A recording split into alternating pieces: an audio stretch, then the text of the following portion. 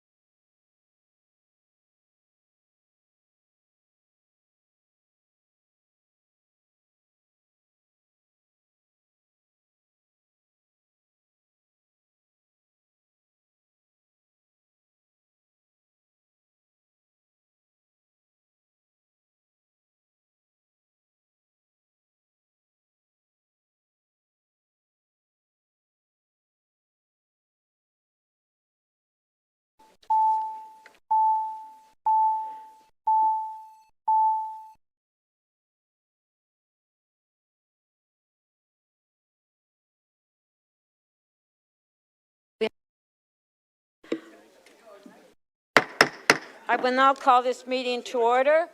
Please take your seats. Councillor Burnside, please. The clerk has advised that we do have quorum. Members of council, please rise if you're able for the National Anthem.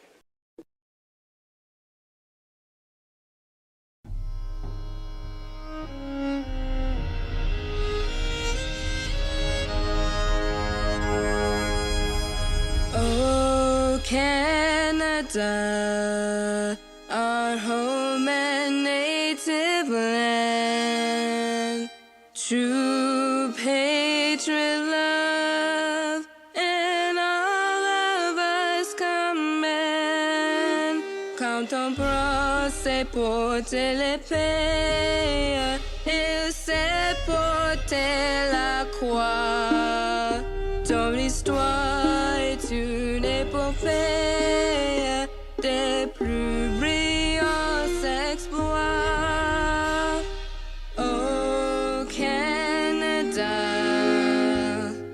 Kichigwanach, Nani Bueda Miguechewenda.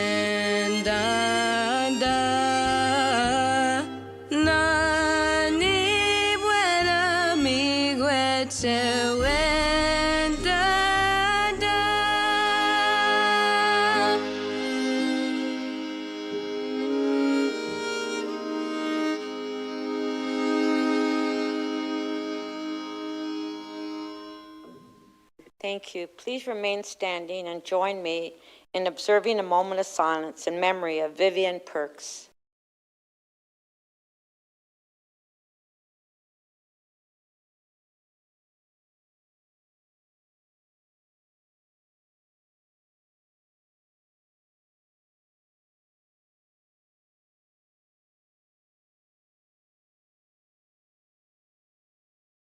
Thank you. Mayor Chow, you would like to say a few words?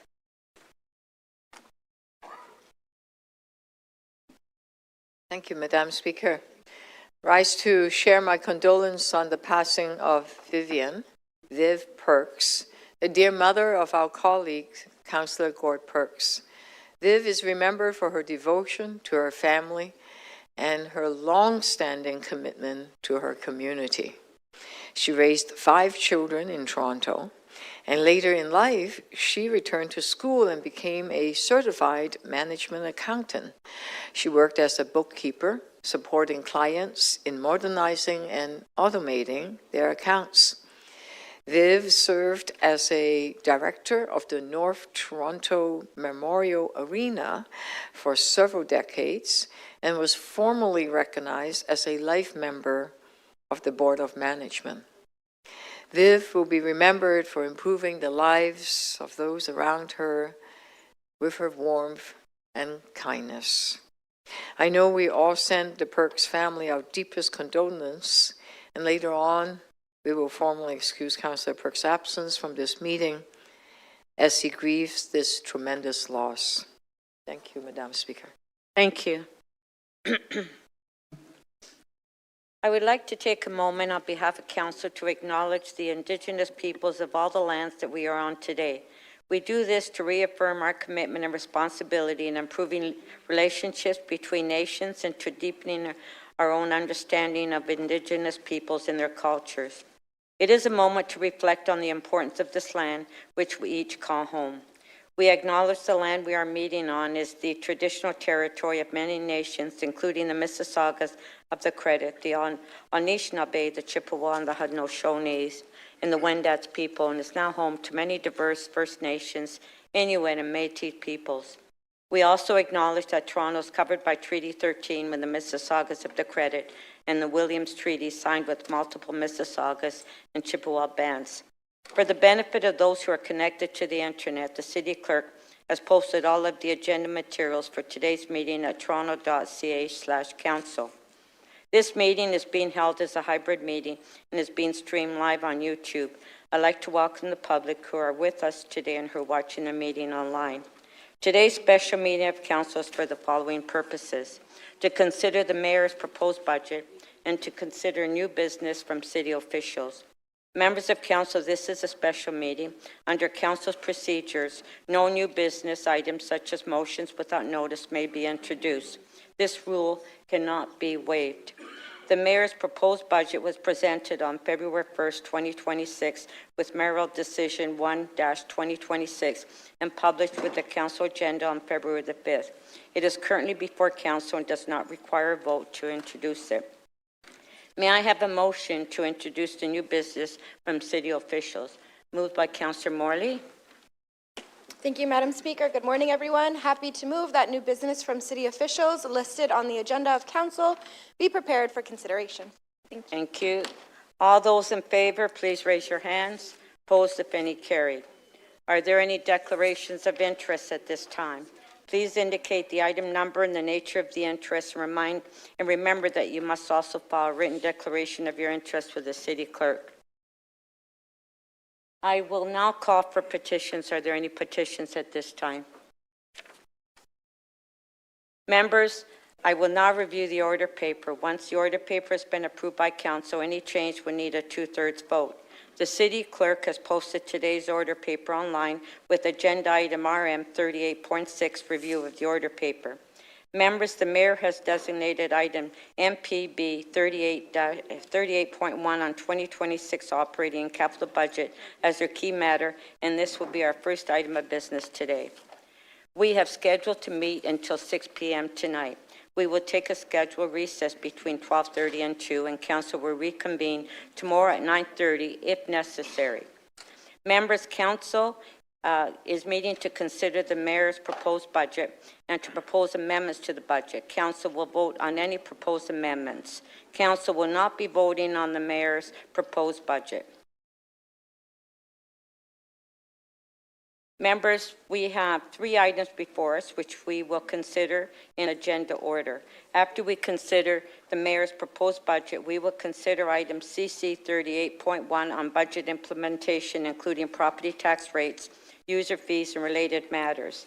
Does anyone wish to debate item CC 38.2 on the response to Ontario Regulation 286-09, or can we vote on it now? All those in favor? Opposed, if any, carried. Members, I wish to remind you that you must submit and approve your motions in advance. The clerk staff are available to help you with motions. Members, I am expecting that there will be a number of motions today, and to ensure that motions are on the proper form, members are reminded to work with the clerk staff to prepare your motions. Members are also reminded to state their motions before they speak. If you do not have your motion ready, I will not recognize you. Members, for the benefit of everyone participating in the meeting, including the public, I want to reiterate the advice we received from the city clerk regarding council's consideration of the budget. The mayor has met her statutory duty to prepare a balanced budget for council's consideration. City council may pass amendments to mayor's budget, but council will not vote to adopt the budget or the budget as amended. Instead, the budget will be deemed adopted after certain conditions are met. If no amendments are passed today, the budget will be deemed adopted after the adjournment of the meeting. If amendments are passed by council today, the mayor has 10 days to consider veto one or more amendments. She may shorten that period if she chooses. If the mayor does not veto any amendments, the budget will be deemed adopted at the conclusion of the mayor's review period. If the mayor vetoes any amendments, council will have 15 days to overturn a veto by 2/3 vote. The budget will be deemed adopted at the expiry of council's review period, whether or not council meets. Let me also review the procedures as they relate to motions. First, amendments to the mayor's proposed budget must preserve the balanced nature of the budget. A motion that would result in an unbalanced budget is not in order, and I will not accept it. Members should work with the clerk and the chief financial officer to identify offsetting measures where required. Second, motions that do not amend the mayor's budget, but instead propose additional actions like report requests or requests of other governments should be moved on item CC 38.1. Budget implementation, including property tax rates, user fees, and related matters, or should be brought by letter to the appropriate standing committees or to council by member motion. Members, to ensure the efficiency of today's meeting during questioning on the budget, I've asked the clerk to approach members on the questions list to identify the city officials you wish to question. In this way, the clerk can alert the appropriate officials to make their way to the designated seating area in advance, and we can minimize any delays. Members, we will proceed to the mayor's key matter, MPB 38.1.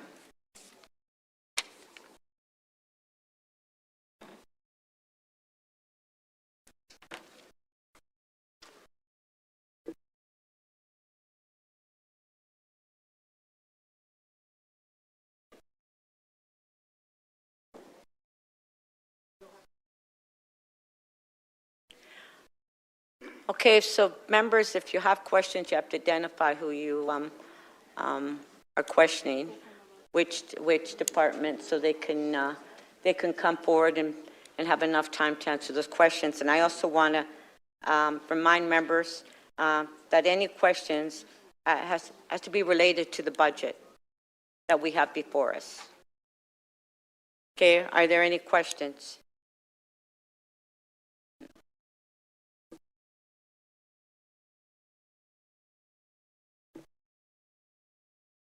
Questions? Okay, speakers.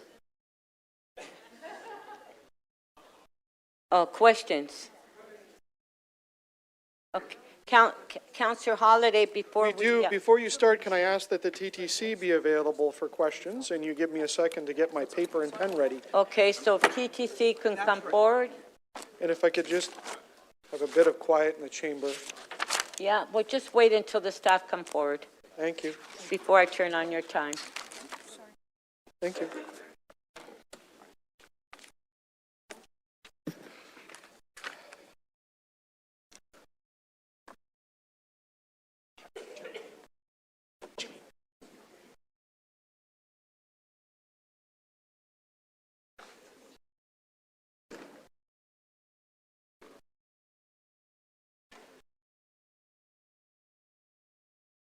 Okay, are all the staff here for TTC?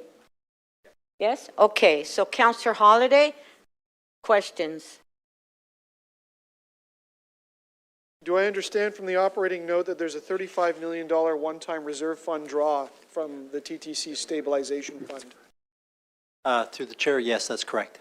And is that fund with the city, or is that within the TTC?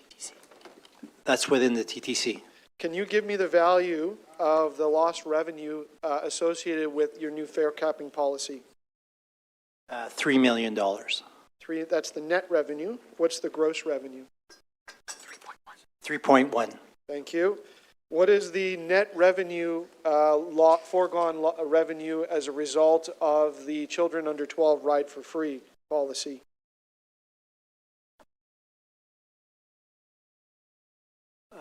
That was years ago, but it's probably around $5 million. $5 million. And what is the value, including price elasticity, of an increase in revenue if you were to implement a 10-cent fare increase for adults? The net is 30.2 million. 30 point, and that includes the elasticity. Okay. That's correct. And what's your plan for the $35 million reserve fund drawdown next year? Through the chair, we have some strategies. We're hoping through some surplus, some increase in revenue will replenish through some strategies that are coming up in 2026. TTC did this last year, did you not, in the amount of $15 million? It was 25. We maintained the same levels last year. So it was 25, yet there's an adjustment of $15 million in the budget. Could you explain that to me? Sorry, say that again? In the budget, there's a reversal of $15 million. That's correct. We did not have to draw down on the reserve. You did not draw all of the reserve? You drew 15? That's correct. Okay. To the CFO, there is a transit reserve fund set of balances here, and I think the drawdown this year is $53 million. Can you explain, it's the stability fund, TTC stability fund. Can you explain the difference between the 35 million and the 53? I'm going by memory. To the Speaker, I can start, and I may look to our colleagues in TTC to complement. So the 35, I believe, was associated with actions that were taken as part of their review to bring forward a budget that's aligned with the target. There are additional draws from that reserve that are customary and had been already included in longer-term forecasts. I'll ask TTC to speak to the specifics on that. No, I want to talk about the city's reserve fund. And so I Sorry. understand that's outside of their budget. The TTC stabilization? Yes, that reserve fund. There's about a $53 million drawdown from that. Those are the draws that are included in the TTC's budget. Part of that is the 35 million that was just spoken to. That's within the 53 million. Okay, because that's not clarified. More generally speaking, there's a number of reserve fund draws. One of them is the budget stabilization and bridging, if I remember that correctly, not the tax stabilization reserve fund. That has significant draws this time around. And I don't have the number in front of me. Let's call it like $250 million net. To the chair, the total amount is I believe 320. There is a contribution of about 107. So the net would be around 220. So I see there's a number of reserve funds in this budget that are being drawn down significantly. And we don't have time to go through them all.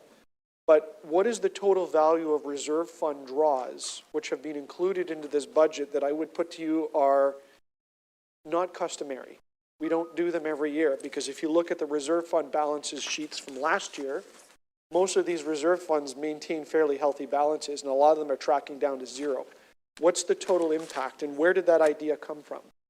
So in total, there's about $1.7 billion that is being funded from reserves. I will note, many of those reserves are reserves that we would normally budget for and would be factored not just in the 2026 budget before you, but in prior years.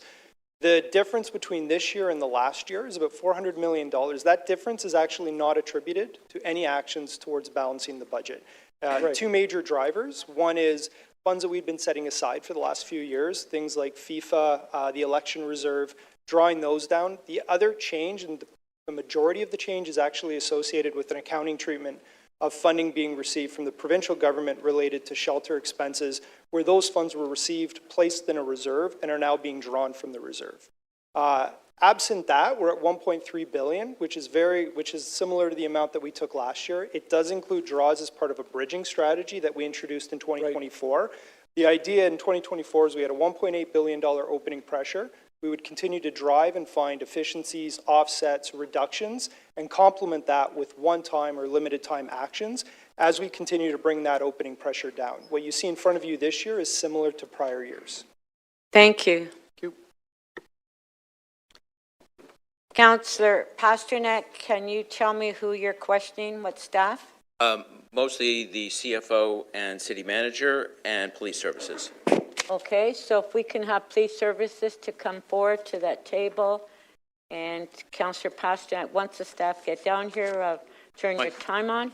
My first questions are for... Yeah, but let's just wait till they come down. Okay, so fair enough. If there's any noise. So if I can have the police services come forward to the table, please. Thank you. Okay, Councillor Pasternak, you can answer questions to you. I will ask my question. Thank you, Madam Speaker. So we all know that in November of 2023, the city signed a new deal between Ontario and ourselves. Part of that deal was the uploading of the Gardiner Expressway and Don Valley Parkway. A memorandum of understanding was to be executed at the end of last year. Has that been executed?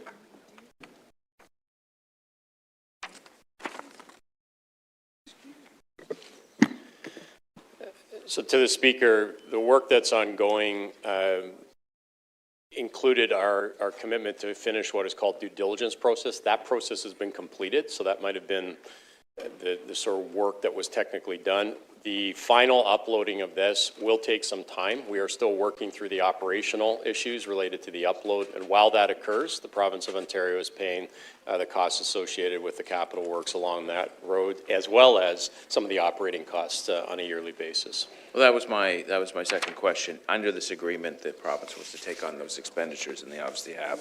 My next question involves automatic speed enforcement. This was canceled by the province in November of last year. I guess we netted out about $40 to $50 million in automatic speed enforcement. The province said they would make us whole for other road safety and pedestrian strategies. Have they done so, or is there a process in place to have that happen?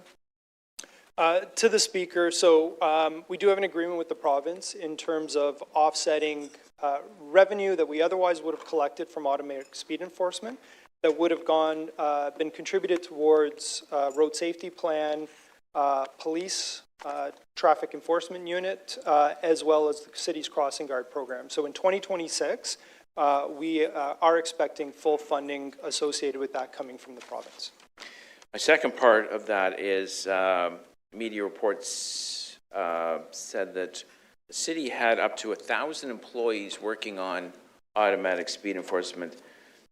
Doesn't sound too automatic. Where are those employees now? To the Speaker, we do not have 1,000 employees that were working on automatic speed enforcement. They may have been referencing not just employees that work on the automatic speed enforcement, but where those funds would have been contributed towards, for instance, crossing guards or police officers. In terms of supporting automatic speed enforcement, I'll have to confirm the actual number. 53, I think we have 53 FTEs that were supporting it, predominantly within transportation services and revenue services. Those positions are being eliminated from the budget as we've removed that service. The number I gave you was in media reports and came from the mayor's office, so I assume it was incorrect. FIFA. Are we still waiting on $98 million from the province of Ontario for contribution to FIFA? So I'm pleased to say that the document, the contribution agreement, as we call it, with the province is headed my way today, and I'll be signing off on it for the full $97 million that the province committed. So that's good news. Shelter services. It's my understanding that about 40% of those in our shelters are asylum seekers and refugees, clearly under our Constitution, federal jurisdiction. My guess is the federal share of shelter support and costs would be a little over $300 million. There was some rumors that they were going to cut back $100 million. Has that matter been resolved, or is that still in discussions? So again, Speaker, we do have an agreement in place with the federal government that not only covers our costs for what is currently within the shelter system, but we've agreed to a process operationally that will see us get to a level of refugee and asylum seeker beds within our shelter system that's sustainable. Are they paying their fair share? To the Speaker, they are. They continue to pay their fair share, which is about 95%. That's been the historical piece for years. Okay, thank you. Next set of questions are police services. Yes, they're here, Councillor. Thank you. Thank you very much for joining us at City Hall, and thank you for your great work. It's estimated that, I guess, Chief, where we left off last year was, I had said, when is enough regarding the mobs on our streets. You mentioned the charter. My guess is we're up to about $40 million in police time to manage these protests across the city. Is that figure fairly accurate? Councillor, the estimated cost since October 7th to manage these protests and demonstrations is about $44 million as of today. Okay. Now, we've heard about the charter, but there's been 1,000 criminal This is your last question. 1,000 criminal charges and 500 arrests. This doesn't sound like peaceful assembly. Can we keep hiding behind the charter while this is going on our streets? That's not a budget question, man. $40 million is a lot of money in police time. I think they want to answer it.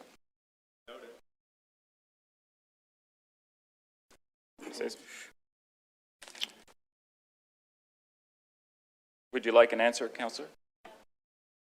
Yeah, I would not characterize the police action towards demonstrations as hiding behind the charter, quite frankly. The charter is sacrosanct in many respects, and we try to find the balance between Section 1 and Section 2 of the charter. Section 1 speaks to the reasonable limitations in a free and democratic society on what follows, and Section 2 concerns the fundamental freedoms of all Canadians, which include the freedom to assemble, the freedom to express oneself, the freedom of religion. So we wrestle with the balance between Those two portions of the Charter, I would hardly characterize us as hiding behind the Charter, but rather protecting the Charter and respecting the Charter. Thank you. Please ask questions that's in the budget, please. Councillor Sachs, can you tell me who your questions are related to so we can get... Yes, I already spoke to the clerk. For the police? Okay. For the police, CFO, city manager. Okay. Councillor Sachs, questions? Yes, I mean, my fundamental question, I guess, to the city manager is why are we raising taxes again this year?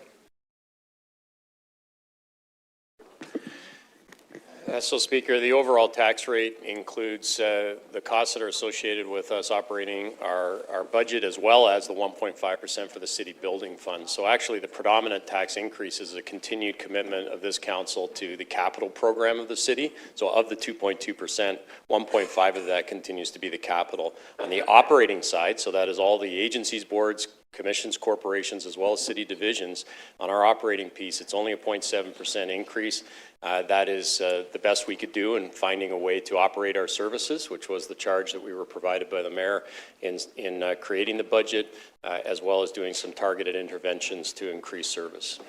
One of the things my constituents just do not understand, provincial and federal governments don't raise their tax rates every year. Why do we have to? So, Speaker, this is, where we're trying to go as a city, which would be nice to have some of those growth-related pieces. So while they may not raise the tax rates because income taxes and sales taxes tend to grow with the economy, they actually receive more revenue that we don't. We have a non-growth related revenue stream primarily. About 89% of our revenue sources are not growth related. So that's why it doesn't appear people still pay more in income taxes, may pay more in sales taxes, but it's not a rate that's set each year, except if governments do change the actual tax rate. So we're at a disadvantage. We have to raise the taxes because our growth related tax revenue is not there. They don't. Right. There certainly are some people who still believe that there's some gravy train at City Hall, there's some waste that could be cut without damaging services or infrastructure. Is that true? And what have you done to be sure that there's no unnecessary waste in our budget?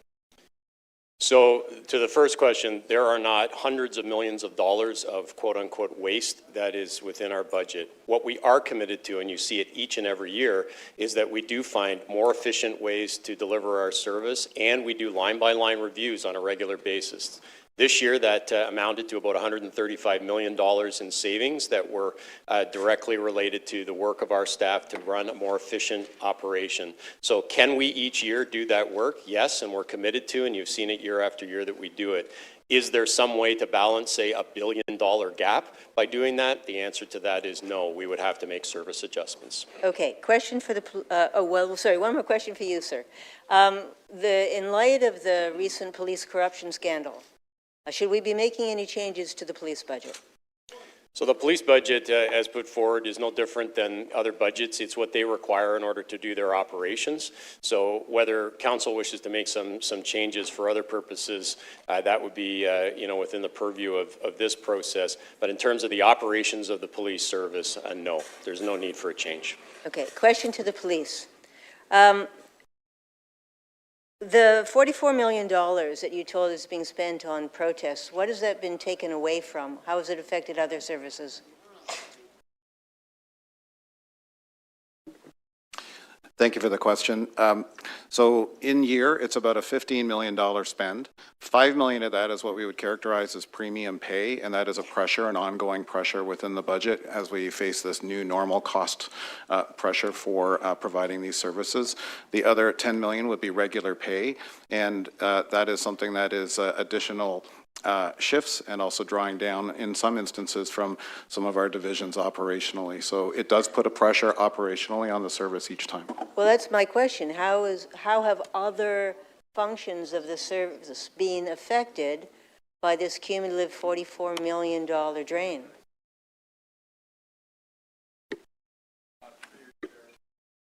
Through you, Chair. Councillor, we approach this challenge of Project Resolute, which is what we are characterizing as our response to some of these protests and demonstrations. We view it as a whole of service, much like we tackle many other types of challenges.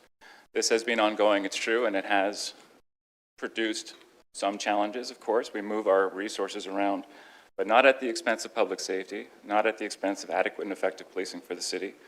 We have enough capacity within the police service to address all of the needs, quite frankly, but we move things around as necessary, prioritizing. I'm going to try to get one more question in. Sure. There was terrible, there have been a number of armed home invasions in my ward where people have been accosted, threatened in their home, including a recent case where a child was harmed in their bedroom by armed thieves. Do you have in this budget resources to allow an effective response to this rash of violent home invasions?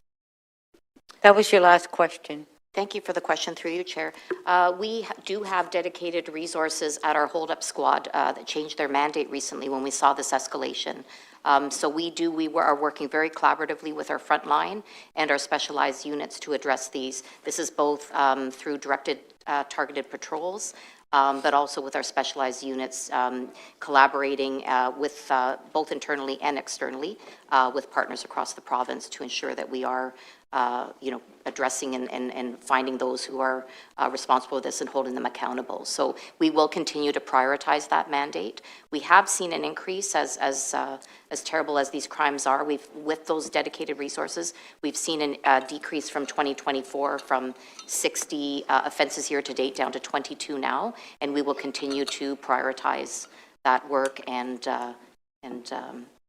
ensure that we minimize harm to the community. Thank you. That was your last question. Okay.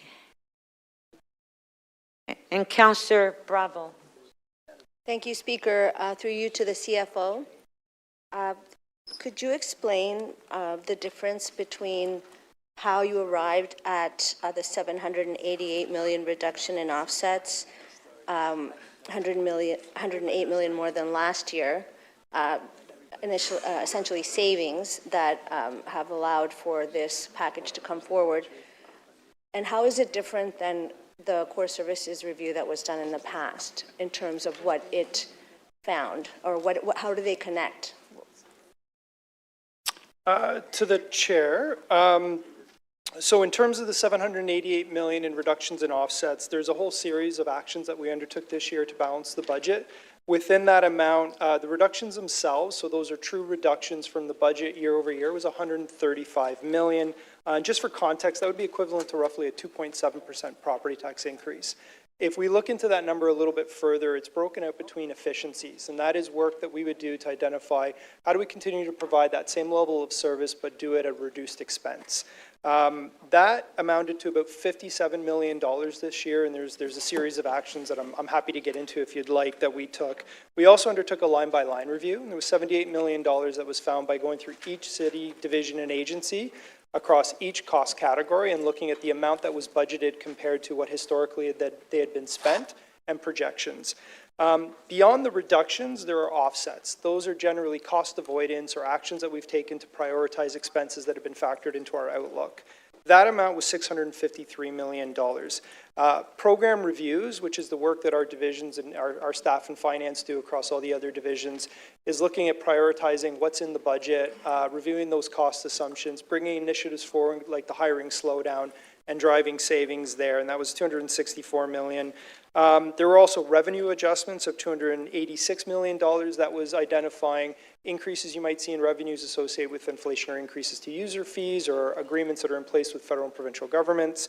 And then other adjustments of $103 million, which is generally assessment growth and the automatic speed enforcement camera. So very different than the last time the core services review recommended, for example, closing libraries, closing recreation centers, cutting transit, raising fees, and also, interestingly, cutting the snow plowing budget and closing childcare. So I have a question about how we have done in terms of on the Toronto Police Services Board side in relation to our city divisions, accounting for or tracking the impact on the police budget of the reassignment of certain tasks to civilians in the public service. I'm thinking specifically of municipal licensing and standards now doing noise. I'm thinking of transportation services now doing traffic agents, crossing guards, and of course, the mental health crisis calls now about, I believe, 80% ish of 12,000 calls in terms of Toronto Community Crisis Service taking those on. Do we have a systematic way of sort of tracking that impact? So I don't have a total dollar amount. I can say, and you've given some great examples, how we ensure that all the different divisions and agencies across the city will routinely collaborate with each other to determine how best to ensure we're providing services across the city. I think that interplay that you would see between licensing or standards or social development and the Toronto Police are good examples of how we leverage various resources and skill sets to complement each other in terms of the delivery of services across the city. Great. So there's been a significant transfer of tasks and allowing then police to concentrate on violations of the criminal code, which is their area. On that, then I'm going to shift to the city solicitor. My colleague earlier said that Toronto Police Services, and ask a direct question, was hiding behind the charter, and I'm very concerned about that framing. I wanted to be clear and for everyone to understand. Does the charter, is that something that exists to constitutionally and legally cover behavior for everyone, or just, for some and not for others, and it's something that you can say, I'm into the charter today, but not into it tomorrow? No, the Charter of Rights and Freedoms guarantees rights and freedoms for everyone. Exactly. So it is, I think, in my view, accusing the police of doing anything with the charters is in fact unfair, because they're carrying out their duties under the charter, upholding the charter, and in the answers that the charter is sacrosanct. Councillor Bravo, this is your last question. Yeah, like all enforcement staff, the police are required to balance the charter rights against other considerations. Thank you, yes. And I know, I want to remind members of council, please ask questions that are on the budget, please. I mentioned that when Councillor Pasternak spoke and Councillor Bravo, please. I want to remind you of that, please. Councillor Fletcher. Is it on? I just wanted to ask, since we've made libraries more accessible, what is the kind of ratio to visits? Does somebody know that? There are a lot more visits now to public libraries in the city, our beloved libraries, and maybe you could stop that while I'm going to get somebody to come with the answer. I was told, hold on. So did we ask the library to come down before? Oh, okay. It's just a lot of work to get down there. So No, I've got I know, questions that's for the library, questions for Toronto seniors, questions for legal. How's that? okay. Questions for, Okay, that's why.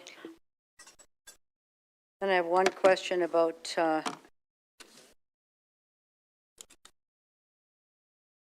is that good? Oh, there we are. Thank you. Okay, go ahead. We've made significant service investments, and I'm interested in how that plays out with visits. Yes, through the speaker. I don't have the exact numbers on hand, but we have seen a significant increase in visits. Pardon me, significant We have increase. seen a significant increase in visits to the libraries that we open, specifically the ones that open on Sundays. We saw almost a 50% increase in. I'm sorry, it's very hard to hear 50% increase in visits on Sundays from the expansion of our Sunday hours. 50% on Sunday. Were they open already on Sunday? No, overall. So overall, to the whole system, Yep. there's a 50% increase across the system of the library by reopening those libraries on Sundays when people kind of have the ability to go. On correct? Sundays, correct. Yeah. That's pretty amazing. So you're all in favor of having people in the libraries, I'm assuming. We are definitely. You are. Thank you very much. I just wanted to get that down. My next question is just about within the budget for Toronto seniors and how the bed bug issue at a number of places, and I know we've talked about rats outside, but I'm going to talk about bed bugs inside now, and some of the infestations that are there. could you use some, just wondering how we're going to get at what is a very pernicious problem and has been for decades and remains so in some seniors areas, some seniors buildings, when we have a corporation that's set up specifically to deal with seniors, and yet our bed bug problems continue. I'm not sure how much of your budget is dedicated not just to paying pest control, but to actually figuring out how to manage bed bugs. How much of that is? Yes, through the chair to the councillor, approximate out of our total pest management budget of $1.6 million, approximately $1 million is for the contracted vendors, and then the balance is for our environmental health unit team.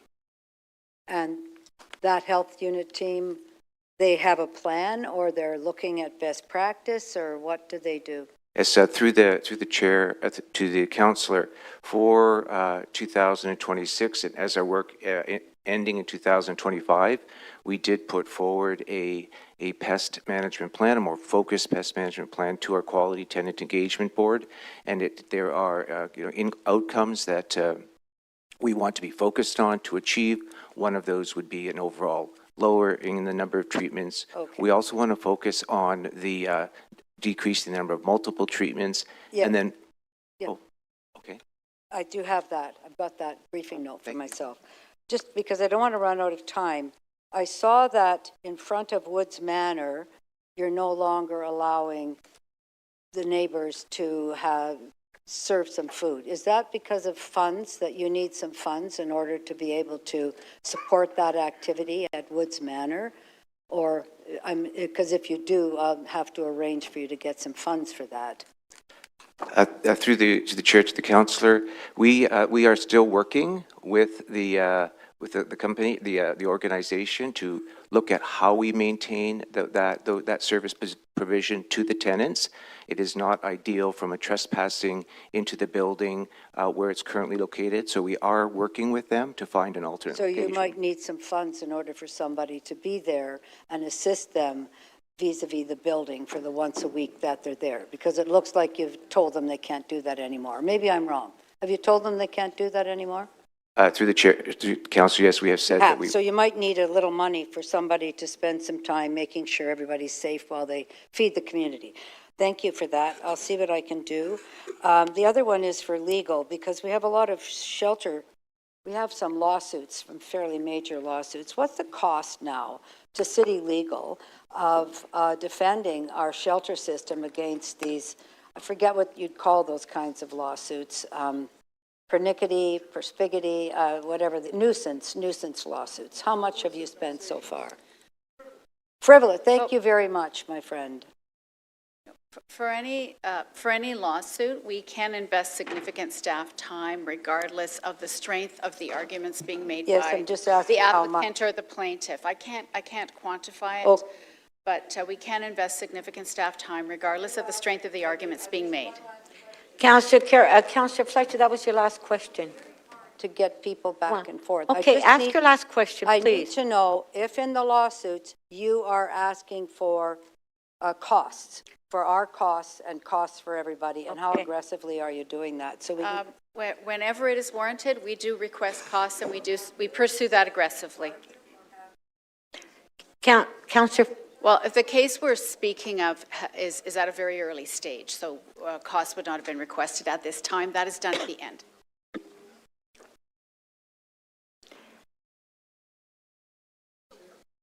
Councillor Moyes, your question is to? My questions are for Toronto Shelter Services, TPH, and Revenue Services. Children's Services? Revenue Services. Revenue Services. Okay, and who else? Toronto Shelter Services, Toronto Public Health, and Revenue Services. All right. Okay, so to Revenue Services, go ahead, Councillor Moyes. In regards to how much seniors and people living with disabilities on average benefit from property tax deferrals and cancellation programs? So to the speaker, currently we have about 11,500 households that benefit within these programs. Okay. And that was my only question for you. Thank you. And Toronto Shelter Services, are you here? Oh, here you go. Thank you, Gord. So looking at your budget, the operating budget, I see that there's a decrease from last year's budget, 2025, to this year, 2026. And of course, we know that there's a lot of people who are still underhoused in our city, and that's a constant battle we continue to deal with. So with this decrease in your budget, how is this going to impact the people that we're trying to help, most marginalized? So to you, Speaker, that there is a reduction in revenue primarily coming from the federal government to support refugee claimants. That's money specifically for that population. The city contribution actually this year goes up by about $15.3 million, and our projection is that we hope to be able to continue to serve and make improvements in reduction in encampments and the number of people on the streets, as well as supporting more people move into housing with this budget.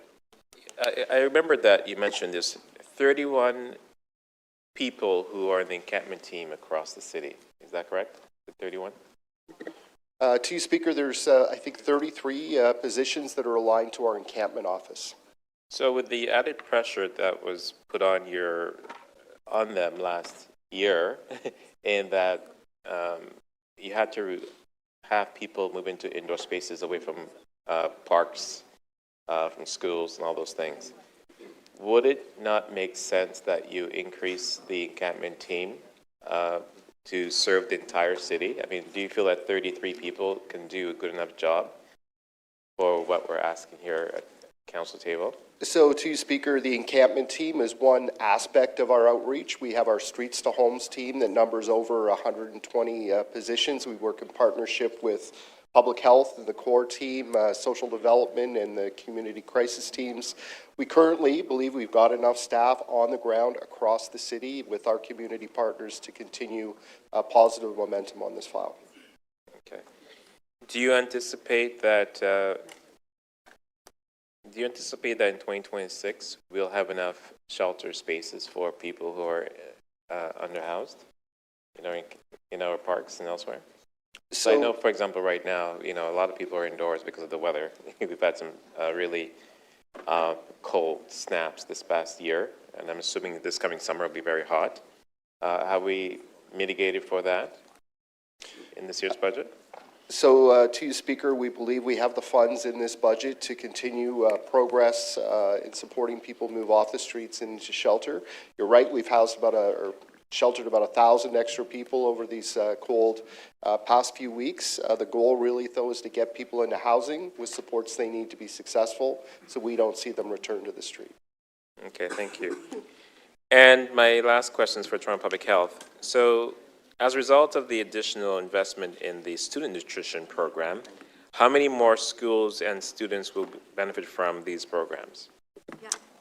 To the chair, we have two phases of funding. So we are looking to onboard an additional 77 schools for the 25-26 school year, and then an additional 78 schools at the beginning of the 26-27 school year. And I'm assuming you're working with the school boards for that to happen? Yeah, both of the Toronto Catholic Board as well as the Toronto District Board would be part of that, as well as our French partners. Wonderful. Thank you. Those are my questions. Thank you.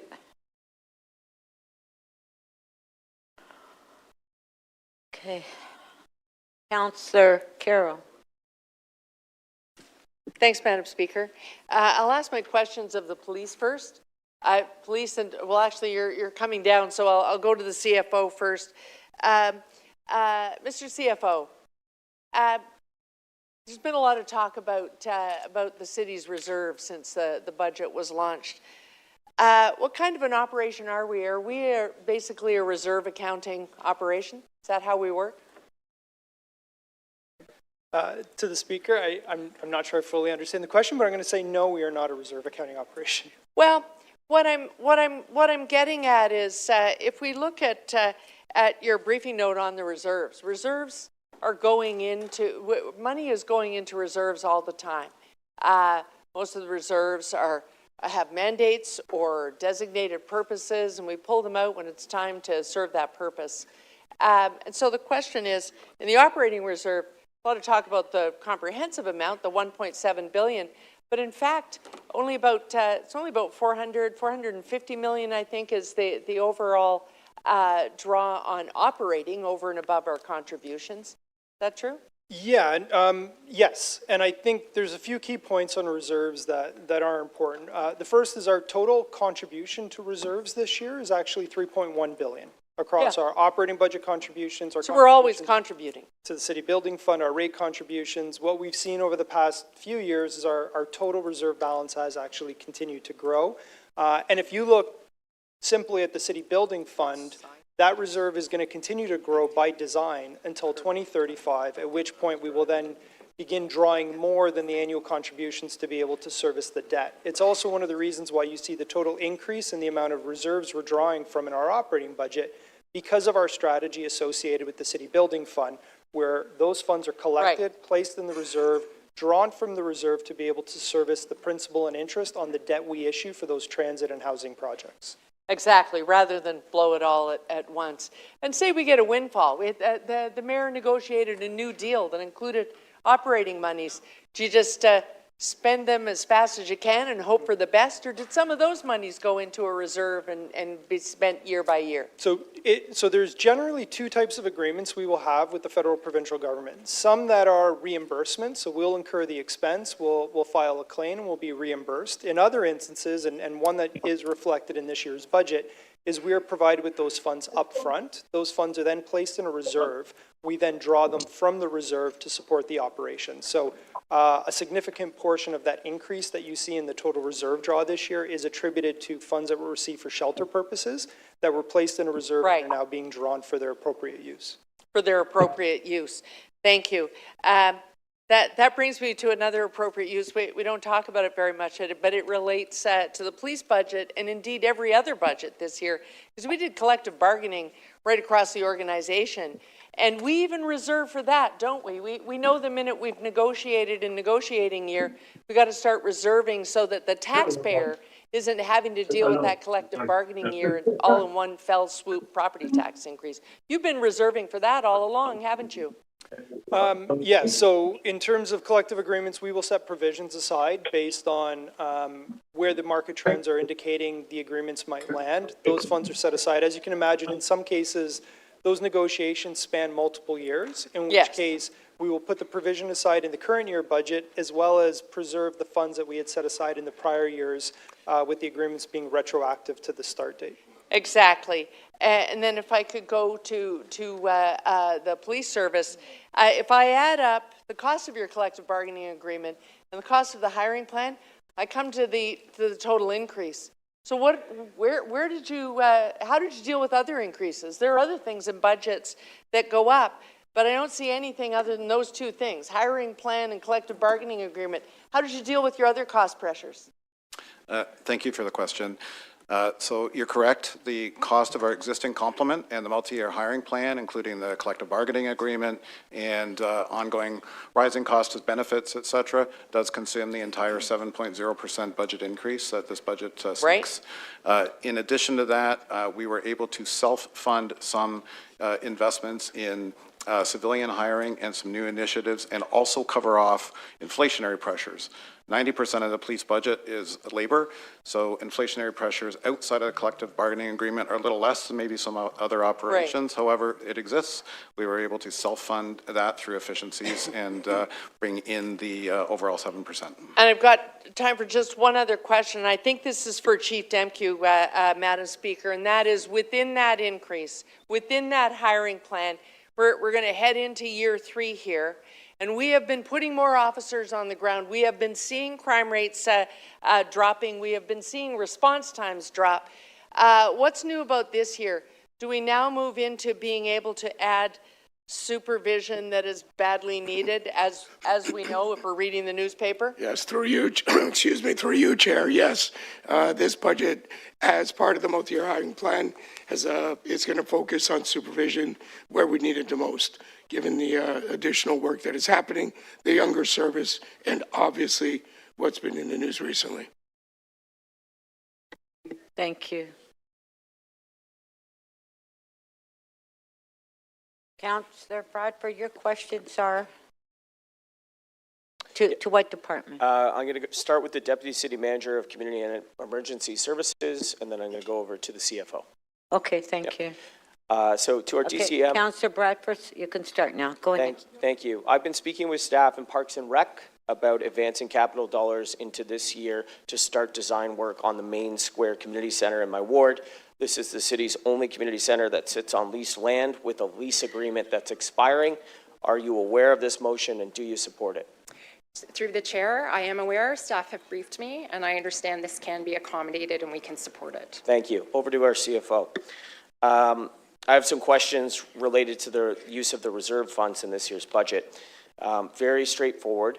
How many millions of dollars from the TTC stabilization fund are being used towards the operating budget this year? So I believe it's 55 million or 59 million in total, but 35 of which of that was Correct. The balance. And how big was that planned withdrawal in the 2025 budget? So the budget was 32, the actual was 15. Right. So 35 this year, 15 last year. How many millions of dollars from the budget bridging and balancing reserve are being used towards the operating budget this year? 321 million is the amount. Some of that is flow through for purposes beyond balance. And so at the December council meeting, there was a transfer from the tax rate stabilization reserve into the budget bridging reserve. How much was moved? 35 million. Okay. And how many millions of dollars from the capital financing reserve are being used towards the operating budget this year? 132 million is being drawn from the capital financing. And in last year's budget, what was the relationship between the capital financing reserve and the operating budget? There were two things that happened. Yeah, so last year there were contributions made to the reserve. I will note that was part of a volatility mitigation strategy for land transfer tax revenue. Okay, so there was a contribution of 50 million. There was a planned contribution. The actual contribution would have been less. Again, it's how we manage volatility and land transfer tax revenue. And there was a withdrawal of 168,000. I believe so. This year, there's a withdrawal of 132 million. Yes. Got it.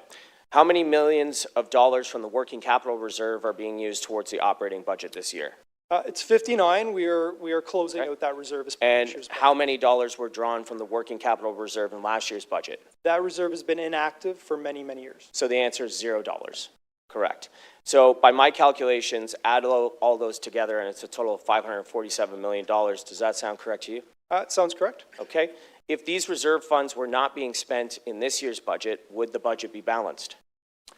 So the budget will always be balanced. It'll Because be we how legally are required to. It'll be but- what actions do we take to bring forward? So if we weren't drawing those reserves, the budget would not be balanced. That was a strategy that we deployed. If we did not do that, it would not be balanced. We would have to figure out some other way. There would have to be other means to bring forward a balanced budget. And so could we use those same dollars again next year to balance next year's budget, or was this a one-time thing? So generally, these types of initiatives are one-time in nature. I will say we manage them throughout the year. So while last year, I believe we had a total draw from the budget bridging of 480 million, we didn't make that entire draw through management in year, and we'll continue to take those actions. If the city needed to raise $547 million through property tax, how large of a property tax increase would that be? Slightly above a 10% increase. Yeah, so 10.5%, is that a rough calculation? Okay. So this one-time draw creates a major pressure on next year's budget. I think I saw that in your slide documents through the Budget Committee. Is that correct? So yeah, we look at our outlook. So we have about $1.1 billion pressure projected for next year, which is in line with the pressure we were projecting as the start of this year's budget. Okay. Now, I've heard some people suggest that the use of the reserve funds is typical. It's well within normal practice, and we do use reserve funds every year, absolutely. But the total amount of our reserve fund dollars that are going towards the operating budget this year, the budget says it's $1.7 billion. So the simple question is, has it ever been that high before? It hasn't. Again, there's reasons. I got to go through all my questions. Thank you. In the 2024 budget, there was a big change between the first budget released and the mayor's budget. The tax rate, which was proposed at 10.5%, was dropped to a still jaw-dropping 9.5%. How was that reduction achieved? Did it involve the tax rate stabilization reserve? By memory, yes, it did. Yeah, it was a one-time draw of $42 million on the tax stabilization reserve. So if you look at this glossy brochure printed in purple here, printed with taxpayer dollars, I've never seen one of these here at a budget meeting before, but it's an election year. When you go into it, the financial impact says the mayor's proposed budget is consistent with the staff prepared budget. So my question to you would be, To what extent did the mayor influence the reserve draw to plug the holes and land an inflationary budget just in time for the election? So I think there is work that happens with the mayor in terms of setting guidelines and direction for building this budget. No different than in past years, and really no different with the strong mayor powers that were introduced, I believe, 4 years ago. As we built this budget, there was clear direction as it was related to affordability, both in terms of the rates that we set, but as well as the investments that we're making, be it in social programs or other areas like student nutrition. The other direction was around preservation of service. So what you see by staff is a budget that brings forward adhering to those guidelines and those directions. Thank you. Councillor Myers, your questions are to? TTC. Okay, if we can have TTC come forward.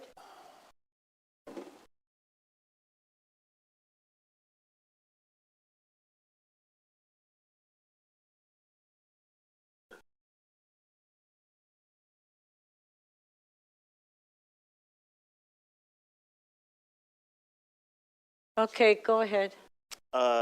Thank you. I'm just wondering if TTC could just give an update as to where we are on the fare evasion targets. Through the speaker to the chair, as you know, we have met our fare evasion or exceeded our fare evasion target that we had set, the board had set for last year. It was 12 million. We probably got to about 14 million and kind of recapturing revenue. Overall, that means a reduction. The last time we did a full audit of the system, it was at about 141 million. We're down to about 121 million right now. And on most, I would say on all modes, moving in the right direction. Okay, thank you. And was that target achieved without impacting service? Through the speaker, yes, that was achieved without impacting service. Great. I also see in the budget that there is a bus bunching and gapping pilot being continued. How is that being paid for, and what are the results so far?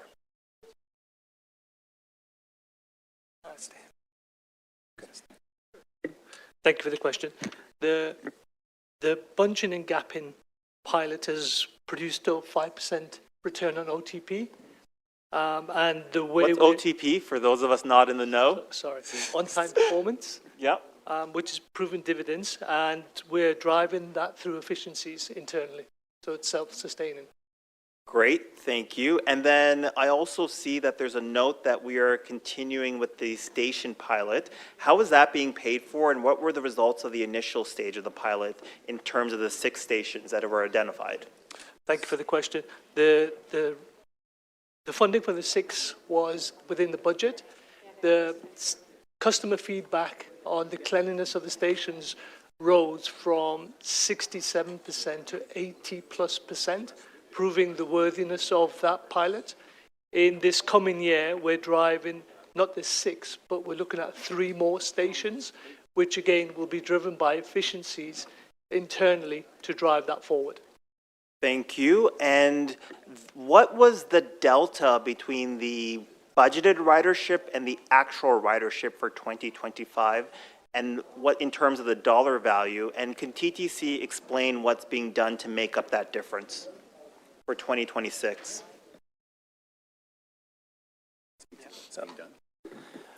Through the chair, the shortfall on the ridership was 20 million riders. And what does that equal to in dollars? $50 million. $50 million. And what is TTC doing to grow its ridership in 2026? Through the speaker, our board has directed us to develop a ridership growth strategy.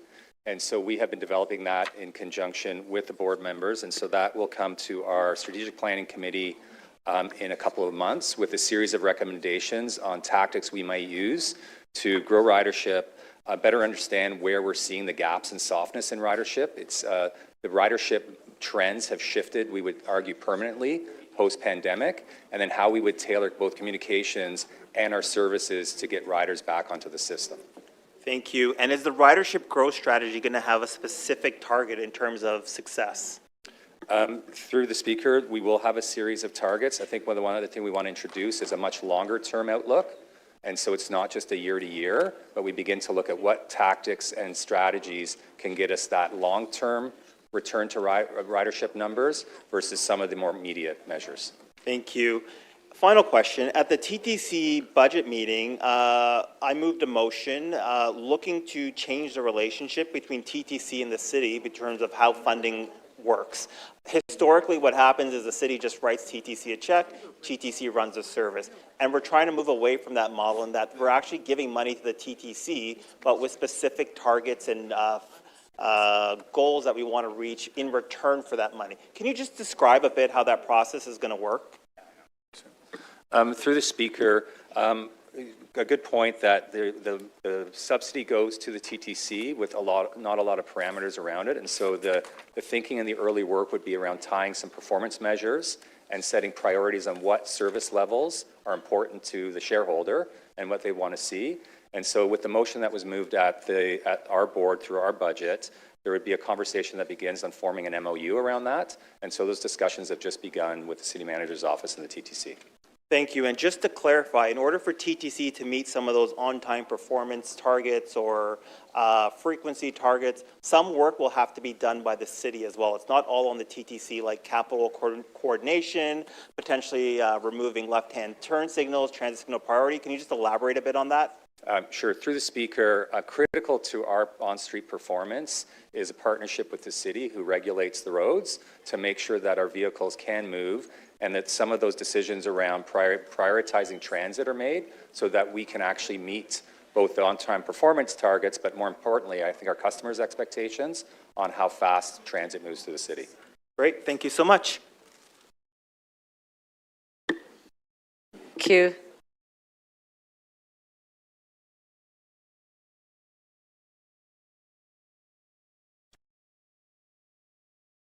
Councillor Burnside, your questions are to?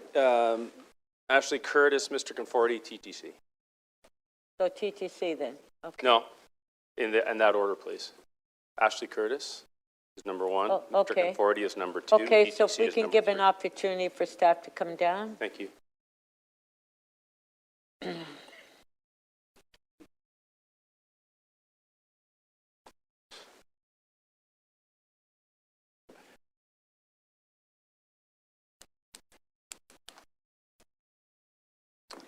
Okay, go ahead. You don't have to sit down. It's a really quick question.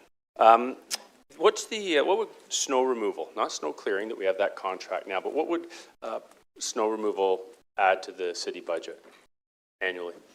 So complete snow through the speaker, complete snow removal across the city, based on the MVU report, they estimated $130 million. Okay, thank you. That quantity was based on the 55 centimetres we saw last year, sure. Compared to the 90 centimetres we've had so far this year. Awesome, thank you. Mr. Conforti, what would $130 million represent in a tax increase? It would be roughly 2.7%. Yeah, so almost 3. Yeah. Close. Okay, thanks. So 3% tax increase to honor that promise. Okay. The extra money you have in your budget in regards to the tax increase over the previous 2 years was what, 16.9%, somewhere around there? The total was 9.5. In the first year, you take away the 1.5 for the city building fund, so it was 8. Then it was 6.9. Okay, just what's the total we have extra so in our budget? 13.4. Sorry. 13.4%. Oh, I forget the percentages. What's the extra money?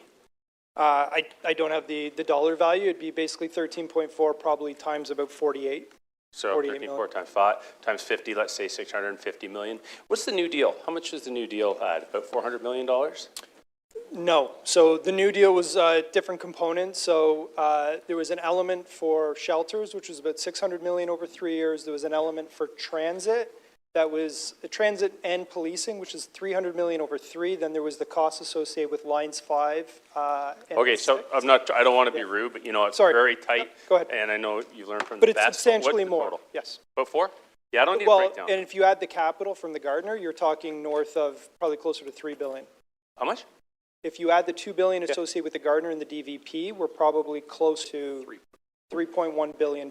And if you, on the lifetime of the deal is at 3-4 years, so that'd be about 3 years. 3 years. $3 billion a year. Okay. So is it fair to say that we have an extra $1.6 billion in our budget? Is it fair to say we have an extra $1.6 billion? To play with, whether it's reduced expenditures or in tax increases. So the nature of our budget every year is we have additional costs associated with the services that we provide, and then we have the revenues that are coming in to offset those costs. Okay, Right? well, I don't- you know what? yeah. I'll just make my own conclusion, 1.6. Thank you. And not to be rude, but No, you fair. know, this moves quickly. TTC. Okay, so I'm looking at the year-end balances here in the reserve, stabilization reserve. 2019, it was a low of 26 million, and then in 2021, actually under the previous mayor, it went up to 100 million, went along at 100 million, it's come down, projected year end of this year is 25, but in 2027, it looks like you're going to be 40% lower than the lowest point in the last 8 years. Is that correct? That's the numbers I have. Through the chair, we're just going to be maintaining it at 15.9 to make sure we have the bare minimum in the reserve. So hold it. Those two words, what were they again? Bare minimum? The requirement that's in the reserve that's required, which is the 18.9 million. The bare minimum. Okay, thanks. Now, I think it's the CEO. Are we meeting service? I believe we're not meeting all the service standards. Is that correct? I have another piece of information here. Service standards in respect to? Just if we had 21 million, we could meet all of our service standards. I refer to customer service. Through the speaker, we have service standards in a variety of areas, crowding, frequency, and we meet virtually all of them, but there is a gap still on some of them in terms of what's been laid out on a longer-term plan. So yes, with additional dollars, we could meet every single service standard. And do you think that would help improve ridership if we met our service standards? Certainly, our customers say more service will get them on. Okay, so that's 21 million. Okay. Could you confirm that the last briefing I saw, that the line 1 being the backbone of the system, that on-time performance has actually gone down? I believe it used to be about 90% and now it's 80%. On what basis are you basing that? I don't know, your notes. And not to be rude, it was just you guys combined all your times, but if you went to the back, you could see the breakdown and it looked like the on-time performance, I believe the goal is 90%, and I believe it's now in the range of 80%. So on-time performance is 90% correct? Overall in the system, but in line 1 I'm talking. Line 1 is circa a few points below that. Yeah, I saw 80, but okay, thank you. Thank you.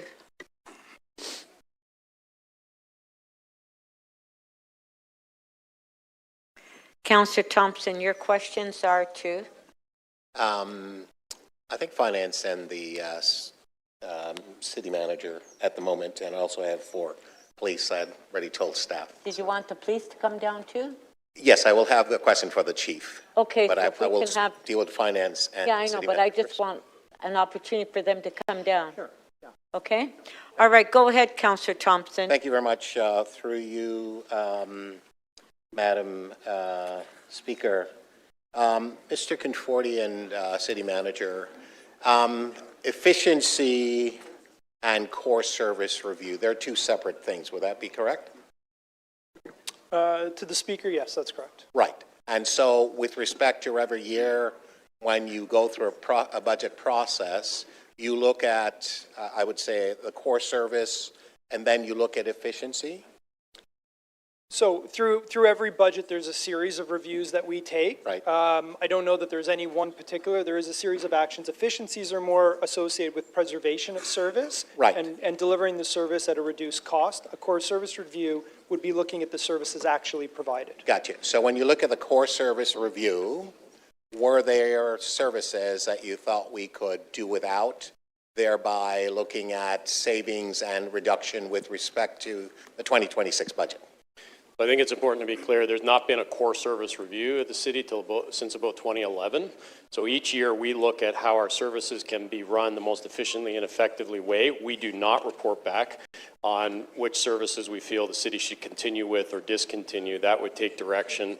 And in fact, in all of the last budgets I've been involved in, the explicit instruction has been not to reduce services. So that's the difference between the two. All right, great, thank you. And then on the efficiencies that have been identified, right, are there impacts to services to Torontonians? So Speaker, no, not in terms of the service levels. In many cases, it's actually about improved service, and then in other ways. So it's going the opposite way? It goes the opposite way. How can we do things better with the same resources we're afforded? Got you. With respect to, we hear about affordability and we hear about the challenges that Torontonians are having. Can you, Mr. City Manager, briefly explain to my residents and all the residents of Toronto how this budget will actually help them dealing with the high cost of everything? So I think it begins with the tax rate itself. At 2.2%, it is, in my opinion, about as low as we can go and continue to operate services without thinking about how we have to scale those back. It also protects the capital investments, which I think Torontonians would appreciate because we need to keep our services and the facilities that those use in a good state of good repair as well as create new pieces. But the other things that we've done here are things like there has been a fare freeze. Again, in this year from the TTC perspective, for those who use transit, it's not there. Continued investment in affordable housing. We are one of the few people that are spurring construction of affordable housing that helps. So those are a couple of key examples. How much are we spending to service our debt? I guess that's Mr. Conforti. To the Speaker, I believe it's around 700 million it's both principal and interest on the service of our debt. Okay, thank you. And I will now turn my attention to the police, Madam Speaker. Through you to the Chief. Is he in? You're there, thank you. Chief, can you help us to understand the increase in your budget this year? What is the rationale for that? Thank you for the question. The cornerstone of this budget is the multi-year hiring plan. Aside from the cost, as we've discussed, around increasing cost of benefits and the collective bargaining agreement, really the only investment is the multi-year hiring plan, and that is focused on providing more uniform officers, both to the front line, but also in a supervisory capacity, as has been discussed. Thank you very much for that. Through you, Madam Speaker, to the Chief. Chief, we've seen some impressive numbers in terms of reduction in crime, reduction in theft, robberies, shootings, and so on. What might we expect with respect to going forward in 2026? What does your crystal ball tell us? Through you, Speaker, excuse me, very hard to speculate what will come. We definitely are committed to driving the numbers down as we have. It's important to recognize that we do that in partnership with other agencies, both within the city and in our communities. So we will continue in our collaboration and coordination with all sorts of entities that contribute to those numbers being down, and we do expect to keep going in a positive direction. Fantastic, Chief. My last question, Madam Speaker, is for economic development. Mr. Tobin, for you, where is Tobin's coming down, Speaker, so maybe just hold my time. I've got about 18 seconds. Thank you.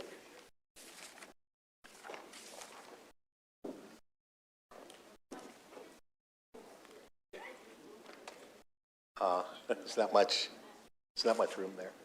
We need a bigger facility then to just make sure we're going to spend more money, and I don't think everybody would be happy about that. We have bigger chambers. I'm just saying. Thank you, Thank you very much, Madam Speaker. Through you, Mr. Tobin.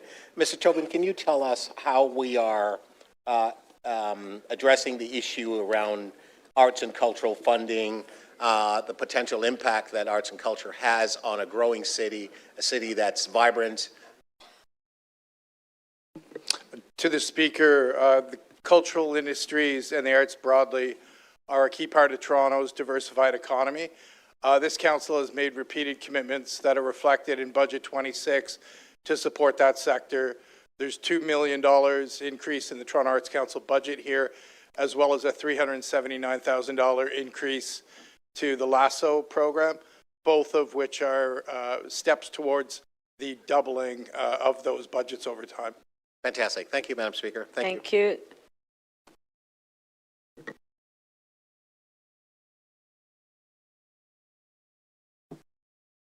Councillor Cheng, your questions are to? CFO, CREM, and Transportation and City Manager. Okay, CREM and Transportation.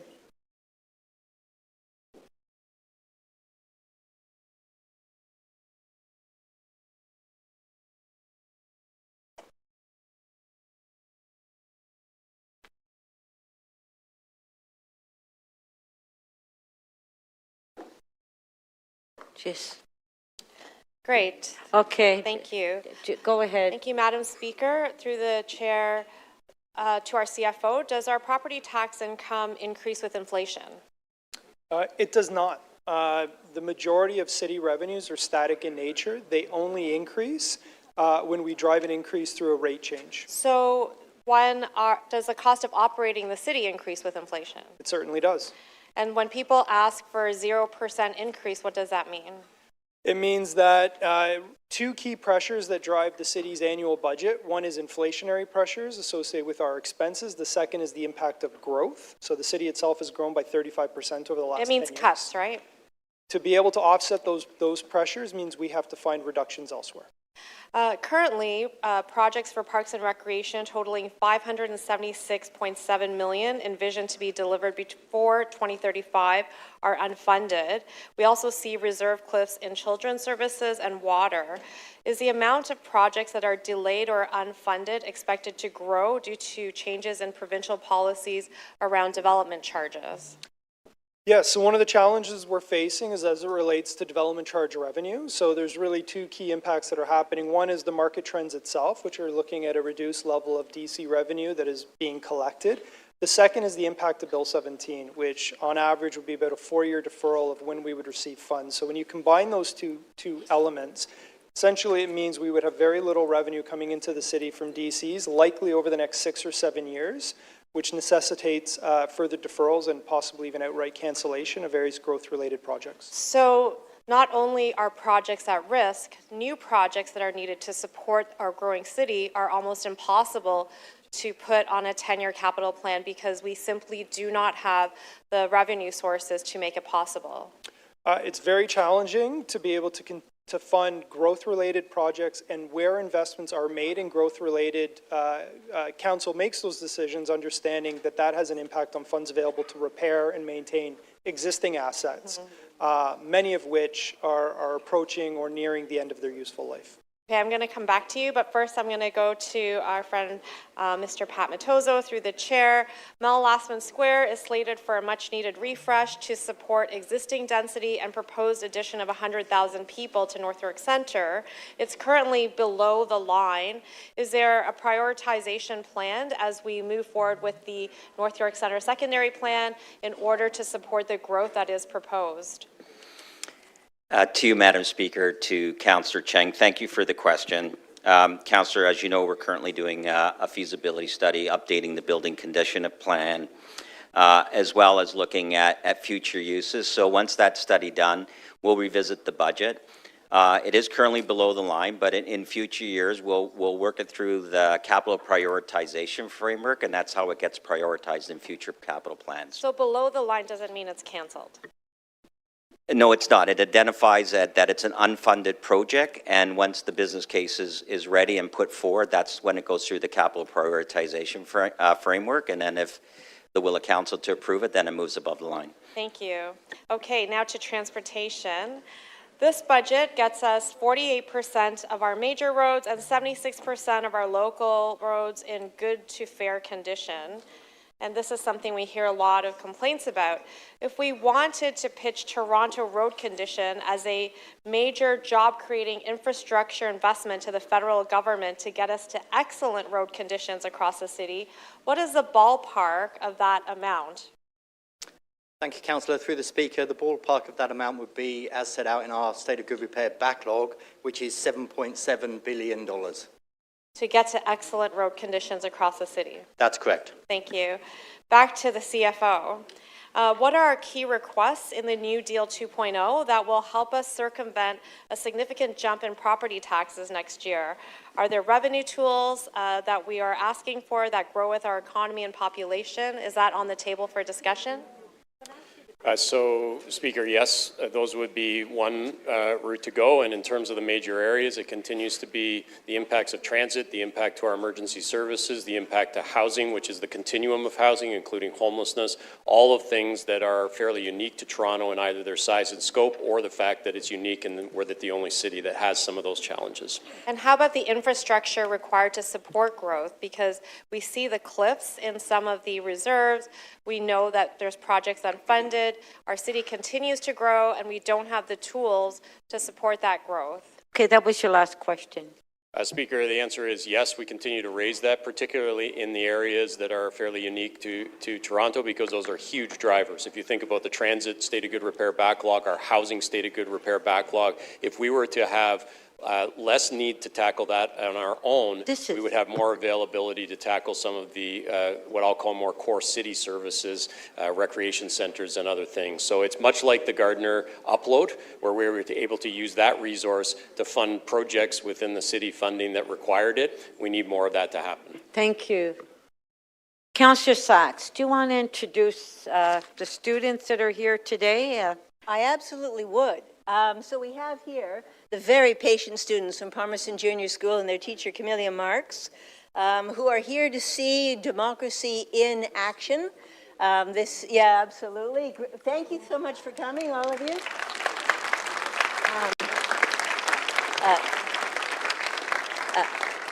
The Palmerston Junior School is in the middle of the Seton Village, one of the most active and civically engaged areas of the most civically engaged ward. So these folks really care about good government and us doing our job. Thank you very much for coming. Thank you. Okay, thank you. Councillor Morley, your questions are to SDFA on youth investment, and I'll try to keep them fairly brief. Thank you. Okay, Councillor Morley, go ahead. Thank you, Madam Speaker.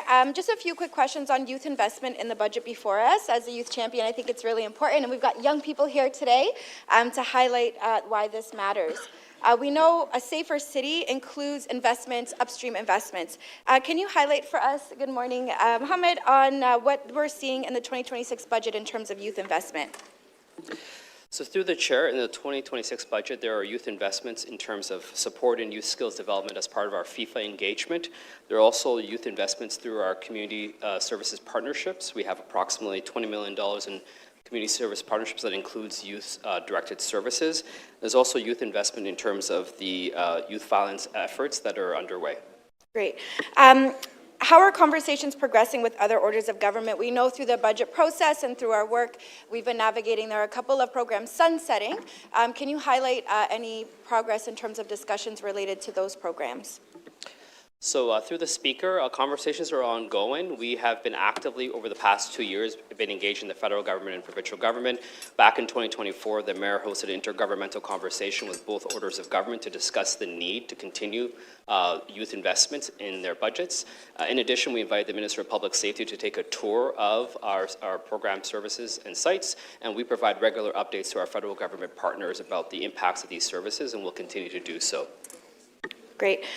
We know that these critical investments are an important foundational piece of our SafeTO program, and they're part of the partnership that the city is pulling together with across our ABCs, agencies, boards, and corporations. We heard earlier from the chief about the importance of continued investment and continued work in community, in partnership, to drive the kind of results that we're really proud to see on the community safety front. Can you just underscore a little bit more about the importance of scaling and having sustainability for these programs as we continue to move forward? So through the speaker, a key component of these programs is that we build trust with community partners who ultimately are the ones who are doing the direct service delivery. So for example, in our family wellbeing program, we've been able to serve over 2,500 individuals in Scarborough, build trust with their families and communities to help address some of the challenges faced by those youth. As part of the Towards Peace program, we've been able to engage with 43 youth, in particular in Scarborough, who have been at risk or involved in violence, and been able to disrupt 53 potential incidents of violence. As the chief underscored, this work requires a multi-agency collaboration, and through the city's investments, we've been able to work with community partners to deliver on that and help see last year a 40% reduction in youth violence. Amazing, and congratulations for the great work. Thank you, Madam Speaker. I'll leave it there. Thank you.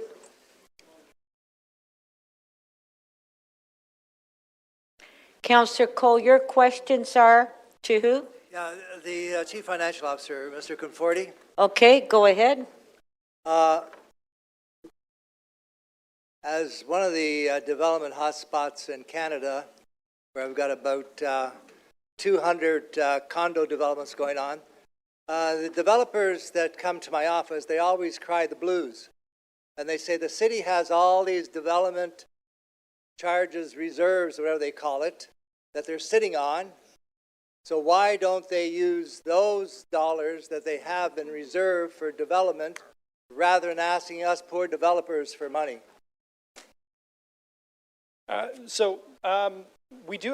$2.5 billion in DC reserves. We also have $6.7 billion in commitments against those reserves.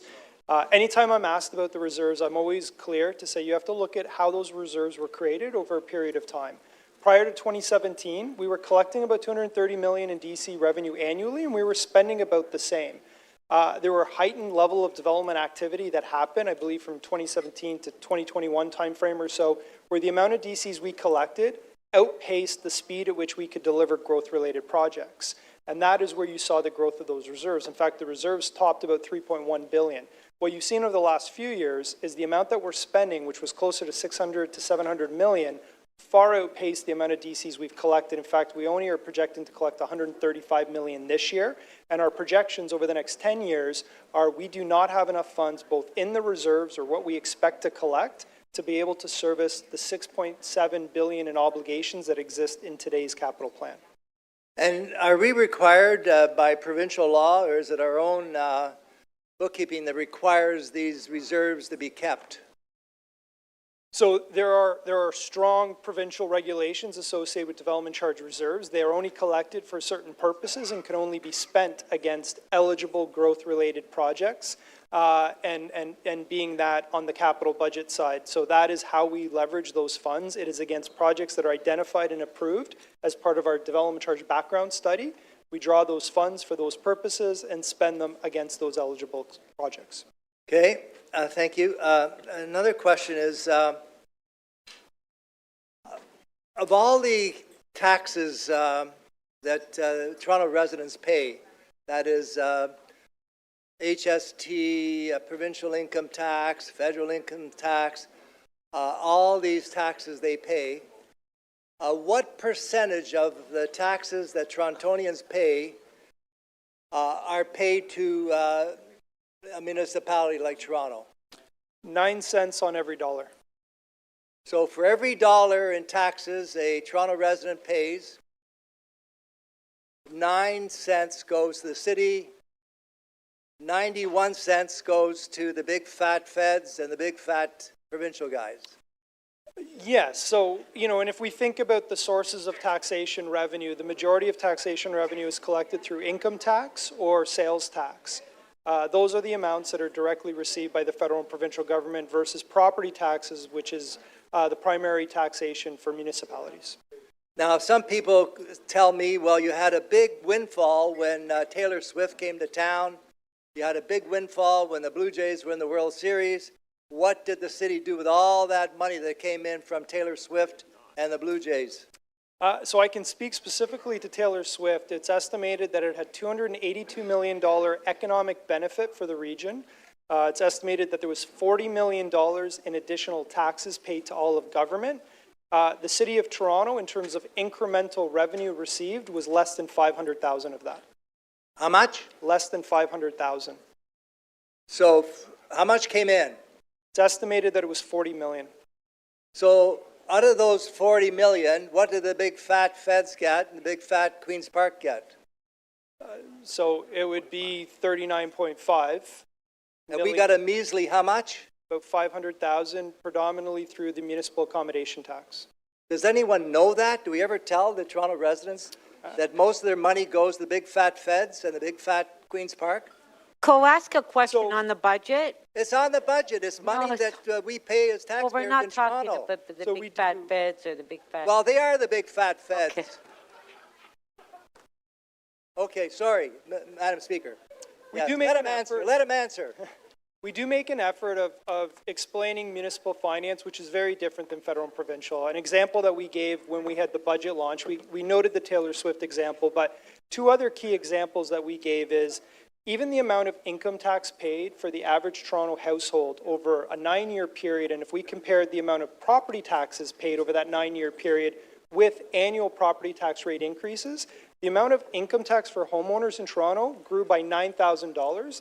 The amount of property tax increases through rate changes was $914. So while no substantial changes were made in income tax rates, the amount collected by the federal and provincial government grew 10 times more than that of municipalities who brought rate changes forward. Thank you. Councillor Crescent, your questions are too? I've already, okay. Transit first. Yeah. And then Toronto Parking Authority, paramedics. If I have time, waste management. Okay, well, And I need about 10 minutes. No, it's just 5 minutes, sorry. Okay. Okay, go ahead. All right. Start. Thank you, Speaker. So to the TTC, earlier I heard that fare evasion, excuse me, has gone down in 2025 from 141 million, which I believe is a number goes back as far as 2024, down to 121 million. So my question is, how much more revenue? So this issue clearly continues to, be a big problem for the City of Toronto and for the TTC. So what would the estimated savings be through expanded fare compliance for 2026? Through the Speaker, you're correct that we've reduced the fare evasion rate over between 2024 and 2025. I think what we've realized is that the 2 or 3 years during the pandemic of virtually no fare inspection is what created a lot of bad habits. And so the work we've done since then is reversing that trend.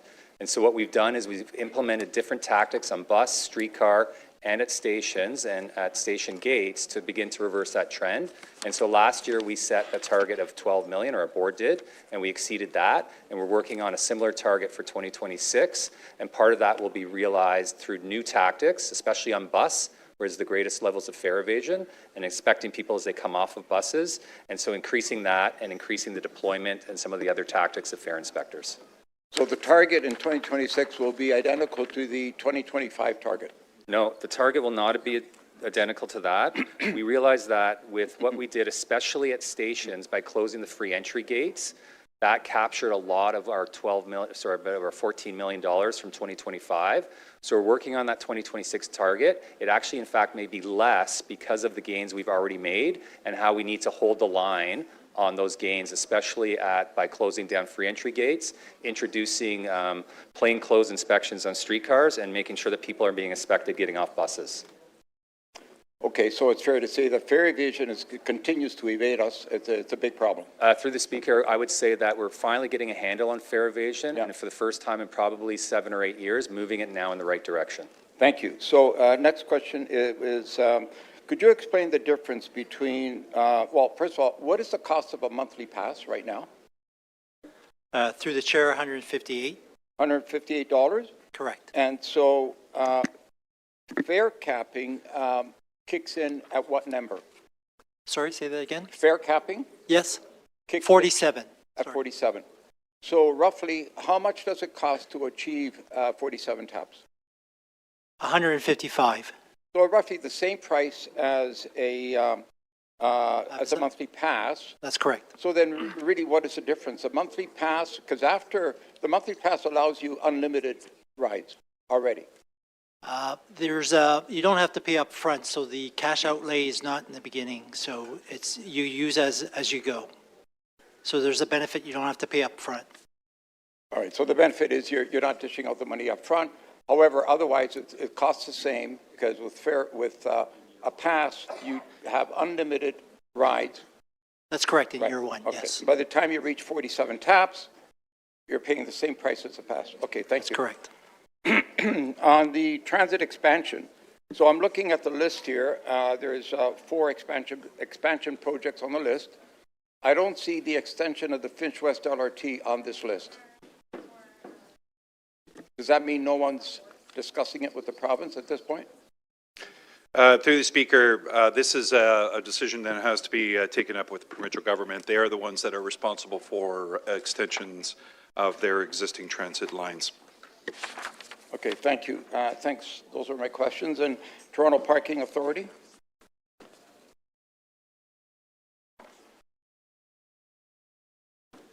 Looks like I have time for maybe one question here, if, whenever you're ready. So it looks like we've done a lot better. In 2026, operating budget was about 20.7 million. Our revenue is about 17. We still have a gap. We're still losing money. What are we doing to close that gap and start earning some revenue on this? Okay, that was your last question. Go ahead. If you can answer the question. Go ahead. Turn the mic on. Through the chair. Sorry, could you repeat that question in terms of what revenue we're looking at? Absolutely. So the bike share program has a revenue currently of 20.7 million. The 26 revenue is 17 million. So there's still a gap. We're still losing some money. What are we doing to close the gap on the loss? Please answer. To the Speaker, thank you very much for the question.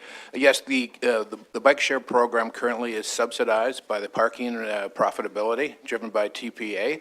Over the course of the next 2 or 3 years, as we continue to electrify the fleet, which drives higher productivity for ridership, our aspiration is to get closer to break-even standpoint over the next 2 or 3 years.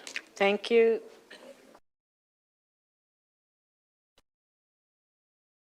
Councillor Proust, so your questions are to who? And staff. Finance? Okay, go ahead. It's really a follow-up to Councillor Moises' question, and I just wanted to hear what the money amount was. He asked a question related to the seniors' property tax cancellation and deferral programs, and the answer was that about 11,000 households benefit from it. How much money is that? Like, what does that cost us, that program? The cancellation? To the Speaker, currently we estimate around $10 million in foregone. So you estimate, or the 11,000 properties that applied, you're saying 11,000 properties applied last year? Yeah. Currently there's 11,500 properties in the program or so. Right, and what did it cost us last year? So we estimate the total is around 10 million. I say that there's an estimate because every household is unique. They have different properties. And so they haven't gone through yet? So what did it cost us the year before? I think closer to 9 million. So 9 million is what the entirety of the program costs us. And the qualification now as well, it's for this year. Yeah, so the recommended income threshold for 2026 is $62,000 as an income for the household. Okay, and that's just an inflationary increase from last year, right? It's slightly above inflation. It's a 3.3% increase over 2025. Okay, and in terms of the assessment, the property value number, that hasn't changed though. Wherever that was 4 or 5 years ago, that's where it is today, right? Yeah, correct. It's $975,000 on the cancellation program only. Yeah, the assessed value has not been reassessed since 2016. Since 2016? Yeah. So that number has been fixed since 2016? There were a few years ago, we did make an adjustment. I want to say maybe closer to 2019 off the top of my head. But we will be looking at those current value assessment thresholds once the next reassessment occurs. All right, thank you. Thank you. Are there any other questions? I believe everybody asked a question. So, okay, I guess, yeah. We'll go to speakers. So we'll turn this, okay. First speaker is Mayor Chell. Thank you, Madam Speaker. A few weeks ago, I went shopping with Natasha, with her kids. I wanted to see the price of grocery. And those teenagers that she had, it was, I wanted them to get some snacks, some yogurt, cheese sticks and crackers and some fruits. My God. The bill was huge. The grocery bill was huge. And there were a few times that when they picked up the item, Mom said, you know what, let's put it back. It was hard. It was hard. And if you combine that with the housing cost, the gasoline cost, the wages that hasn't gone up, everybody's feeling it. So we've been told since October, November, throughout last year, in the fall and this year, we were told that the number one priority from the residents that we represent is that they need this budget to make their life affordable. That was the top thing I heard. And also Torontonians want to be able to live in a city where they work. They want to be able to, whether they serve you coffee or whether they take care of your mom or sell you things in the corner store, they want to be able to live in the area they work, so they don't have to spend so much time commuting. What is this budget about? You will see in it that we are asking the top 2% of the luxury property owners or purchaser to pay a bit more. I think that's fair. Or the speculators that leave their apartments empty while we're in the middle of the housing crisis to also pay a bit more. Combine that's $250 million that we are receiving. And that allowed us to invest in making life more affordable. We have a school food program that everyone is familiar with. And the reason why I wanted to go shopping with the kids was to see how much money I'm saving that family by making sure that their kids have a bite to eat in school, so they're not hungry. It actually saved that family about $900 a year. And that's quite a lot of money for people. If you combine that with the TTC fares that hasn't gone up for a working couple, that's another $300. So there's combined of $1,200. That's money in their pocket, and it matters. Some will say, wait a second, I'm renting. The 2.2% tax increase doesn't impact on me. What can you do?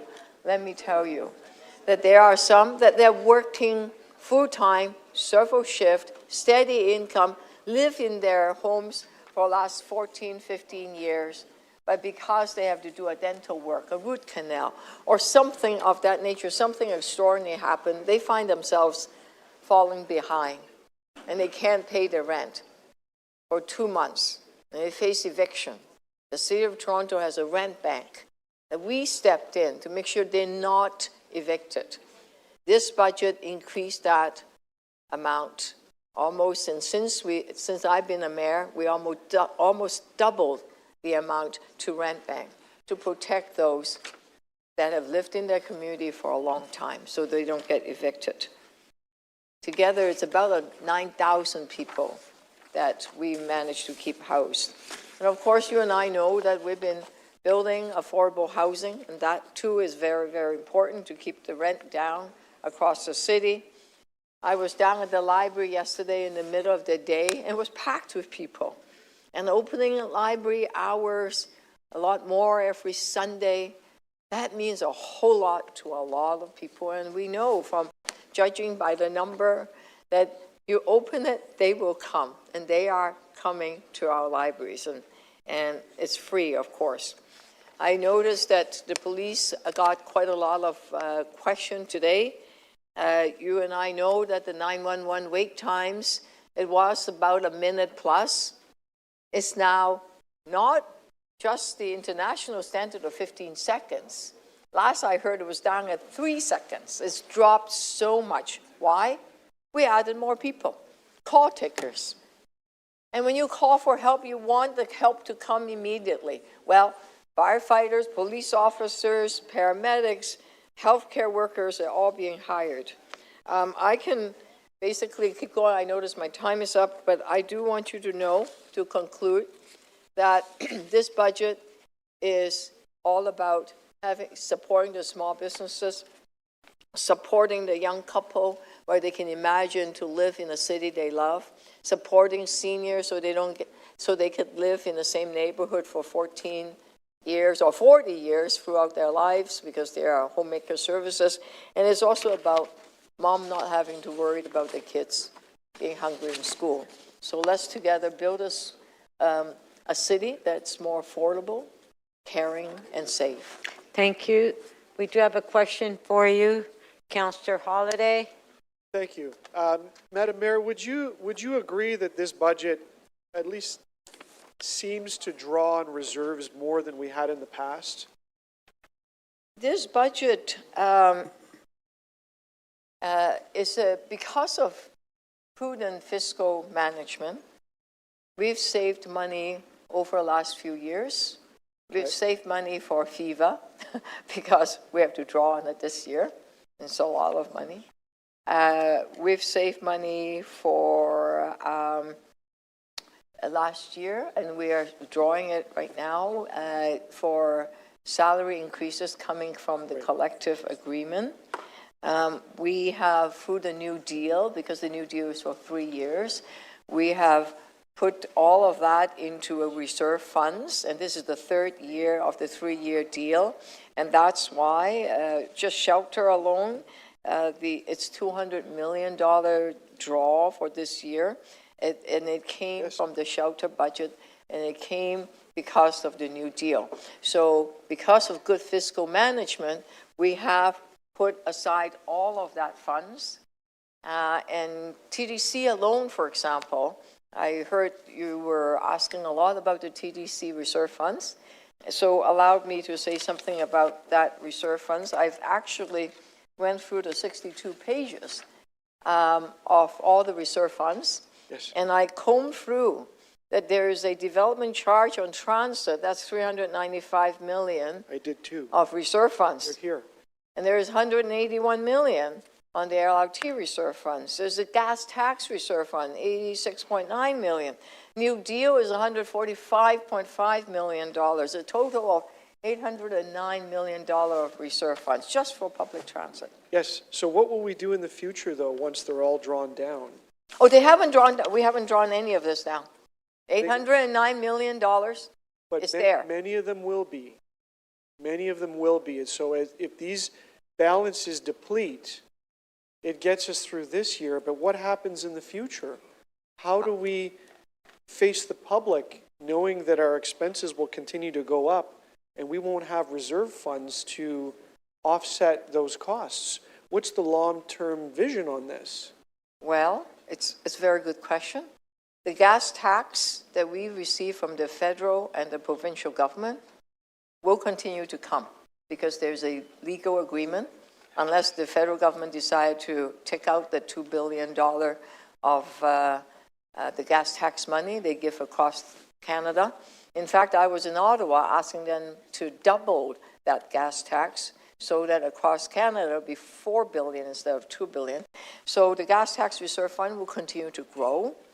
The development charges, hopefully, will continue to grow in terms of the transit. It's right now $395.6 million. So a lot of those reserve funds will continue to grow because of the contribution, whether it's from developers or from gas tax, or from, so we have some money left from the LRT reserve funds. So none of this we haven't taken a dollar out of these reserve funds. So the gas tax and the DC reserve funds will propel us into the future. The gas tax is $87 million. It will continue to grow, and I hope to grow it even more because it's not just the City of Toronto, it's all across Canada. Every municipalities are saying to the federal government that you have to fund the public transit. You have to give us a share of the gas tax. And that's why we're asking for it to be doubled, not just $2 billion across the country. We're asking for it to be $4 billion, and that's the FCM positions. So we're going to be running on fumes from the gas tax, if it comes. That's a So I'm being a little bit tongue-in-cheek, but yeah.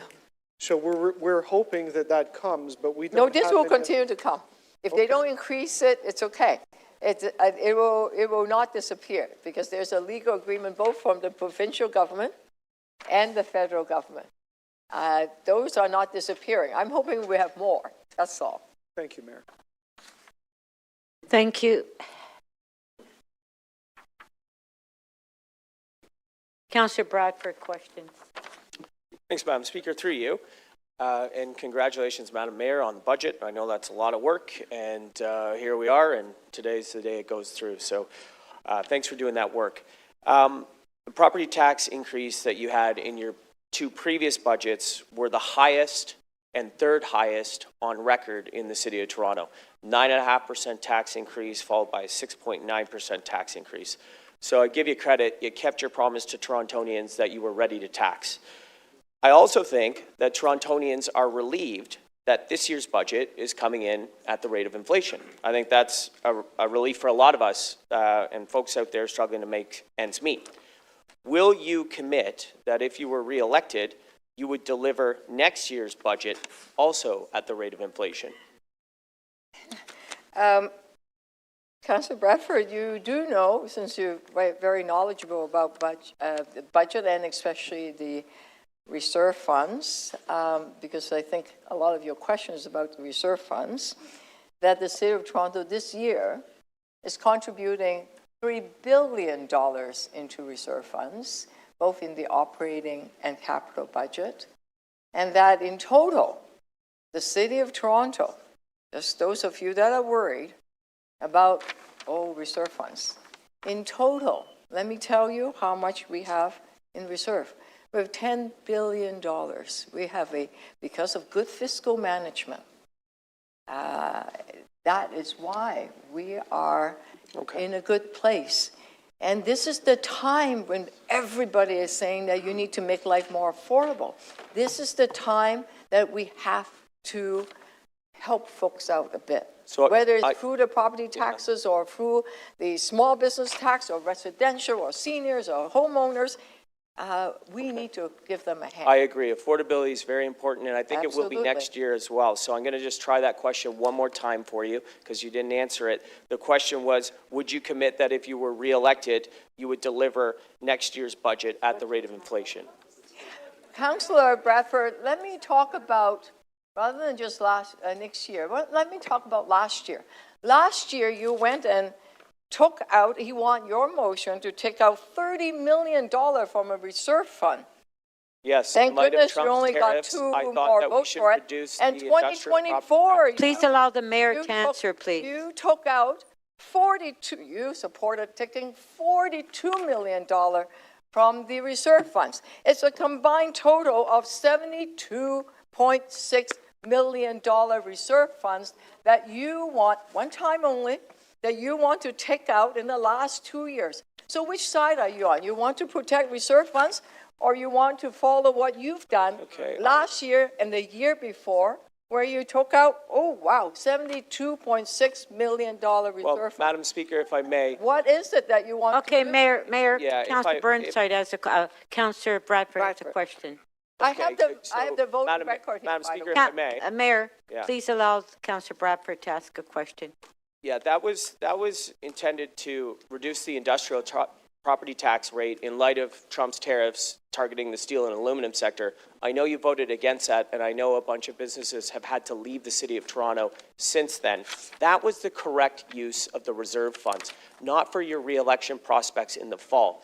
You are effectively trying to buy Torontonians' votes with this budget. And when I look at your draw on the reserve account of $550 million. Councillor Bradford, please just ask the question. Okay, so do you know how much you will have to raise taxes next year to replace the $550 million draw you're rating from the reserves this year? How much of a tax increase is going to be required next year to replace the funds that you are rating from the budget this year to land an operating budget at 2.2%? What is that number, Madam Mayor? Over to you. I reject your premise of your question that the industrial property tax was, I think the Trump tariff has quite a bit of and that's impact on it. Councillor, please ask the mayor answer your question. I want councillors to know that there was a deferral of industrial tax for anyone that needed it, okay?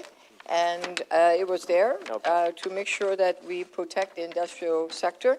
I also want to point out, maybe Councillor Bradford, you have forgotten, in 2024, that budget, the motion was really a one-time withdrawal of the tax stabilization reserve fund of 42.2 million to deal with 1% of property tax. So, you know, you cannot say one thing and vote for something else in the past.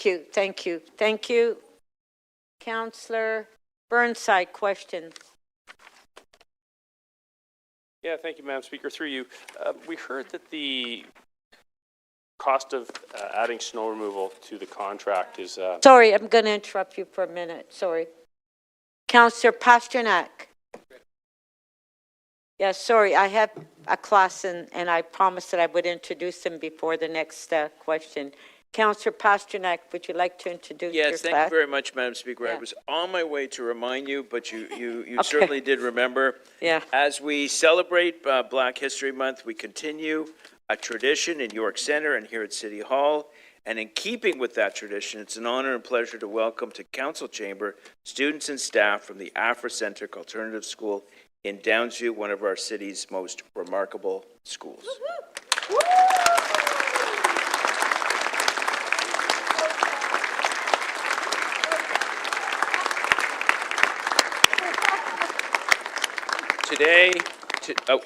Today we have with us grades 5 and 6 students and accompanied by teacher Natasha Wright. Thank you so much for joining us.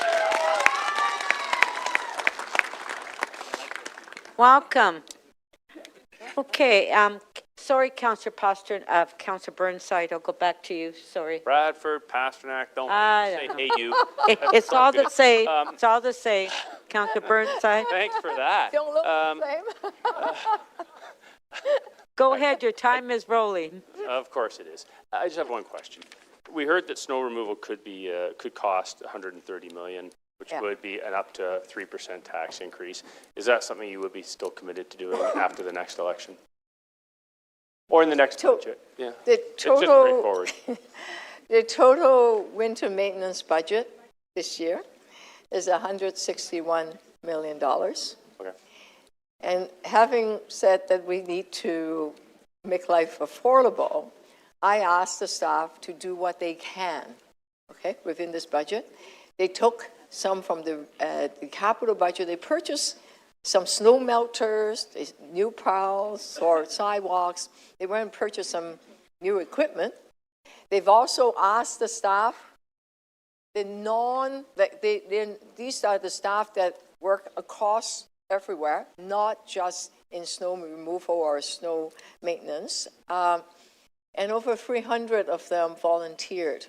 As a result, this year, it was excellent, by the way. Oh yeah, it's really good. Yeah. Oh, so fantastic. even though we have seen 90 centimeter already on this year, we have removed 50% more snow than last year because of the good work and the hardworking work of our staff and the volunteers. I just want to take this opportunity Yeah, to it's too thank bad we them. didn't get a chance to recognize them We will before, right? recognize Yeah, them, no yes. worries. Hey, no, but respectfully, and I get that, and kudos to yourself, staff, your office staff. I think you did an excellent job, and that's all I've ever said in that regard for this year. But it still leaves the question unanswered in terms of putting snow removal in the contract and not, using all the various tools at hand. It could add up to 3% on the tax base. Are you still committed to doing that, even if that's the case? It may not be, but if it were still going to be, if it were going to be 3% property tax increase, are you still committed to doing that, or would you look at maybe other ways like what we did this year? Well, we learned a lot this year and from last year. We're improving the system by centralizing everything. The question is, do we have contracts through city hauling, like city contracts, or do we change the, including in the private contract that you folks signed in 2021? So that is an active discussion, And those contracts, those private contracts are not up for renewal yet. And do we ask them to do a standby for 3 months, or do we ask them to do a standby for 4 months? 3 months is a bit cheaper, 4 months a bit more. So it depends. And also there's a study that would we ask a city haulage contract for 3 months or 4 months. And that too is a lot cheaper than the private contract. Sorry to give you a Well, no problem. I'm only asking one question. I only got a minute and a half. We may have to call a friend. No. I Like- went deep into it because I know you're interested and I know I'm interested. All I want to know is, and it's helpful, and I'd be very complimentary on the radio and other. So this isn't a trick question; it's just a straightforward question.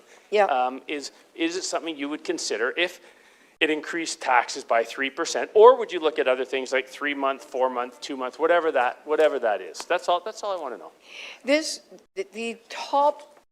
The Cadillac or the Lexus model is 130 million. Yes. There is other models with existing model of improvements, 24 million. Okay, it's a lot less. Okay. So we are asking the staff to take what we learned this year and last year, look at the equipment we need to buy, and then decide on whether it's 3 or 4 months a standby, or do we do the city haulage, city contract, or do we go to the private contract? So we don't know as yet. There will be a review after this year, and then at that point we will decide together at council what. Well, it'll be your budget. It's your budget. So yeah, next year budget I can't tell yet because we need to learn from what we have this year. Through the speaker, if I can just summarize, the long answer to a short question is everything's open. We'll see what it looks like the next time those contracts, and we'll go from there. Yeah? Absolutely. Thank you. And hopefully we'll never get snow again. Except for today. Councillor Ainsley, questions? Thank you, Madam Speaker. Can you hear me okay? Yep. Okay. Mayor, I wanted to ask you, I don't think anybody has a greater love of public libraries than yourself. We've had an open hours policy we've been trying to put in place for 20 years. Have you had lots of positive feedback about the Sunday open hours program you put in place? Councillor Ainsley, thank you. Thank you for your leadership on the library board, and both in the Toronto Library Board and the Ontario Library Board. And we noticed that since we have Sunday openings and longer hours in the evening, we have a dramatic increase of at least 40% more people coming into the library doors, which is phenomenal. And it goes to show that if you open it, they will come. In fact, now, as I go into a library on a Sunday at 5 o'clock, or some people said, or Saturday, oh, can you open it at night? Can you open it, don't close it so early. So there is a huge increase of number of people both using the library, and the circulation have gone up dramatically, which is incredible. All of it, of course, is free. One other thing I want to say, that Councillor, Deputy Mayor, because of your initiative, the teen zones are incredibly popular. After school at 3:30 is filled with teenagers. They come to the library to play games, board games, to have a bite to eat, to do homework, to borrow some books. And some that never get a chance to play any video games because those consoles are very expensive. They get to play, and they teach each other, and those are some of the leadership skills, learn to share, learn to teach. It's phenomenal what the libraries are doing. Thank you. And Mayor, I wanted to ask, one of the key challenges that I think we always find in our budget is trying to get the provincial government and the federal government at the table, because we often talk about things from, TTC, policing, social services. We can't support that fully on the property tax base, and we really need the province and the federal government at the table. I know that you were at Ontario Big City Mayors, FCM's Canada-wide Big City Mayors last week. You were sitting 2 seats away from the Prime Minister. Do you feel confident that we're moving forward in our negotiations financially with the provincial and federal governments? Deputy Mayor, because it's Chinese New Year, I gave the Prime Minister a Chinese New Year card with a house on it. And inside, and he acknowledged it publicly, and inside it said, let us build more housing, affordable housing and infrastructure. Let's do it together. Let's do it fast. I've forgotten the precise word I used. Let's do it rapidly, because horse is known to be fast. And he used that quote when he opened his address, saying that he's committed in investing in infrastructure and housing. And he is pushing, I believe that there will be some major decisions coming soon regarding investment on both fronts. As to precisely what it is and how fast, I don't know, but it was very encouraging at that session where he basically echoed all our wishes is the investment in infrastructure and housing is top priority, needs to be done fast. And I also said that because the construction period is coming up in April and May, we cannot miss this year's construction period, because I know a lot of construction workers are facing layoff, already laid off. There are companies that are in trouble, so I think they want to do something before the construction period, so we could have a good summer doing building.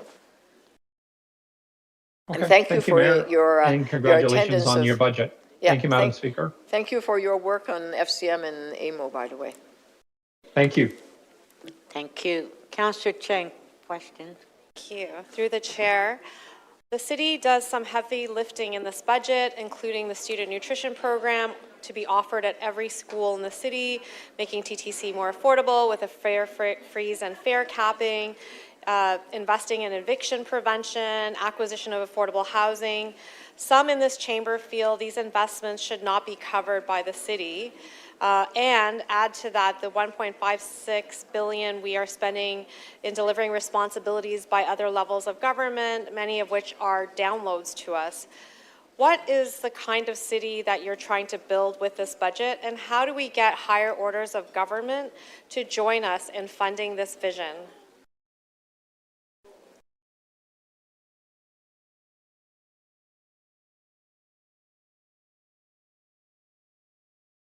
Oh, here we are. Thank you for that incredible question. I talked a bit about our vision, and it's really the same in terms of vision. Now, you should be able to, where you work, you should be able to live where you work. But far too often, where there's our firefighters, our personal support workers, our public health nurses, our child care workers, our planners, they can't afford to live in a city. We have to find some ways to lower the cost of living, build housing that people can actually, whether they buy or rent, will be able to start a family. There are so many young people that are saying, a couple, that when they want to start, when they start a family, and you face that in your condos, in your area, that when they have a kid, if the condo is not big enough, it's very difficult. They need more space. And if we could build apartment units that are bigger, that can accommodate a family, or intergenerational, because mom and dad sometimes can help out, that we can have housing where people can afford, and not just a single family homes. It could be a home that different generations can live and support each other. And that is because we are a city with a lot of immigrants, and we count on sometimes our grandparents, it's not just immigrants, to support us. So housing, affordable housing people can afford. That's number one. And number two, and all the other things, whether it's homemaker services, you can age at home in dignity, right? Because you might have broken a hip or knee, and You have to stay in the hospital, it can free up the hospital.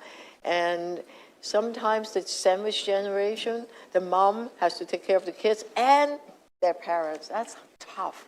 So, sorry to, since you asked a vision, is that we need to build a city that people can afford to live in.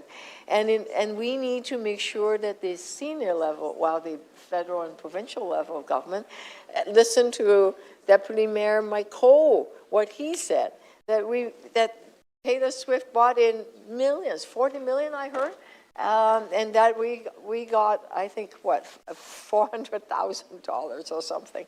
So we need to plead our cases, so to speak, and I'm doing that very actively, and I know you're interested. Yes. Welcome you to join to get our message out there. And so my second question is regarding the New Deal 2.0. Will that be a critical piece of the puzzle in circumventing a significant jump in property taxes next year? We absolutely need help of a New Deal 2.0, and we are actively engaged with the provincial government about the New Deal, the second pieces of it, the second part. And actively, if you heard my answer to other councillors, I'm active, like Councillor Deputy Mayor Paul Ainsley, that I'm actively engaged through the Federation of Canadian Municipality and the Big City Mayor Caucus to say to the federal government, to the Prime Minister, that investing in your biggest city is critically important. So I think they're hearing us, and I'm encouraged by their interest in looking at what we need. So revenue tools, other than property taxes, does that require federal and provincial government to work together in order for us to be able to achieve that? Absolutely. Okay. Yeah, and Thank that's you. what we need to do together. Thank you. Question. Okay, let's have a quorum call, because I don't have quorum.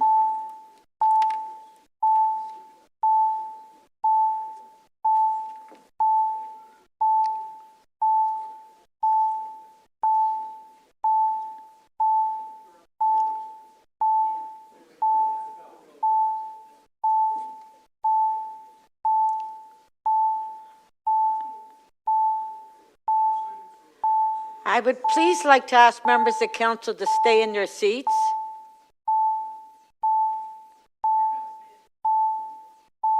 I know it's difficult at times to sit down, but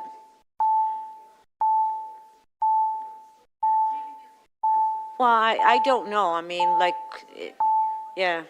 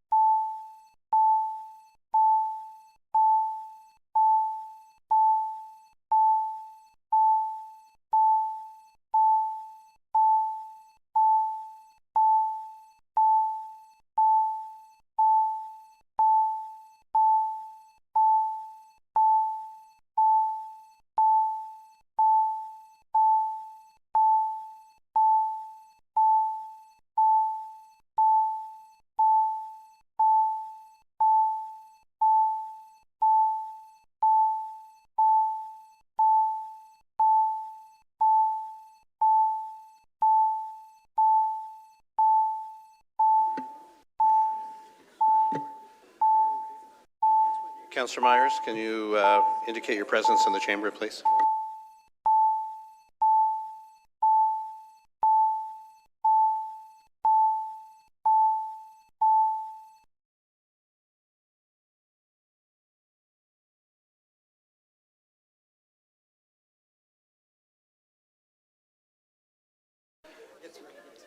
Madam Speaker, quorum is present. There are 22 members in the chamber. Okay, I don't know what's happening upstairs, but everybody seems to be upstairs for whatever reason. But I'd appreciate if you sit at your seats so we can have quorum in the council chambers. Let's go back to the list. I believe that Councillor Chernis Lynn had a question to the mayor. Okay, go ahead. Councillor Chernis. Thank you, Speaker. One of the things that I hear from constituents on a regular basis is with respect to seniors, and especially when we're thinking about affordability, those who are on fixed incomes, this has been a particularly challenging time with the rise of grocery costs, et cetera, et cetera. So I wonder, Mayor, if you could just speak a little bit to how your budget is addressing the challenge that seniors are facing in our city on a day-to-day basis. And especially considering the fact that we know that the number of seniors in our city is growing because of the demographic trends. So I guess I would just like to hear about a little bit about that, because I know that's something my residents write me about regularly, and in fact, many of my colleagues have the same question. Thank you. Thank you for that question. You're right. 1 in 5 Torontonians are going to be seniors this year. Yeah, I know. Getting on. In this budget, there are quite a few items. Number one is $1.2 million investment in homemaker services. There's a backlog. It's a wait of 3 years.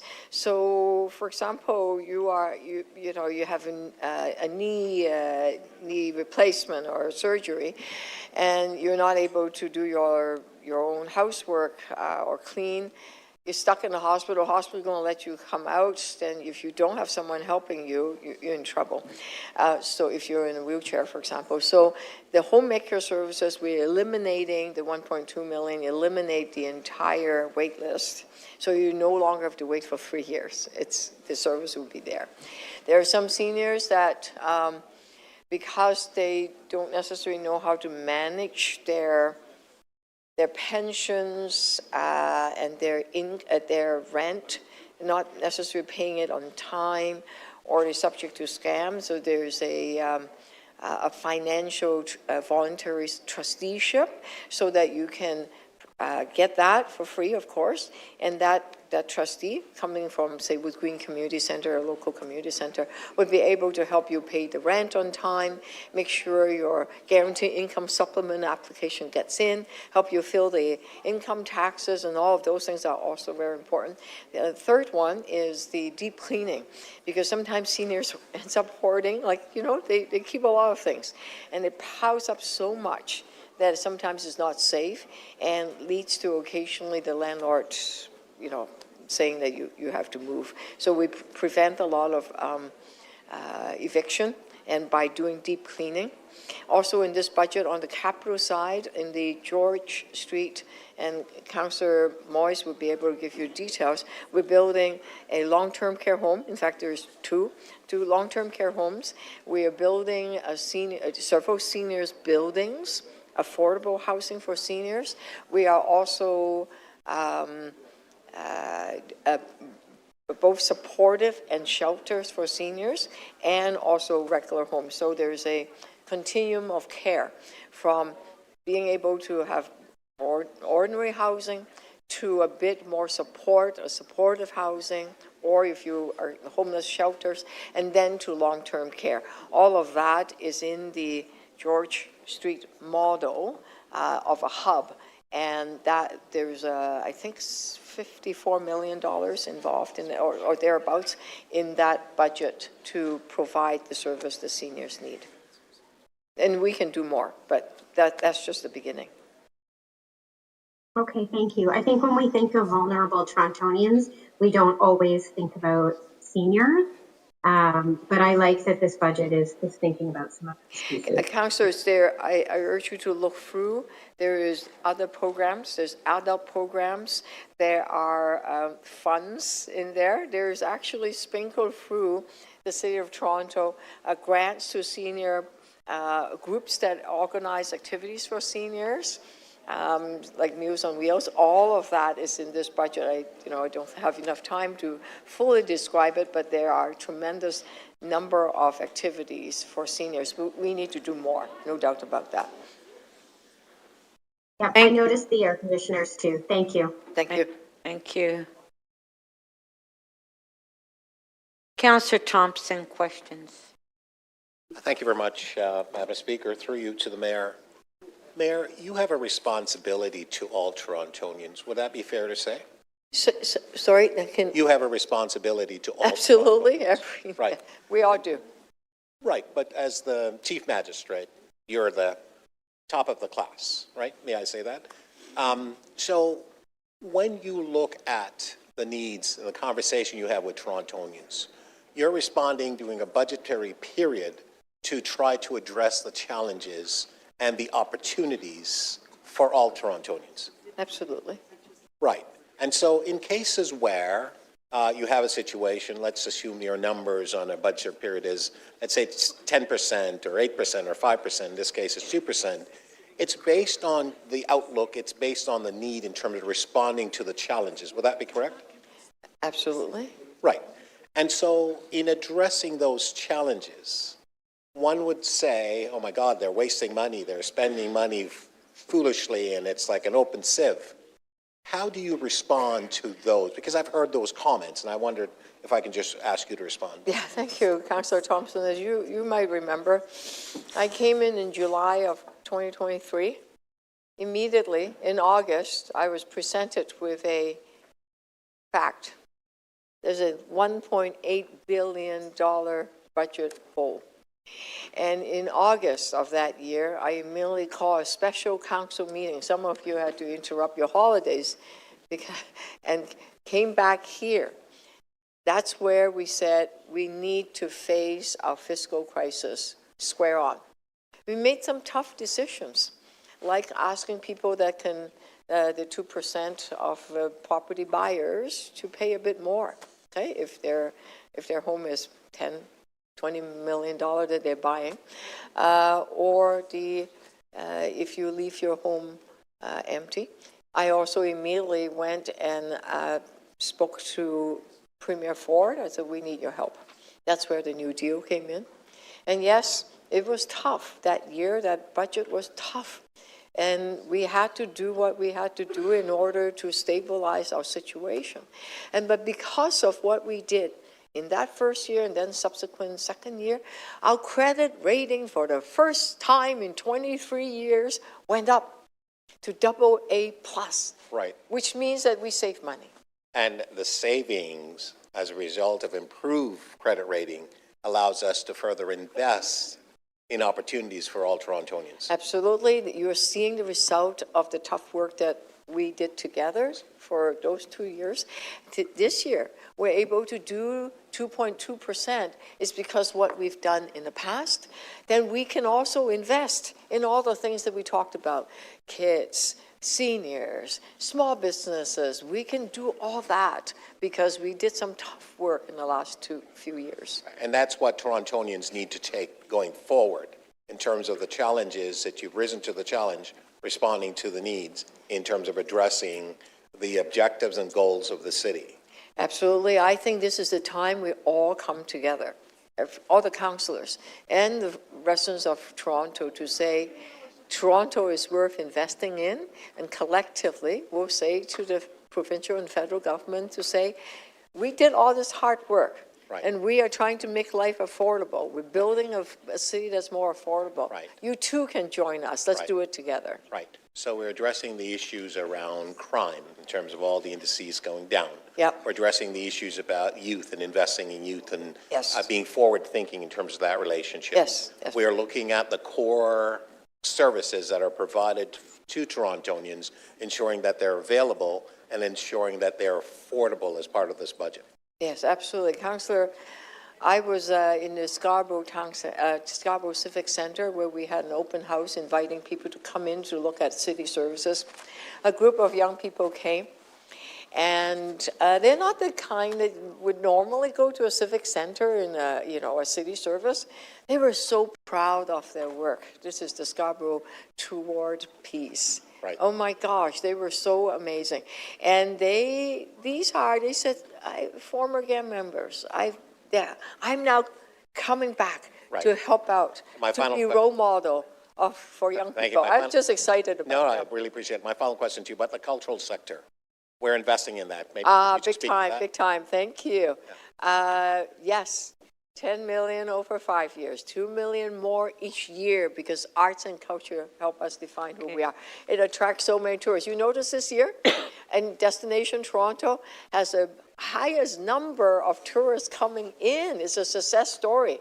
They're coming to Toronto because of both arts and culture and our diversity, 100% of it. So it's fabulous. Thank you.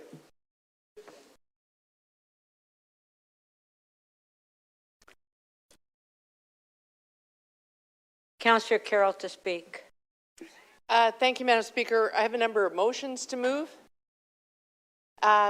They were advance circulated. I'm hoping I can consider them, some of them read.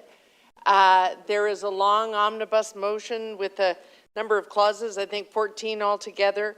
And this is the motion that includes investments in such things as the rat response and coyote plans, a youth-focused innovation hub in Scarborough, pilot project working with not-for-profits and BIAs, complimentary zoo trips for our Toronto Zoo, community service partnership funding that will go to Cecil Street Community Centre, climate change action grants, Weston Area Emergency Support Organization, Weston Community Association, Canada Day celebrations and fireworks at our North York Civic Centre. We're bringing back a tradition that disappeared for a while.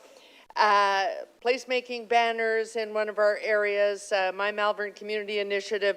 The list goes on, and I invite folks to read it, but I hope I can consider it read because there is a lot to say. I also have the other motion. I believe there's another motion there. Thank you.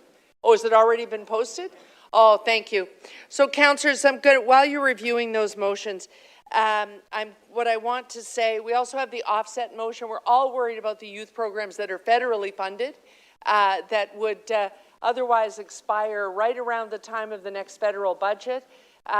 We rely in our council for intergovernmental affairs to be most effective on the mayor and the city manager, but they have been working on this since the beginning of the year. And so we can put great stock in them because I think we can all agree that in this term of office, they've been very productive in a number of areas, both other orders of government, in fact. So I want to talk about the first budget in my tenure as Budget Committee Chair here and this year. In the very first year, it was necessary to do a lot of education. It's always the mayor's budget by the time we're in this council chamber. But when we launched the budget, I spent a lot of time having to do the education piece, which is daunting. Our premier likes to brag about never raising taxes. He doesn't have to. He just has to be very good at economic development to raise revenues through income tax. We don't have that luxury. So you're always going to have inflation. But we have had the added task of paying the COVID bill, that $2 billion shortfall. We have been paying the COVID bill not only through this current mayor's term of office, but it actually began with a 7% increase in the previous term of office.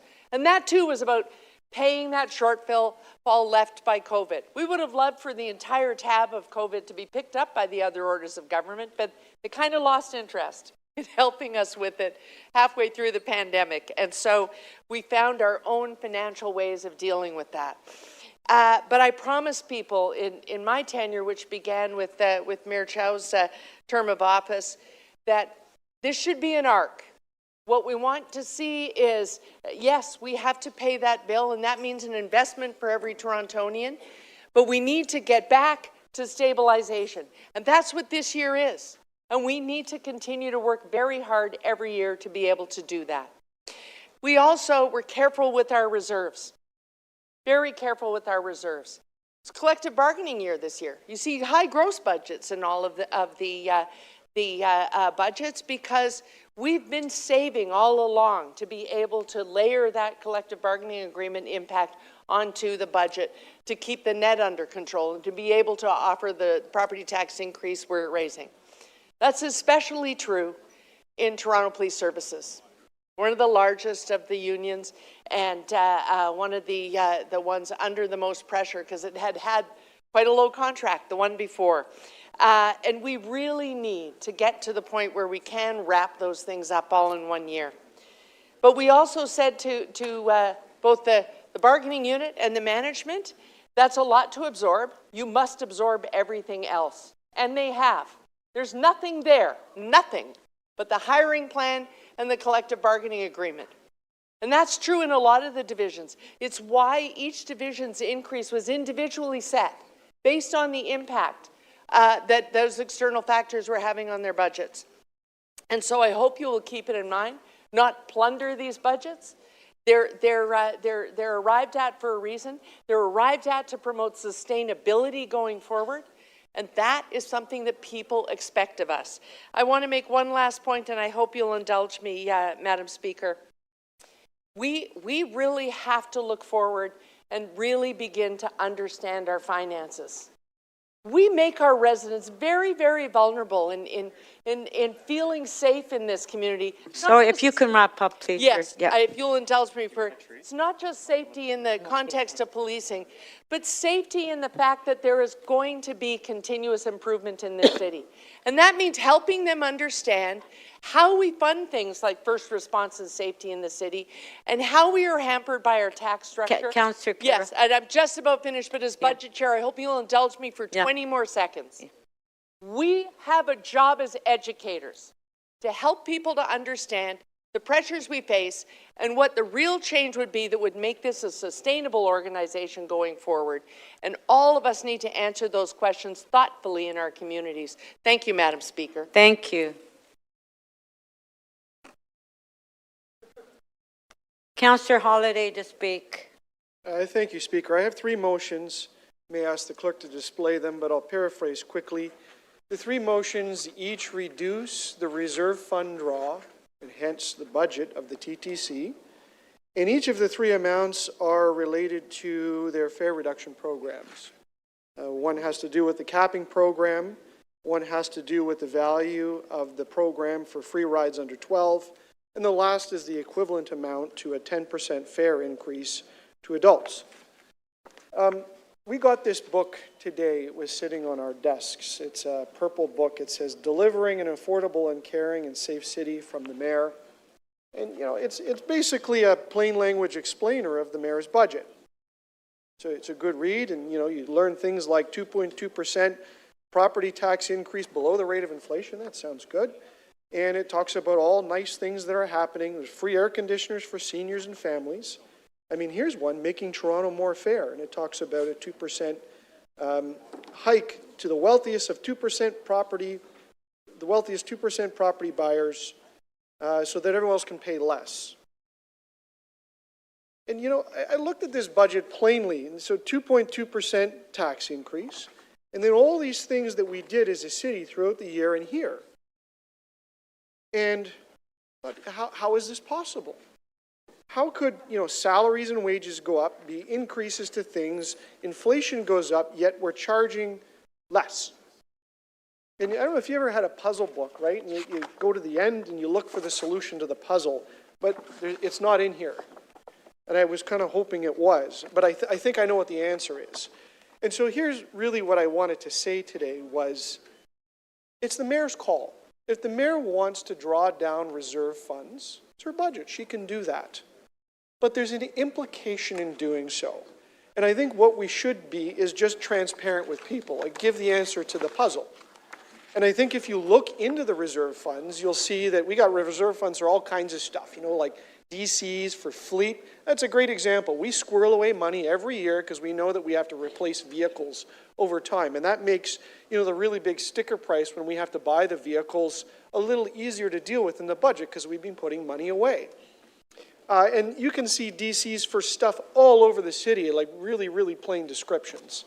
And then there's a couple of reserve funds that have to do with stabilization. One of them is the TTC stabilization. There's one for tax rate stabilization. There's one for budget stabilization and bridging strategies.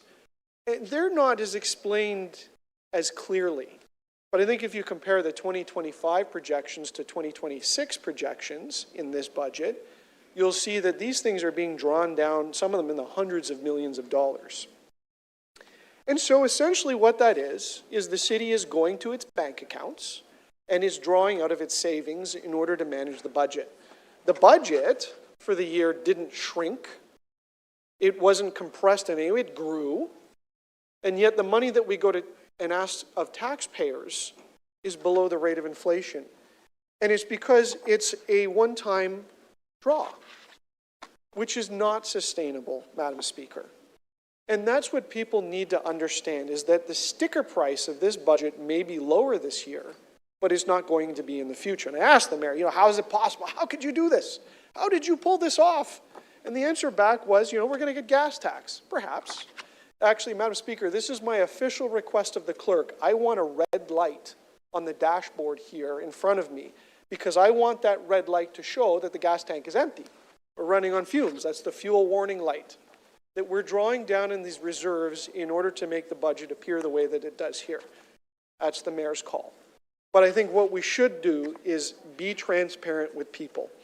And finally, there are things in here that may change the city. So making Toronto more fair, and it's about increasing a 2% tax on certain people.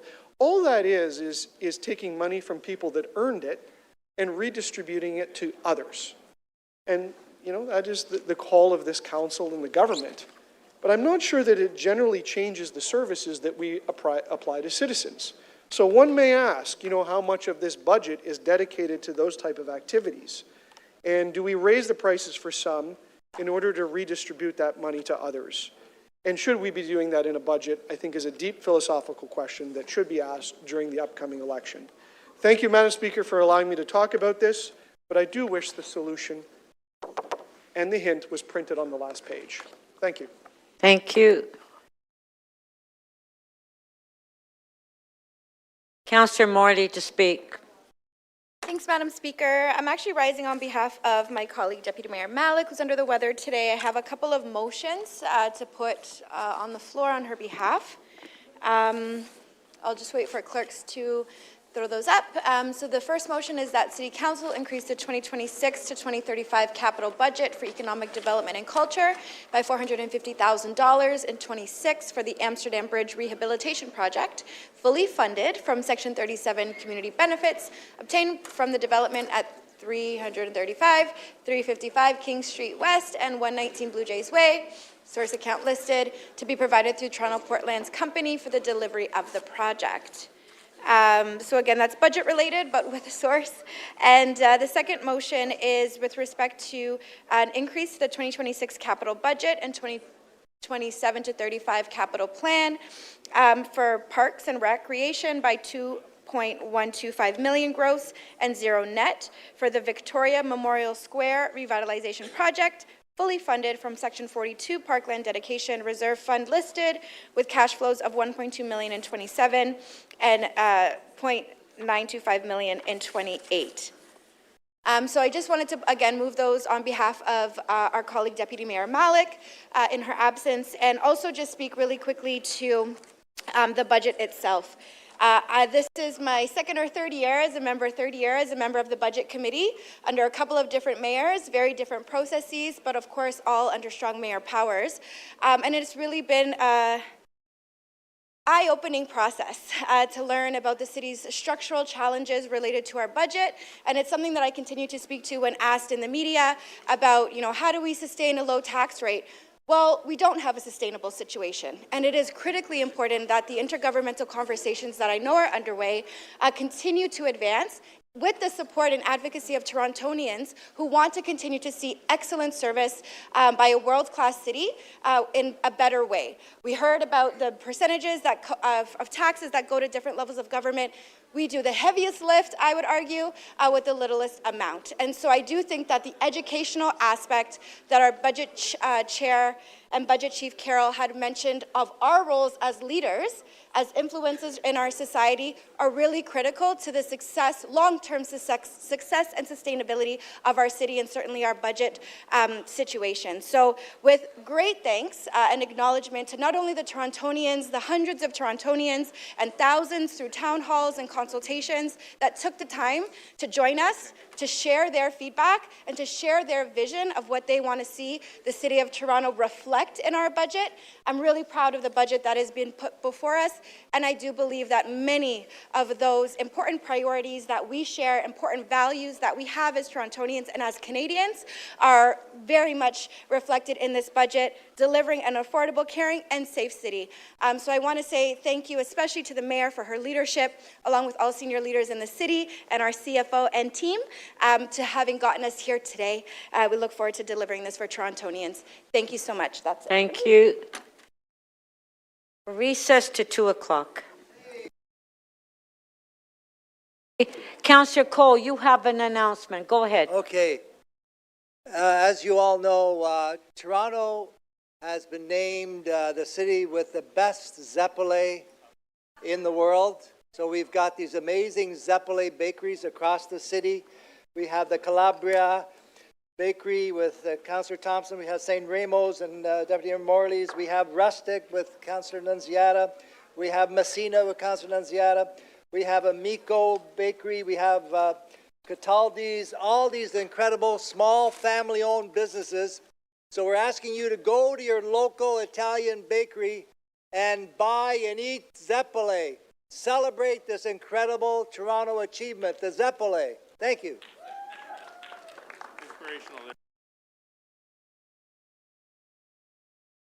Yes, we'll recess to 2 o'clock. I was just getting hungry, what Councillor Cole said.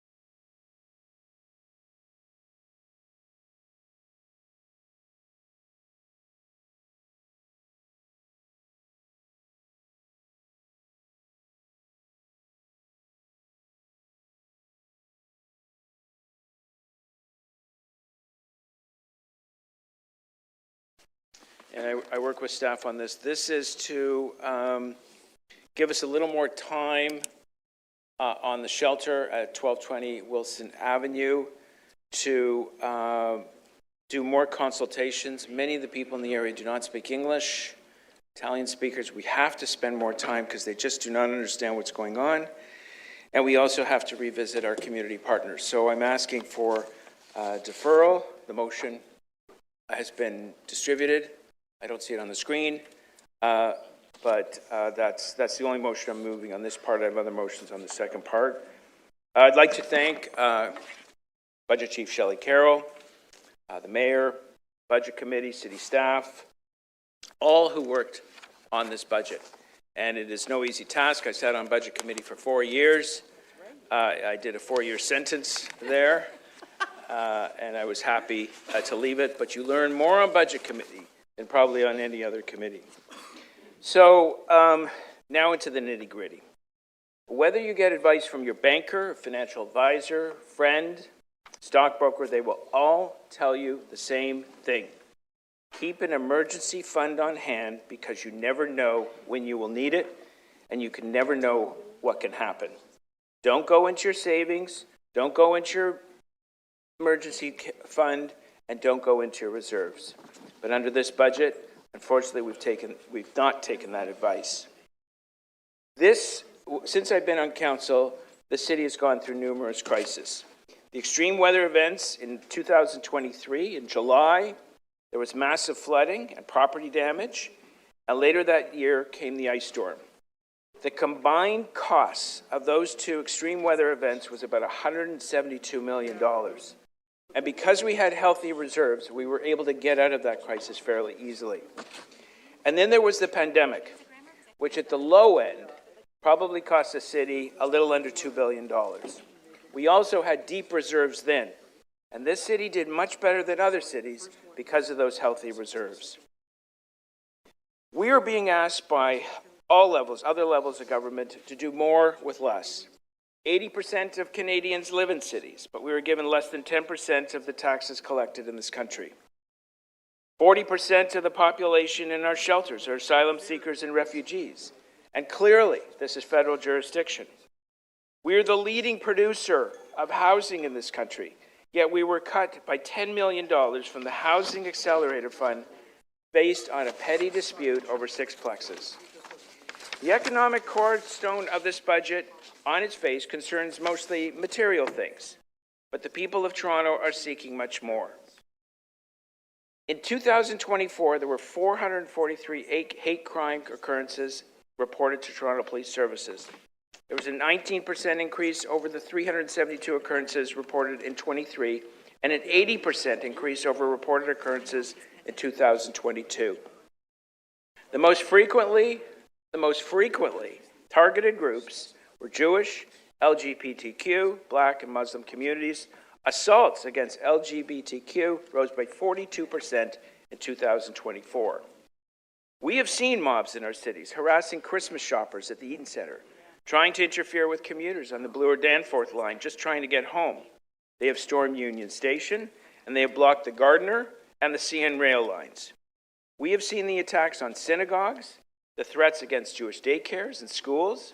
We have seen the shooting up of a Jewish girls' school, the firebombing of a Jewish-owned grocery store, and the arrival of hateful mobs coming up to Bathurst and Shepherd every Sunday to harass the Jewish community. I've also seen other crowds of fear, running in the subway away from unstable persons, homeless peoples who have taken over the subway as their shelter. Bathurst and Shepherd, as mentioned, we've collected dozens of victim impact statements from the hateful chants and mobs going into the neighborhood to harass Jewish residents. We have seen Torontos hating each other, fighting each other. At times, we can't recognize the city. And did we come this far for this? At the end of the day, the budget will be adopted, the city will endure, but its failure is not just in balancing the books, the way most would do in their own homes, but recognizing that ours is a city engulfed in dark clouds, and the time for moral clarity, restoring the rule of law, and getting Toronto back to a city of high purpose is running short.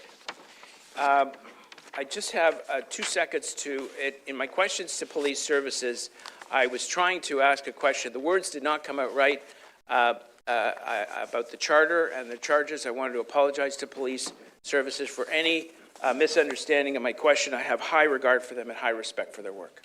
Thank you. We do have a question for you, Councillor Bravo. 3 minutes for clarification.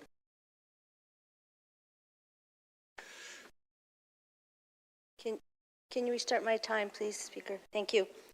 I'm asking about your motion to delay the opening. Are you concerned that it could delay 12 to 18 months as an effect of your motion? Is that at all a concern for you? Of course. I mean, this is to be fair to local residents so they understand what's going on. This is a fair. Thank you.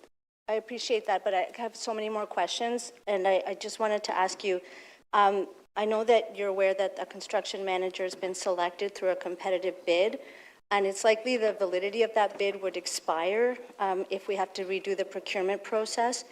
And I'm sure you're concerned that the cost for insurance and bonding of the construction manager, they could end up seeking compensation from the city. Is that a concern at all? This is only design work. This will not be breaking ground at all. Okay. My understanding is that if there are any delays that are resulting in this shelter opening, not opening until 2029, that there could be a $340,000 monthly cost to put those people into hotel and temporary hotel beds, and I'm just concerned about that amount. No, I appreciate your question. I thank you for asking it. Most of the people who will go into this location are coming from the hotel shelter at Jane and Wilson. So they're currently housed. We all agree that the hotel system is not working very well. They'll be transferred over this when it opens. But if we're going to open it, let's do it right. Okay, and then once, however, in the meantime, $340,000 a month, it's a lot of money in a year, potentially for many years. It would also require a new hotel lease, potentially. So an extension of a hotel lease, and is that a concern of yours? Well, extension of leases is always a concern, but the timing of this project didn't align exactly with the lease expiry at Jane and Wilson. Okay, and in terms of the delay in construction, because of inflation, there could potentially be an impact in capital costs there, making the project more expensive. Is that a concern? My concern is being fair to local residents and clearly explaining what the plan is. As I mentioned, most do not speak English in this catchment area, Italian speaking. And we have to do more. We also have to mature our partnership with Humber River Hospital to make sure they're on side to make sure this is a successful shelter and not just a holding tank. Yes, I understand there have been many meetings with Humber River Hospital, and that there's always the need to communicate. I would hope that the high cost and the delay to the implementation of a better shelter plan would be what would guide this, and we all have to do the work of speaking to our communities. Thank you. That was your last question. Councillor Carroll, questions? Thank you, Madam Speaker. Just a quick question. I really appreciate how carefully your motion is worded so as not to raise expectations. It's allowing additional community consultation and revisiting of local partnerships. We always form partnerships to support a shelter, but given that that's the form of consultation that is really all that would be something staff would be able to do at this point, why can we not do that consultation while the capital project continues to develop? Well, we just haven't gotten this, we haven't gotten traction on the consultation. It got off to a rough start. We tried to regroup.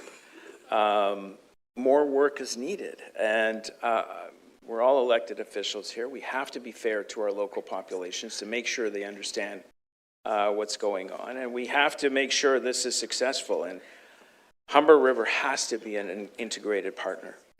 Right, I totally agree, and I applaud putting that in the motion so they understand that any shelter we put in the city of Toronto starts with having some deep community partnerships. But what I'm saying is, why can you not build those partnerships while we're building the capital project and getting ready to put the shovel in the ground, since that is what's going to happen, as I understand it?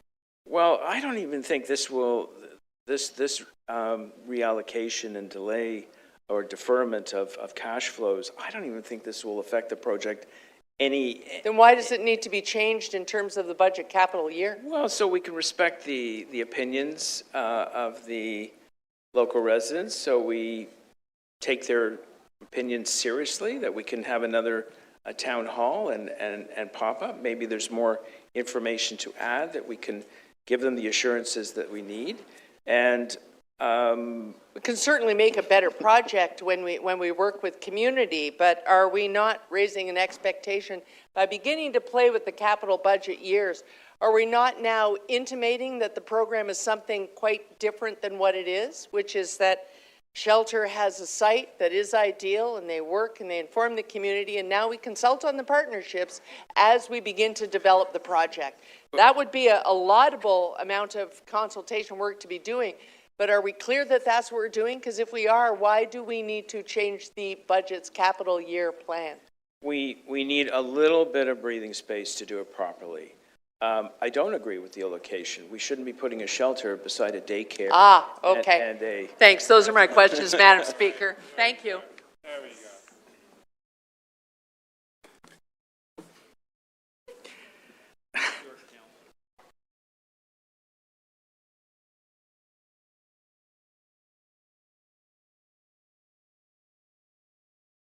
Councillor Myers to speak. Thank you, Speaker. I have a motion that I've pre-circulated. That there was, do we have a motion from Councillor Myers? It's on the other item, not this item. Sorry, I'll just. So you don't want to speak? Okay.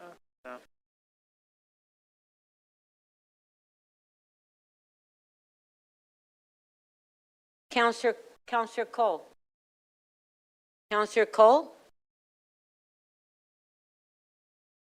Councillor Cole? Okay. Councillor Burnside, you're next. Take you off the list. Councillor Shan.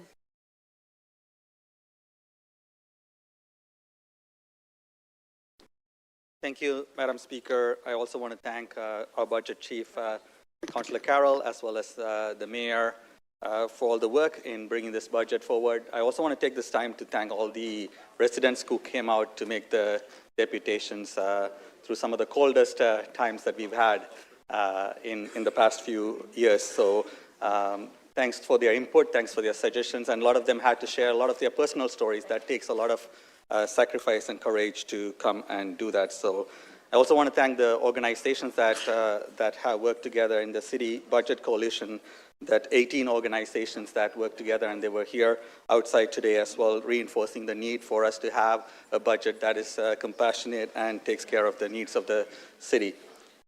So I want to start off by acknowledging some of the good things in this budget. One is the student nutrition program, and I get asked a lot by residents, and this is going back to Councillor Carroll's point as to we have to do some education on some of these things and why we do certain things.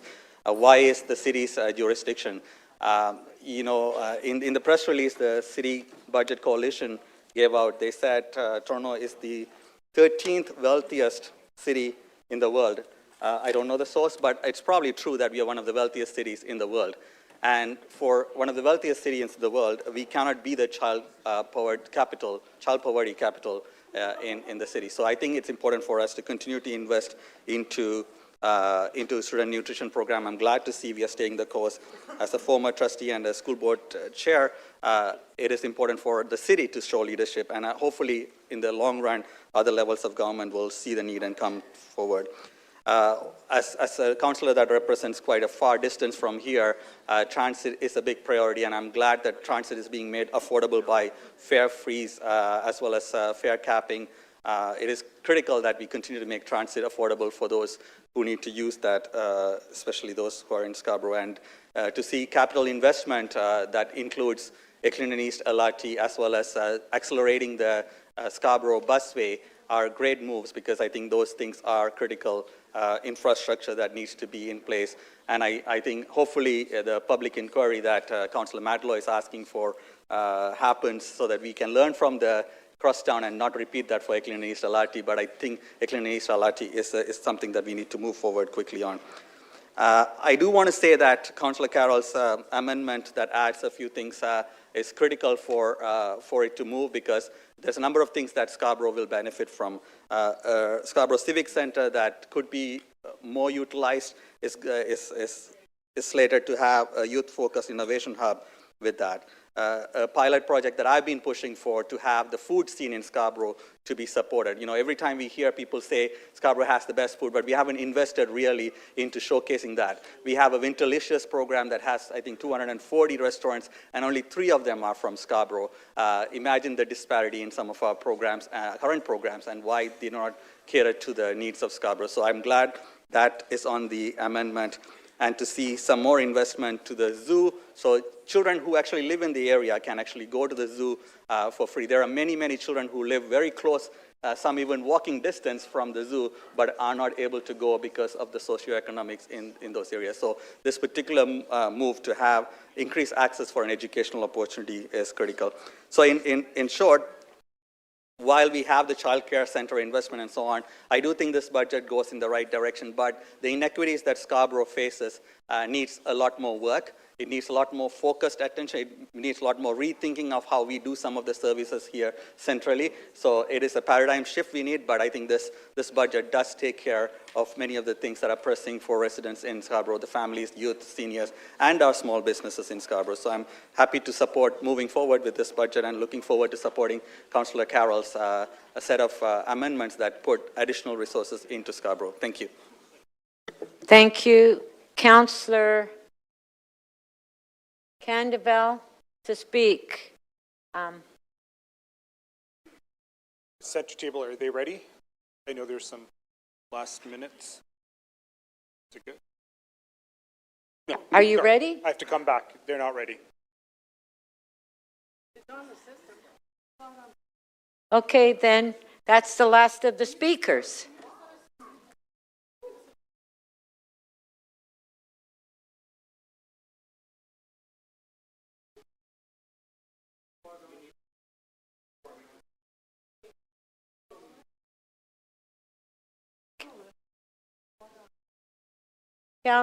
Councillor Cheng to speak. Thank you, Madam Speaker.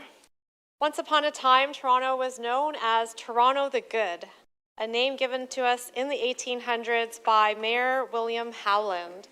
I believe this budget, imperfect as it is, strives to live up to that name. But before I speak to the budget, I want to just share a little bit about the view from Willowdale. North York Centre was envisioned by Mel Lastman as a true downtown, economically vibrant, culturally rich, and complete. And yet every year I have to advocate for economic and cultural investments.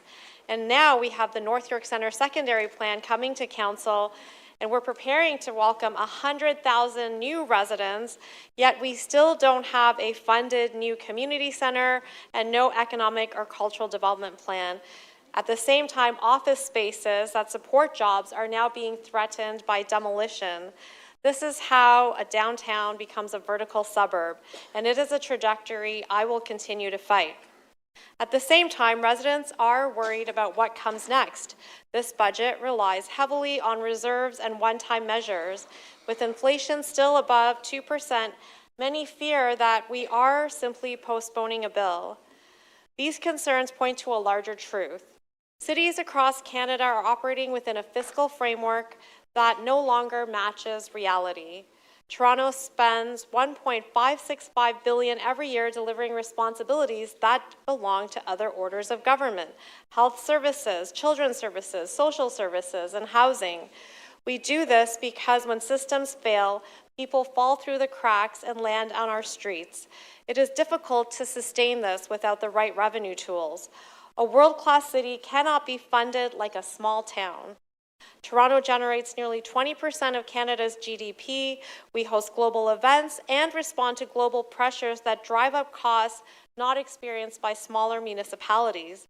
Yet we only get a tiny share of revenue generated through the municipal accommodations tax. It's time for a funding formula that recognizes Toronto as an economic engine for the entire country. Now to this budget. It took us a lot of effort to get here. We are at 0.7% increase on the property tax that goes to fund operations and 1.5% city building that goes towards capital infrastructure. I want to thank our CFO, our city staff, our mayor, our budget chief, as well as our CFO's team, Althea Hutchinson, Anthony Ang, and everyone who went through many hoops of fire to get us to where we are. I heard some budgets got passed back and forth over 9 times. And what does Toronto the Good look like here in this budget? It looks like increased investment in affordable housing and homelessness prevention, because prevention is more humane and more effective. It looks like TTC fare freezing, fare capping, expanded wheel trans, and increased service hours, relief residents will feel every day. It looks like expanding the student nutrition program so no child goes to school to learn hungry in a city that is the child poverty capital of the country. This budget also responds to safety and well-being. The Toronto Police Service multi-year hiring plan adds 143 net new officers in 2026, and we have already significantly improved Priority 1 response times. We are also adding paramedics and piloting crisis workers in transit because safety requires more than one response. I do want to thank the province for the upload of the DVP in Gardner, which did allow us to invest in state of good repairs that I can see happening at Mel Lastman Square. But I do have concerns. We need a multi-year hiring and retention plan for our public health nurses. Despite a new collective agreement, they remain among the lowest paid in the province, with hundreds of separations projected this year. This is not sustainable. We also lack the funding to deliver better road conditions, something that many residents want. Only 48% of our major roads are in good or fair condition. This falls short of a world-class city. And we cannot pretend that we can do more with less. This is not a permanent solution. Only 9 cents of every tax dollar paid by Torontonians comes back to the city. Expectations of our residents continue to rise on what the city can deliver, but our revenues are not growing. This budget leans heavily on reserves to achieve much-needed affordability at a difficult time. 5 seconds. And so we must be honest, these savings are not sustainable, and we must work together to build Toronto the Good, and we hope that other levels of government will join us. Thank you. Councillor Cole to speak. Yes, great speech, Councillor Chang, great speech.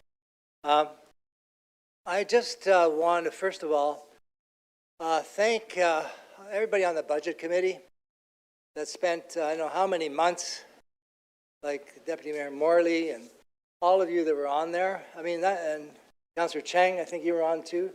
Yeah, I mean, that was a lot of work, public meetings, online, in person.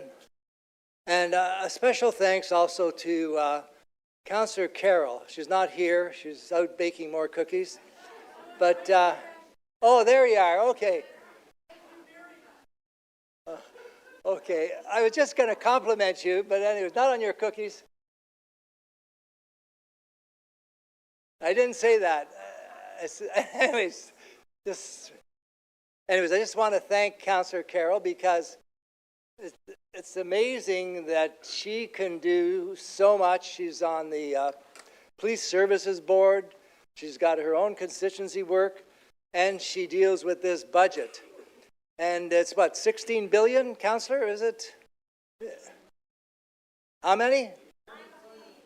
Oh, wait. 19 billion now already.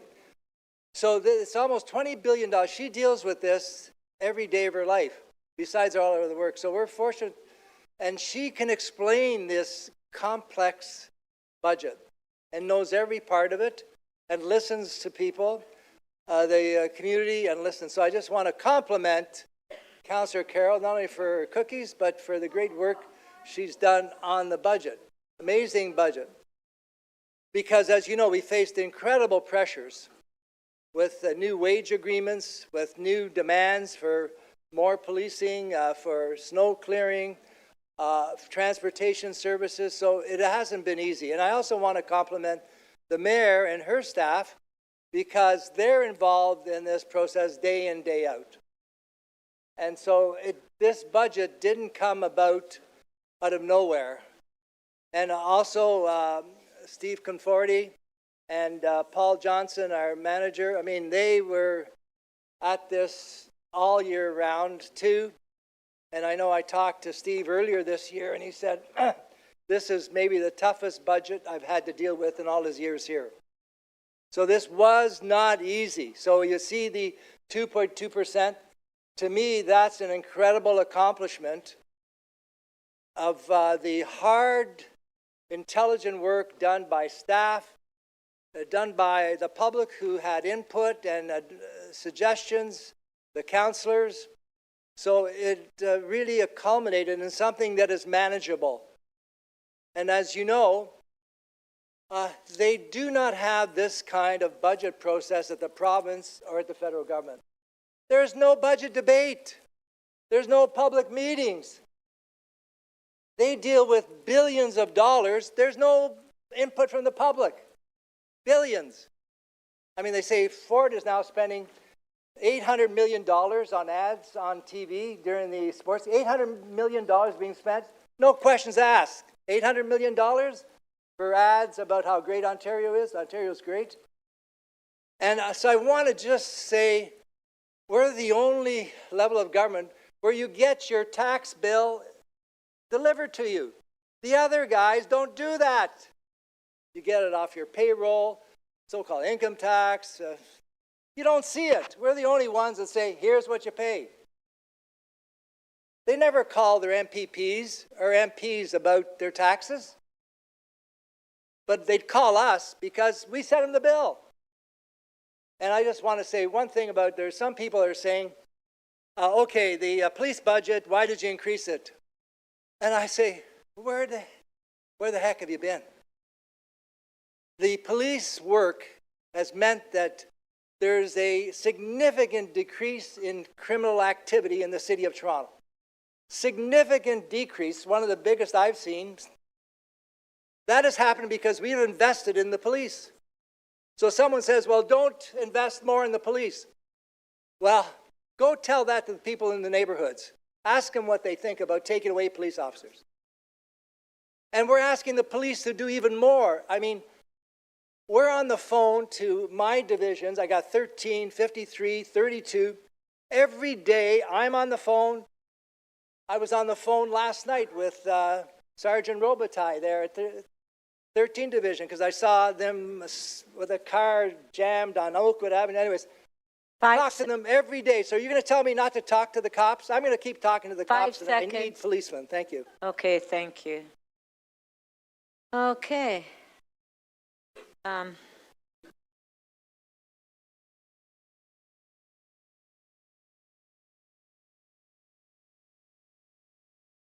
Councillor Candeville. Thank you, Madam Speaker. I'm introducing an amendment for us to celebrate the 50th anniversary of Bluffers Park in Scarborough with advancing the money for design and other pre-con work for a splash pad and playground. Members will remember we celebrated the 50th anniversary by announcing the Bluffers Park Action Plan, which is a bold commitment to an iconic park in our city, one that City of Scarborough leaders had the vision to convert a former garbage dump into one of our most cherished public places. Last summer, we passed that unanimously to create this action plan, and this funding will accelerate the construction timelines to 26, 27. I want to thank staff and the Mayor's office for their collaboration on this. And the second motion before council is an amendment to reaffirm our commitment to some of our city's most underserved residents, and this is to accelerate $300,000 towards the planning and design work of the Scarborough Southwest Community Recreation Center design work, and this is part of the 20-year investment approach Parks and Rec has across our city, and this is an area staff and the Mayor's Office have recognized deserves priority given the numbers that demonstrate the inadequate access to parks and recreation programming in this part of our city. And we know and recognize the funding landscape is shifting due to policies at the provincial level. And this is a solution financial planning and park staff have found to bring forward future allocations to kickstart this work. My motion reaffirms Council's commitment to residents and to maintain momentum so the project proceeds without delay. I want to thank all those working on this motion. Thank you to staff. Thank you.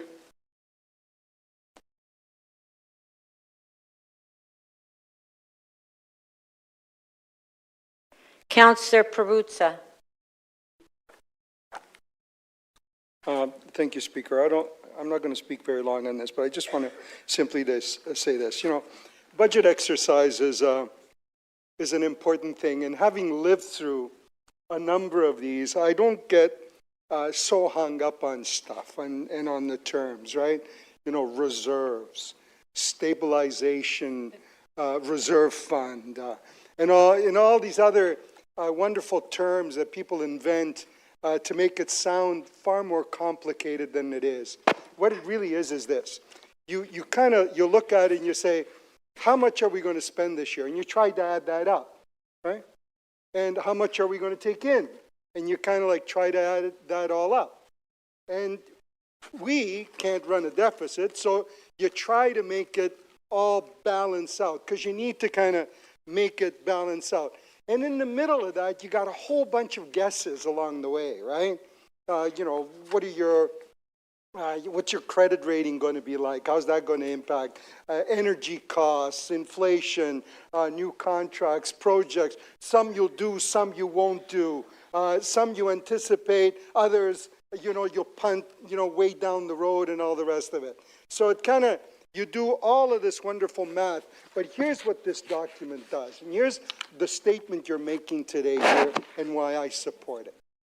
You're making a statement that says, you know, look, we're not going to lay off a whole bunch of people. We're going to try to keep people that work for the City of Toronto working. We're not going to, you know, willy-nilly slash services across the board. We're going to try to keep the services we got going. And we're going to add, you know, a few more to what it is that we've got. And you try to make the best of it along the way. Will everything work out the way you plan? No, because some of your guesses will be way off. Like, for example, last year, we anticipated we were going to take in X on the land transfer tax. We took in Y. That was a guess we got wrong. And that's what happens. So reserves, well, that's akin to the deficit provincially or federally, right? So what you do is you keep a bank account, you know, with some savings in it, some cash on hand, so that when, for example, some of your things spike, like the shelter system that you got wrong, you guessed wrong, it's now costing you a lot more than you thought you were going to pay for it, you got some cash on hand to fill the hole and keep it going. So don't get hung up on the term. I got it. We're going into the savings account. Yes, we are. Yeah, you want to be careful. You don't want to, you know, you lose your job, you got some savings, you keep it going. You try to look for another job. Hopefully you get it right away. And you don't have to dig deep into that savings account to pay your way. But that's the philosophical statement you're making here today. You're saying we're going to keep people working. We're going to keep services, you know, more or less where they are. We're going to add a few things along the way. And hopefully we have a wish list of project and other things that we're going to do, and hopefully you'll get to them and be able to do them. And things will equal out. And if they don't, along the way, we will make some adjustments. You know, to say, you know, the argument, oh, you gotta build one shelter there in order to empty out that shelter. That's silly. And it's silly that the staff even proposes to us that kind of language. Because the system is fluid. It goes up and down. It goes in waves along the way. And we make decisions based on that along the way. You pick and choose, and you make you make some choices. So your reserves. You know, what was the word some people hear you? Rainy day fund. It's a rainy day fund. Well, we're in a storm, right? People can't afford life in the city. So what do? You go into the savings account a little bit more, or you make life more expensive for them, you know, less affordable. It's a choice we make. And this one here seems to make the choice that, you know what, this is it. We're in a storm. It's okay to dip into the savings account a little bit, you know, to find our way. That's the statement you're making. Okay, you're over time. And I'm okay with that statement. Okay, thank you. Yeah.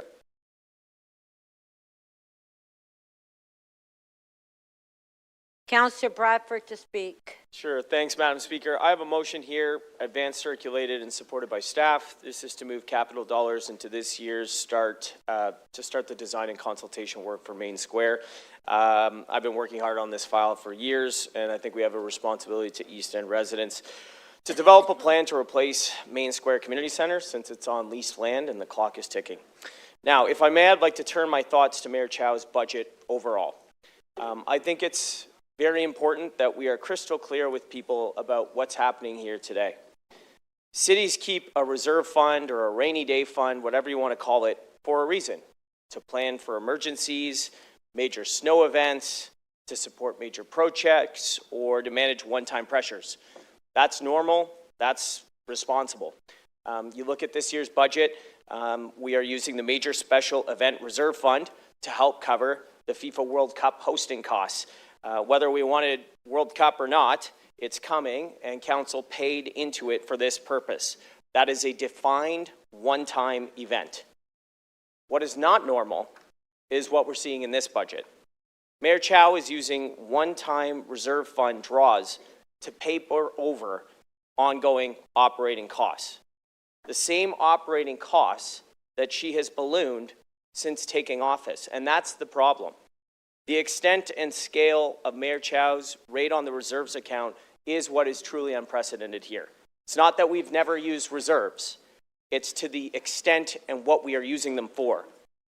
$1.7 billion. That is almost 2.5 times more than the reserve draw in 2023.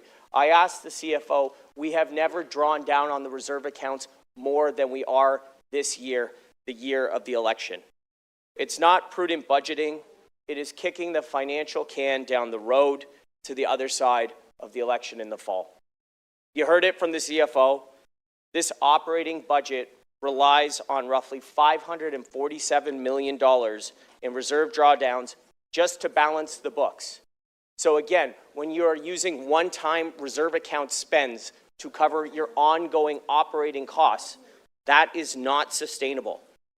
It creates a massive hole that's going to have to be filled in next year's budget.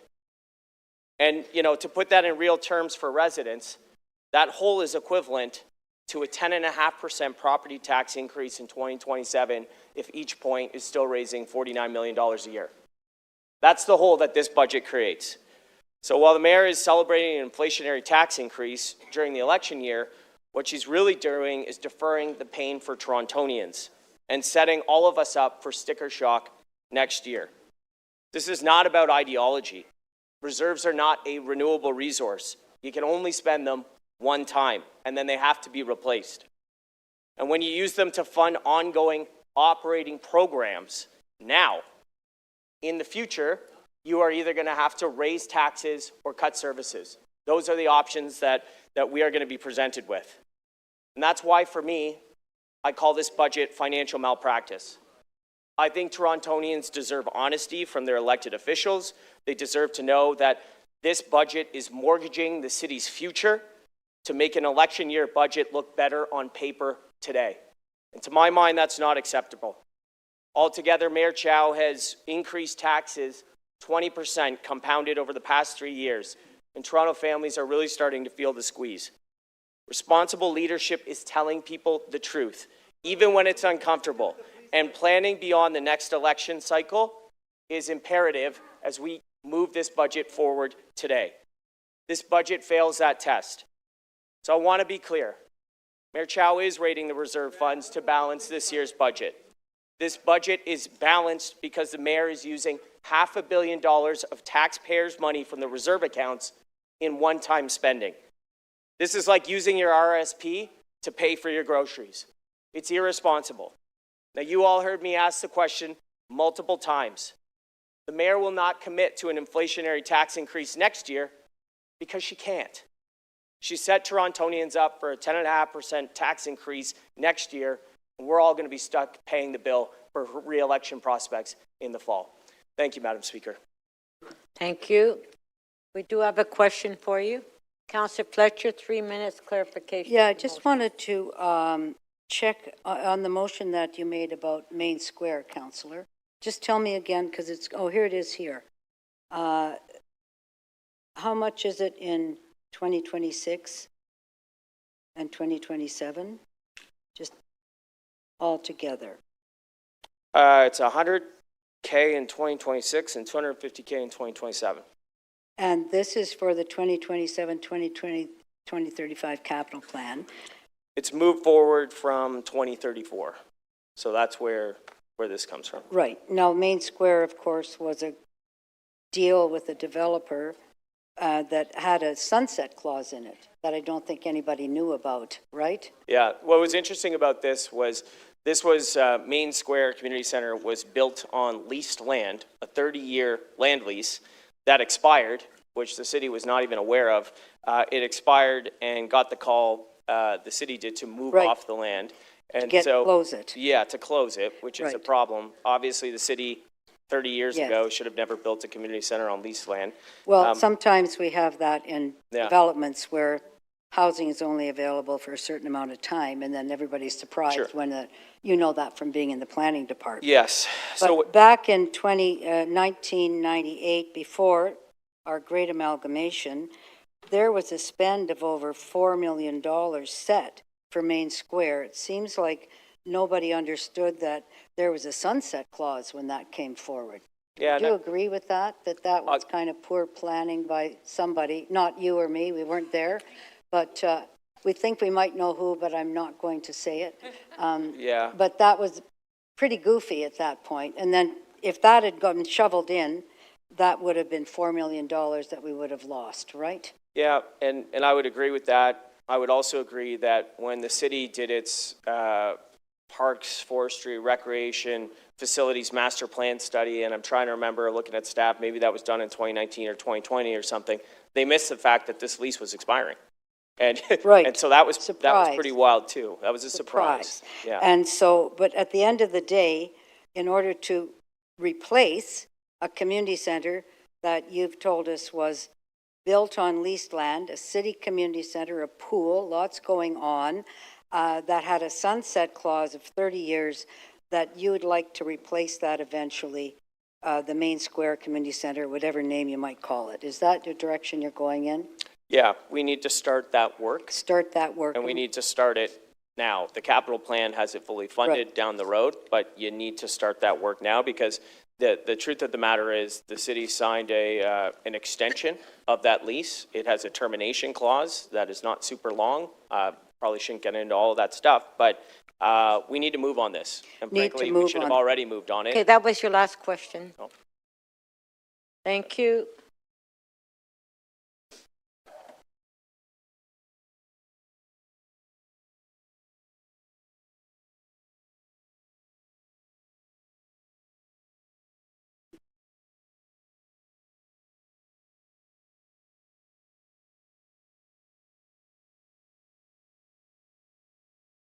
Okay, I guess that was the last speaker. I don't see any other names. Okay, Councillor Fletcher, you want to speak? That's for later. Go ahead. Thank you. Thanks very much. And I did ask Councillor Bradford those questions because the main square community center, and certainly that was short-sighted to have done it like that. I think it's going to cost not just a small amount of millions, but many, many, many, many millions. And that will have to come out of a reserve. That will have to come out of future capital. So we do have to think about future capital and how we're spending it from decisions that were made previously around Main Square, around many other things from the City of Toronto. And that simply leads me into this budget. You know, to say we're not spending anything and we're not going to go into capital and we're not going to use any dollars would be, I'd have to say I can't support your motion, Councillor Bradford, because it's committing us to hundreds, I don't know, 50, 60, 70 million dollars down the road. And I think that is implied by advancing this. I'm sorry, many things were funded. This was funded, Apple Grove was funded, many things were funded. They've dropped off. I could go back and look at things that had dropped off because they may have been funded, but they were pulled off because we didn't have any money. We ran out of money. We're not going to pay for it. And I think anybody that was here in 2012, and Councillor Pasternak, I'm looking at you, when we had to move your Antibes Community Centre, which had been fully funded up until the moment that our new mayor came, and that would be Mayor Ford when he was here, he pulled that off and said, we're not funding that. That's how easy that can be. So when we make decisions here, we're saying we're supporting that into the future. We're going to find the money. We're going to do it. And Councillor Pasternak, for anybody that wasn't here, the really good news was we did manage to include your Antibes Community Centre. We took it out. We got it into that budget. And by a small majority of councillors. That was before we had this kind of budget. So I do have an announcement for everybody. It is raining. It's raining. Yes, we have somebody south of the border creating a lot of storms. Many, many, many storms. It is raining. We have tariffs. We have a very difficult, very, very difficult economic situation in the city. And so that isn't just in the country or in the province, it's in the city. I would say for the TTC, let's think about the importance of the TTC to the economy. It's not somebody going to a concert, it's not somebody, it's to the economy and moving people to work. That is one of the biggest functions of the Toronto Transit Commission, taking people to work. That's why we're so excited about the LRT. It's going to allow people to move across the north part of the city much easier. So yes, it's raining. It's raining, but we're not going to keep people in the rain. We have an umbrella for them, and I want to thank the mayor for the umbrella budget that we have here. But my last remarks are this. Last year and the year before, I'm sorry, Speaker, I can't hear myself, and you're letting my time. Guys, thank you. I want to take you back a couple of budgets with the mayor's budget. It's too high. Oh, it's too high. It's too much. Oh, the bed's too hard. This is the Goldilocks budget. Too hard. It's too hard. Too much.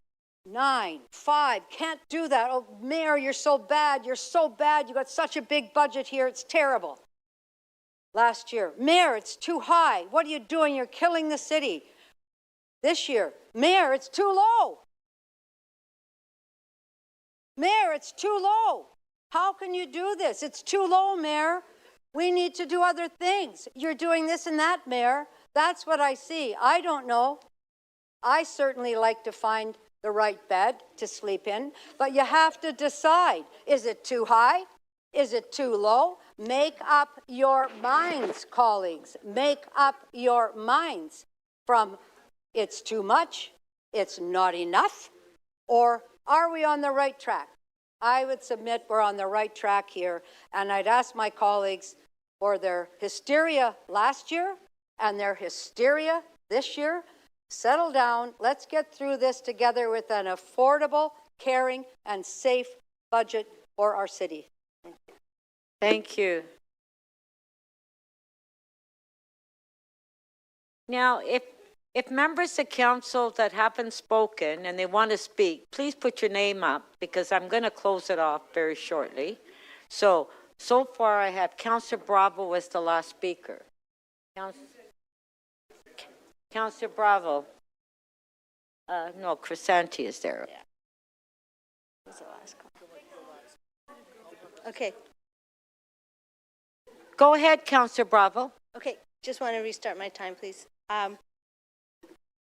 I have to echo my colleague, Councillor Fletcher, because most of the debate was actually keen interest in the mayor's platform and not actually the substance of this budget, which really isn't what we should have been talking about. I want to say thank you to the public service, to the mayor, to the budget committee, and to the people of Toronto who came out in town halls and community meetings and deputations. And I think that you can see that the priorities in this budget were largely reflected from the things that they said. I did not hear anywhere, please make cuts. Please make cuts to the services that we rely on. In fact, quite the opposite. Please invest more. Please continue further and faster to solve the problems that we face in our transit system, in terms of the funding crunch there, in terms of homelessness and housing and shelter, etc.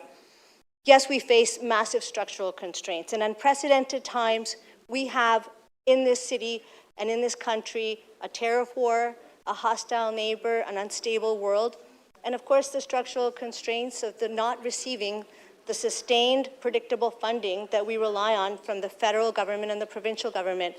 How is it that we have the only transit system in the world that doesn't have reliable capital and operational investment when it is, as my colleague said, transit is crucial to the economy, household and the general economy, to our climate goals and to quality of life. This budget consolidates investments that were made in the previous 2 years, really important investments. And it also considers the cost of living crisis that people are facing in the city. As my colleague, Councillor Shan said, this is the most unequal city in Canada, and there's real hardship out there. We have to move ahead with these investments that residents value, everything from reducing 911 wait times to better transit, to libraries, and also to capital, because we need to build and to fix the infrastructure that the people of Toronto rely on.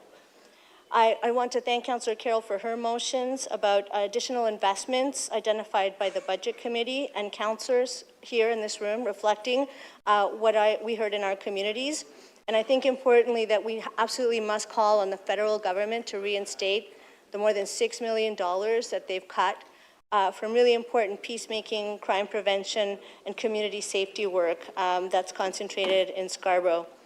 I cannot support Councillor Holliday's motions cutting TTC rides for free for children, increasing adult fares, and eliminating fare capping. We heard very clearly in the Strategic Planning Committee of TTC, at TTC, and that the way that we rebuild our transit system, which is so crucial, is to ensure that we are growing ridership. And right now, the only way to prevent and avoid more people feeling that they need to leave TTC is to make it more unaffordable while we improve service, as you heard from the CEO, and we are making progress there. It's like shooting yourself in the foot to save a penny. Councillor Pasternak's motion to defer capital investments for a shelter that's desperately needed is really concerning.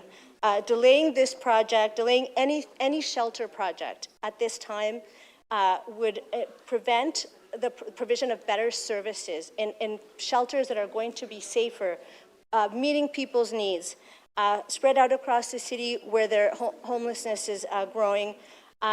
And there's a huge operating pressure that would come with that. It would require renewing hotel leases, and it would require around $4 million a year of operating dollars that essentially, it would be like flushing the toilet on $4 million. That's what that looks like for temporary hotel beds. And there you have a contract manager who's participated in a bidding process. If they come for costs that were potentially justified, that's also a problem.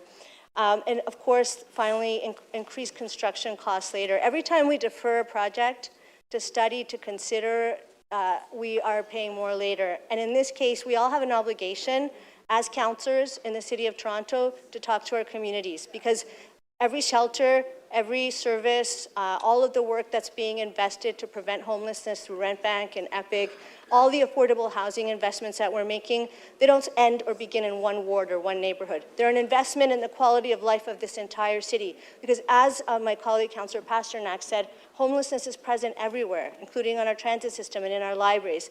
If we don't act now and follow through on this really important work, then we're going to pay later. And that's not something that I think the residents of Toronto want. Thank you for all the work that everyone's done and for the public's input. Thank you.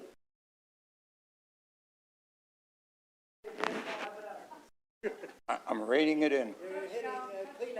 Councillor Crescenti. Speaker, thank you, and I'll do my best to rein this whole thing in. So first of all, I'm getting up. Councillor Fletcher motivated me to say what I'm about to say. First of all, she did say, make up your mind. We had 2 consecutive budgets that are in, that in total were close to 17%. And she said, this year you got a good budget, the rate of inflation, make up your mind, she said several times. Well, just to remind the councillor, we're not voting on the budget today. This is the mayor's budget. We're voting on a number of amendments, and the public needs to know that. And so it's not going to go the route of making up our mind on whether we're going to say yes or whether we're going to say no to this particular budget.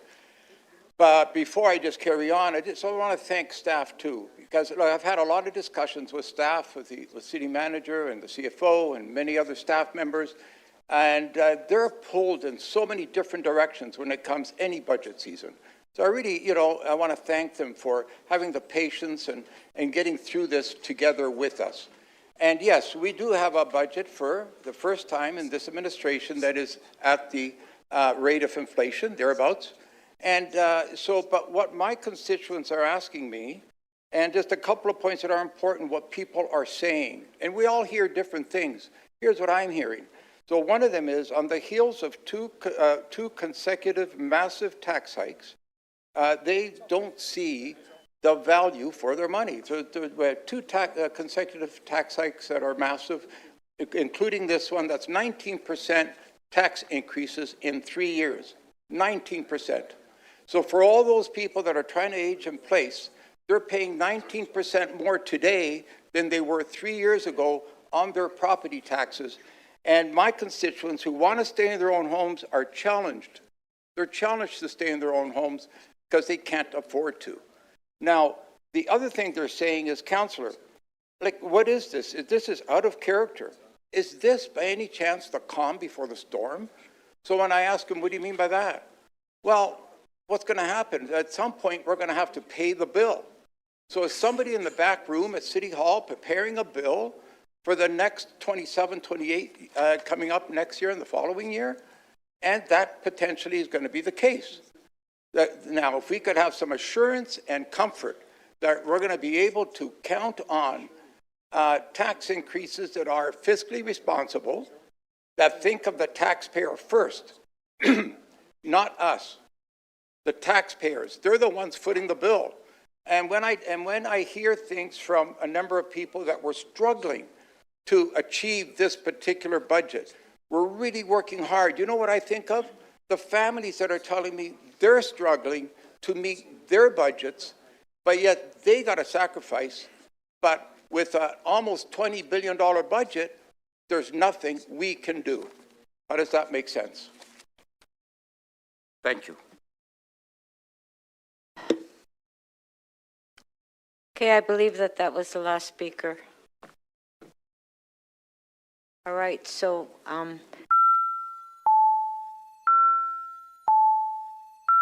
okay.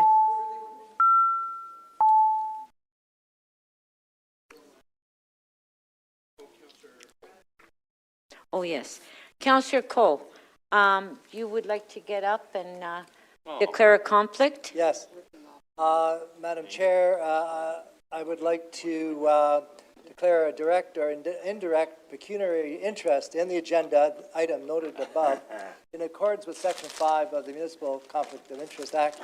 The nature of my interest is as follows. My son Josh Cole works for the TDC as Chief Strategy and Customer Experience Officer, and any motions regarding the TDC budget may benefit him in this role falling within his management oversight. So I'm declaring a conflict on the TTC portion of the budget. Okay, thank you.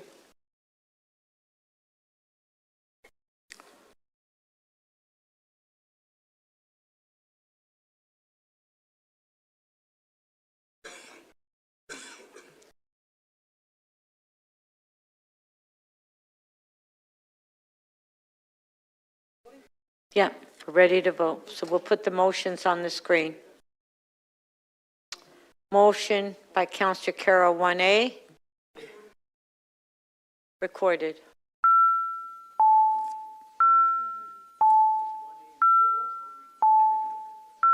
One A in total, Councillor Crisanti, because we also have 1B.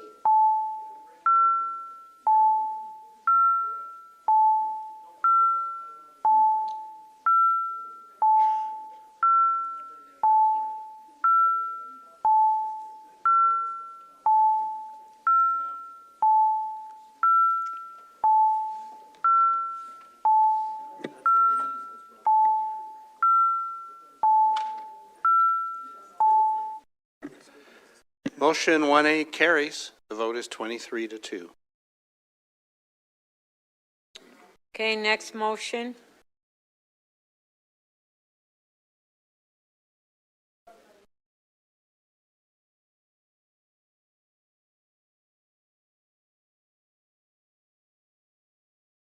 Motion 1B by Councillor Carroll.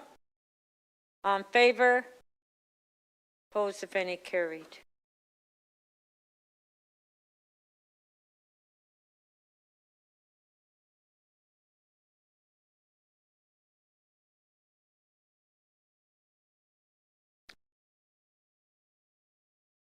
Motion 2A by Councillor Holliday. Councillor Cole, you have to leave. Yeah, we have to record it. Councillor Cole has a conflict.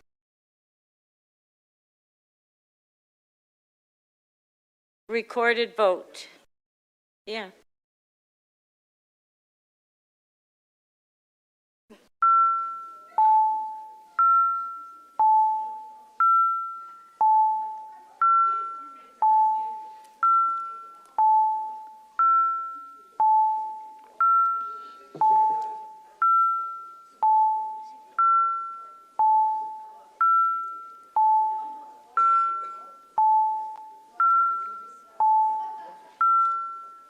Councillor Burnside, please.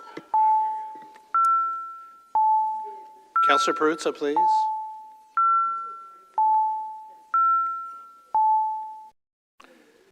Motion 2A does not carry. The vote is 3-21.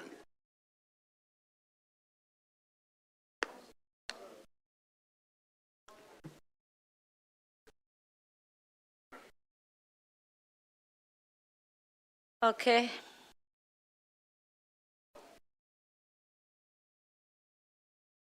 Motion 2B by Councillor Holliday. Recorded vote.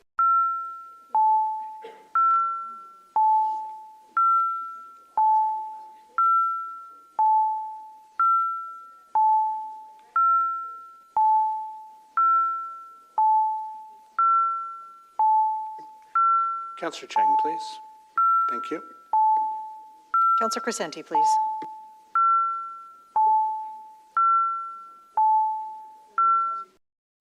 Motion 2B does not carry. The vote is 1-23.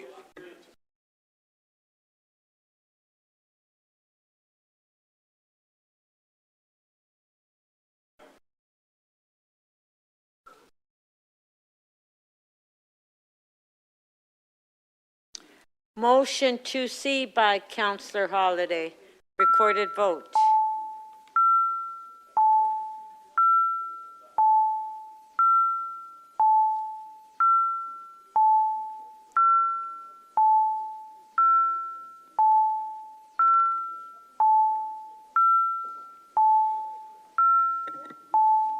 Councillor Cheng, please, and Councillor Perruzza.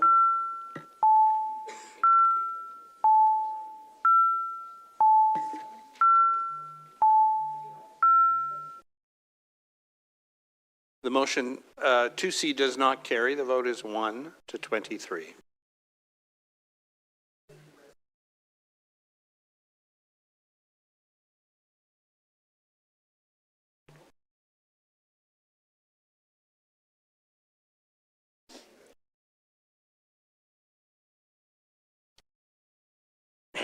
Motion 3A by Councillor Morley. Councillor Cole, you can come back in now. Councillor Cole. On favor? Opposed, if any, carried. Councillor Cole, are you there?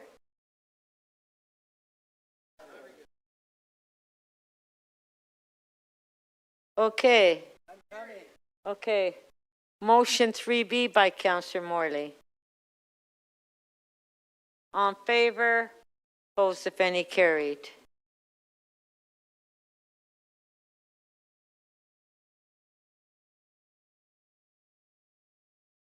Motion by Councillor Pasternak.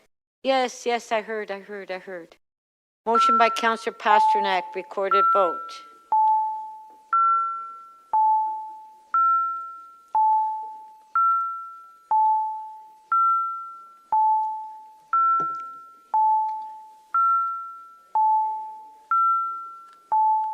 Councillor Matlow, Councillor Crisanti, and Councillor Cole, please. Councillor Cheng, please, and thank you.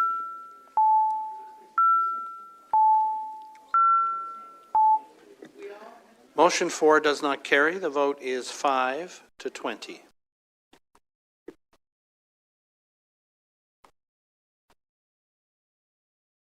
Next motion.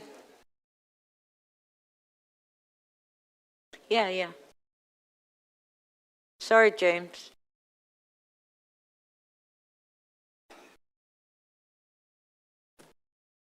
I'm consistent. Motion by Councillor Candeval. On favor? Opposed, if any, carried.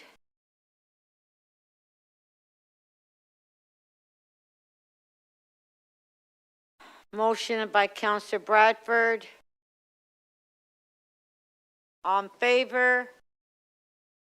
Recorded? Recorded.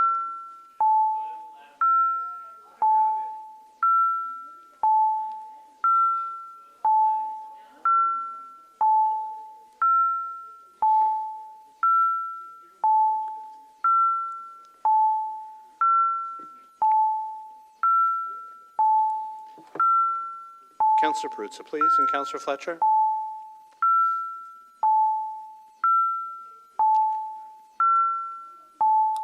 Councillor Perruzza, please.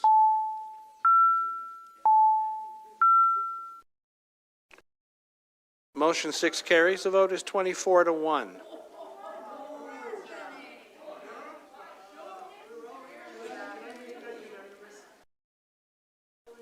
Okay, let's reopen the vote. On favor, carried. Okay, let's try again. Recorded vote.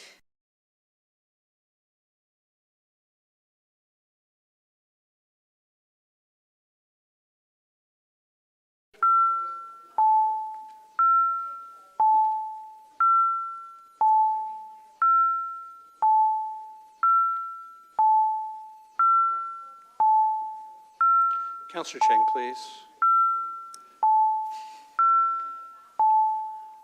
The revote on motion 6 carries unanimously, 25 in favor. Okay.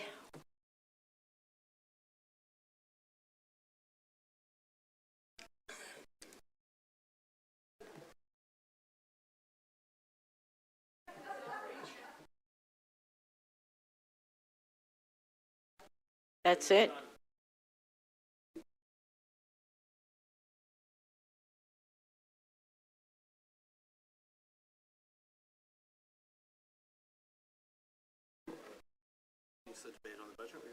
Okay, so that completes the debate on the budget. So we'll go now to the next item, which is CC 38.1.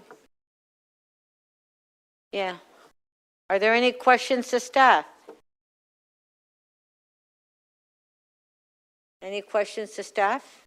Any questions to me? No? Oh, Councillor Holiday. Councillor Holiday, questions? To the chair of the Toronto Parking Authority Board, Mr. City Manager. This budget has some recommendations in here to change the net income share agreement. Do I understand that we will be receiving additional revenues that would have otherwise been reinvested into the TPA? I'm sorry, the CFO is welcome to answer if that's easier. Yeah, Speaker, I'm going to have the CFO explain to it because it's not quite as Who's what's also a board presented to member. me. Yeah. To the Speaker, so there is a change in the net income sharing agreement. The change predominantly is related to how we finance their capital work. Right. Under the income share model, those funds are retained and used on a pay-as-you-go basis to fund the capital work. Right. Consistent with how we fund capital across the city, we have added equivalent capital financing to replace the use of pay-as-you-go funding from the income. So instead of the TPA reinvesting part of their profits into capital, you're now going to take all the cash, and the city is going to put capital expenditures on their debt balance. So to the Speaker, yes, we will predominantly debt finance the infrastructure investments and ensure that we are servicing that debt over the life So of there's the a asset. nuance. Although the taxpayers of Toronto own the TPA because of the shares, it is now going to be the taxpayers proper that will own part of the capital infrastructure. To the Speaker, the assets have always been owned by the City of Toronto. They remain and continue to remain city assets. Through the shareholder agreement. Do you want to speak? Through you, Madam Speaker, perhaps I can assist. The Toronto Parking Authority is a city board rather than a city corporation. Okay. So its legal status is similar to that of Exhibition Place or the zoo. Fair It enough. does not have shares. The TPA pays property tax on its capital holdings, at least the real estate ones. To the Speaker, the TPA does pay, not across all of their assets, but the majority of their assets, yes. So is the TPA going to continue to pay property taxes on those properties that are debt financed, seeing how it's now the city's tax base and taxpayers that are investing in those directly? To the Speaker, regardless of how the assets are financed, we continue to work with MPACT on the rules that govern how and where the TPA pays property taxes. This review had been undertaken a few years back, and what you see is the results of requirements in terms of how they have to pay property taxes. But this exercise, including these recommendations, effectively increase the cash flow and increase the debt balance carried by the city. To the Speaker, so it does increase the overall debt funding towards the TPA. I would note it aligns the financing of those assets over the life of the asset rather than moving to a pay-as-you-go approach. Sure. Alternatively, we could have paid into share agreements like we do with other investments. Sorry, Councillor, I missed that. Alternatively, we could have invested as a city in share agreements within the structure of the TPA if we wanted to send capital over. There wouldn't be a shareholder agreement proper just because of the lack of a corporate status. Yep. All right. So I just, one last question. The TPA's budget submission talks about, I'm sorry, there's too many pages here in front of me, but there was a catchy title to it about investing in infrastructure, and I just wondered if the TPA is headed for another direction in terms of how it is going to be conducting business into the future. Like, is it now moving away from real estate or investments, or is there something else here that we don't fully understand? And I asked this under this item because of this change in the policy.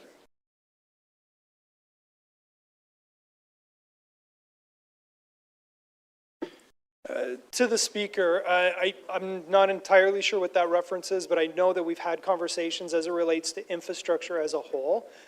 Infrastructure needs, even infrastructure repair needs in the TPA currently exceed the revenue that they were able to collect as part of the income share agreement. So we are looking at leveraging the capital prioritization framework around how we would use city proper funding to be able to address infrastructure needs. I'm not sure that it relates to real estate holdings or any change in direction as it speaks to that. One other question on this is a different subject. There's a piece in here about increasing the program with respect to air conditionings provided for seniors. Do I understand correctly that that program offers them through a lottery system? Okay, and that was your last question. Who's going to answer that? Is anybody here? Through you, Madam Speaker. The air conditioning for the seniors? Yes, that is correct. Through a lottery system on the basis of some very specific criteria. Okay, thank you. Councillor Fletcher. I just wanted to go back to the main community center and make sure that, because it serves my residents as well, that that is in the future budget. That's set there. We don't need to ask for a report on how that's going to happen. Correct? Who's going to answer that?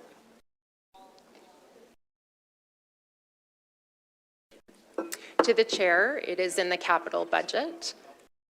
It is it's ensconced in the capital budget. Correct. You're aware that there was almost $5 million in the capital budget for Main Square before amalgamation. Is that correct?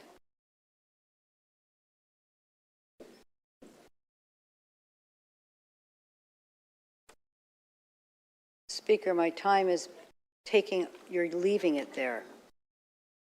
Question. Well, they have to get to the chair first, Speaker. Well, they're here. She just got there, Speaker. Oh, can you answer? Can you press your button? Through the chair, I'll need to follow up with you on the answer to that question pre-amalgamation.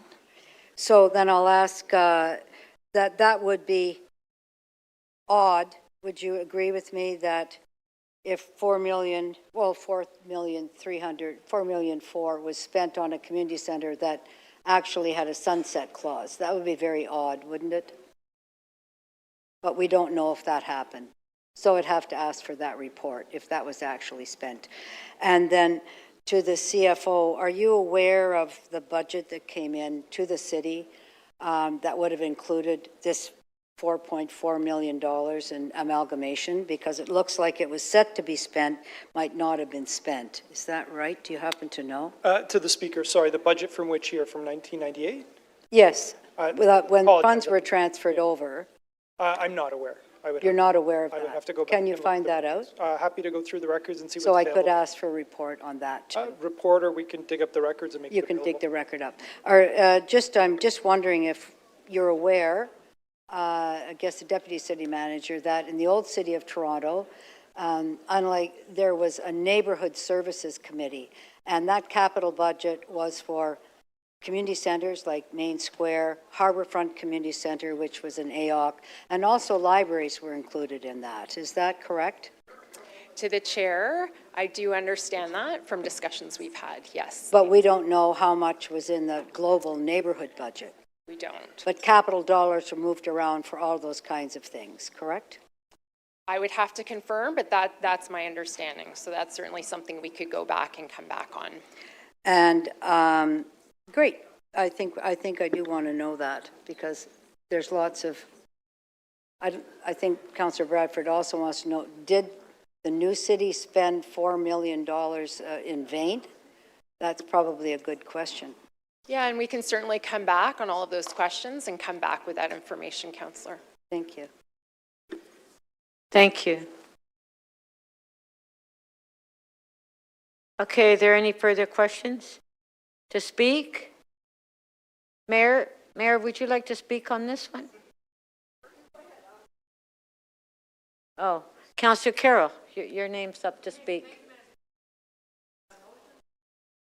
We're well and truly advanced circulated. I have the two motions that most are familiar with on the change to the small business property tax subclass to 20%. Can we hold my clock? Or what's happening here? We need staff to answer questions. No, they're not here, Councillor Fletcher. Are we not on speakers? I'm making a speech here, but no one's listening. Oh, you're speaking. Okay, I thought you were asking a question. Nope. Nope, we're done with questions. Okay, There's go my ahead. motion. Go ahead. Okay, if we could start over again, scrap that. Okay, it's on the monitor, in fact, but most councillors are familiar. This is, pardon? Yes, this is the motion to reduce the taxes yet again as much as we can for the property tax, the small business property tax subclass. This is a shift. Other businesses are making this possible. So this is really the limit of as far as we can go. That's the best financial advice we have. I also have motions, if we could scroll to the other ones and try not to use up too much of my time. In the last motion after this one, if you could, that's 2 parts. If we could, I'm sorry, Madam Speaker, can we pause my time so I can get my motions on the screen? Like, my time is just winnowing away here. Okay, good. Thank you.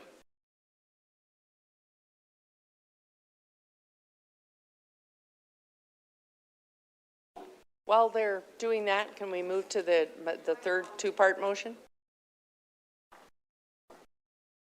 Okay, thank you. Here's where we wanted to get to, and this is very important.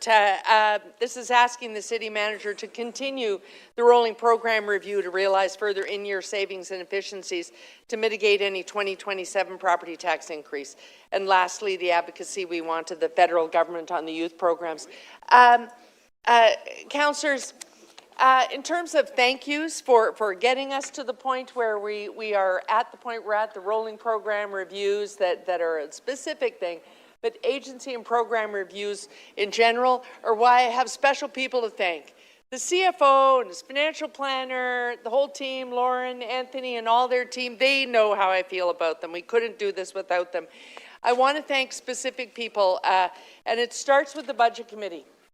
In this particular term of office, we were dealing with a new piece of legislation. Our budget process is a work in progress as a result of the legislation. That's been a challenge for clerks, a challenge for financial staff, and our budget committee had to live through it in a way that no budget committee ever has before. And so thanks go to my vice chair, Councillor Perks, former Councillor McKelvey, who was on this budget committee when we started, and now, and this is important to remember, with all that change churning, 3 of our members were brand new. Councillors Morley, Moyse, and Chang joined. It's always daunting to join the budget committee in your first term of office. I did it. I know that. It's the biggest fire hose in this building to drink from, and they did it while we were building the plane as it took off. That was a real challenge as a result of legislation. I am forever in your debt. I mean that. Councillor Moyse has left the building, but I am forever in your debt. In terms of reviewing budgets, the informal reviews, and the exhaustive reviews that went on between finance staff and every division, a debt of gratitude goes to well, Mr. Conforti is a deputy city manager of sorts, but all the others, the leaders of clusters and all their general managers. I knew what you were up against when I started to get the draft notes, and one of them said version 9. Budgets being entirely redrafted time and time again to find the last efficiency to get us to the tax increase you are looking at in this item, 2.2%.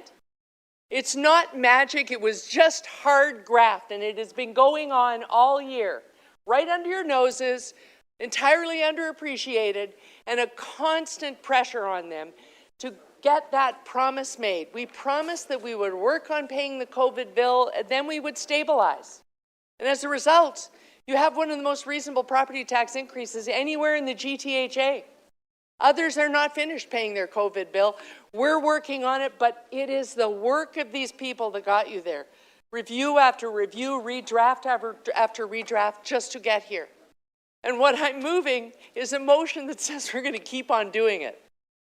We really just got started with the rolling program review. Out of those 700 millions, about 260 of them are about agency and program review. But we need to do it more and deeper and exhaustively, and finance staff are going to undertake to do that as a result of the motion that I'm moving today. That's what we should be doing all the time. And so if we have a reasonable budget next time, it won't be magic. But I'll say this. If you're worried about our reserves, I don't think the public should come away from watching this little TV show on YouTube without forgetting that we still have almost $10 billion in reserve. Almost $10 billion. There are times when other governments don't realize how committed they are, that they are all for purposes that are expecting to draw on them at specific points in time. That's why we still advocate for needing their support, for needing a sustainable funding formula. But we have not, Enid Slack will tell you, we have not plundered, we have not raided. We have made a number of responsible decisions to make life affordable for every Torontonian. And that's what you're voting on in this item. Thank you. Budget Chief, question. Councillor Lynn, you are online. Yes. I am. Thank you very much. To Councillor Carroll, I just would say that so many of my constituents, when they speak to me, they value the programs that the city offers. They value the priorities that we've set, but they are looking for efficiencies. And so I am really happy to see this motion about the rolling efficiencies review. And I just wonder, do you have an estimate of how much we've saved to date through that review? Just because I think it's good for us to sort of have a sense of how far we've come and where we might go with this. I thank you for that question. Well, I'll tell you, Councillor Lynn, I'm answering for the CFO in a way now, but what he has described to me, what is envisioned here, the rolling program review means really deep dive into some divisions that will go on all year and into the next years. As you know, we try and look at our operating budgets in 3-year increments, but this will be deep and exhaustive in some of those areas where we think some of the efficiencies, some of the changes in the way we run things can happen. So it's early days yet, but doing some of that work this year led to the technology review, the reducing of licenses, et cetera. So we saw savings in INT that we hadn't seen before. But out of the $264 million, the technical term rolling program review really is only in the 10 or 12 million range. But the overall review, just to do this budget, to find enough savings to flatline in some cases and reduction targets in some cases, adds up to 264 million of that 733 altogether. Thank you. I think that's the question. Okay. Okay. No other questions? Councillor Meyer. You have 5 minutes. Thank you, Madam Mayor. And I have my motion.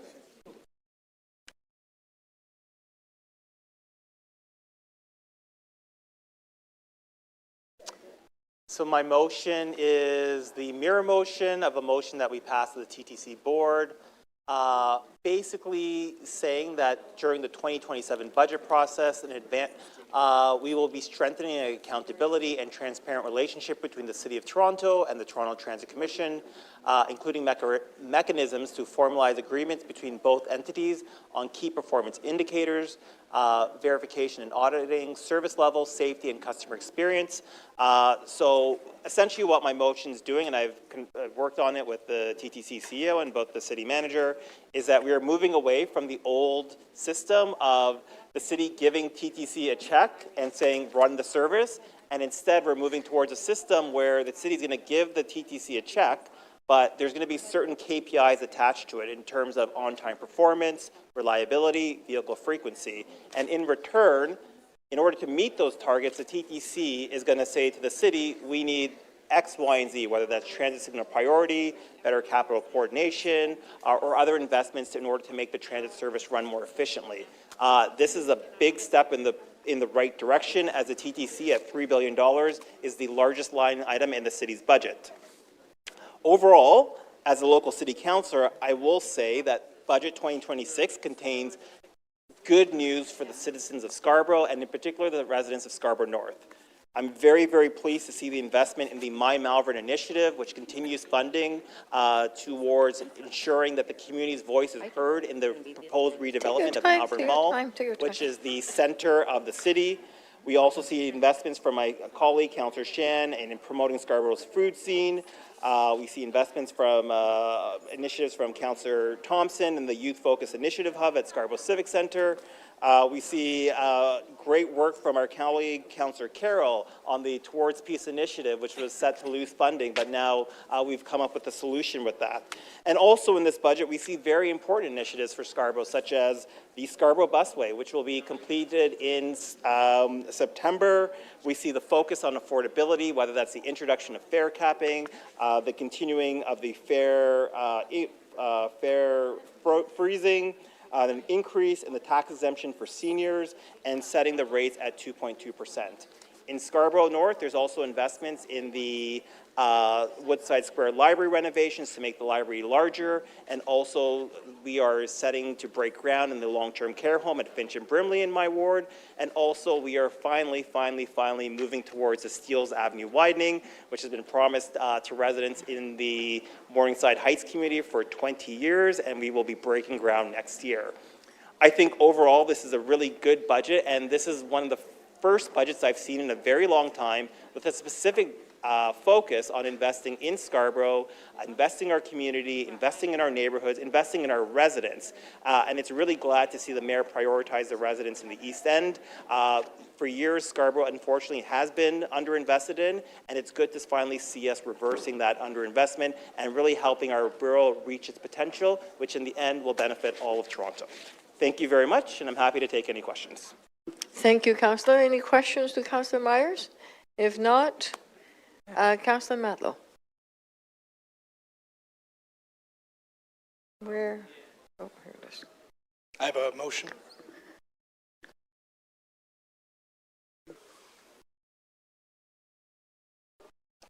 I move the motion in front of you.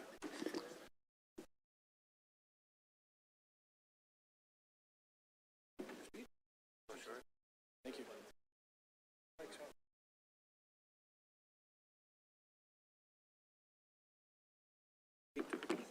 Oh, you're not speaking?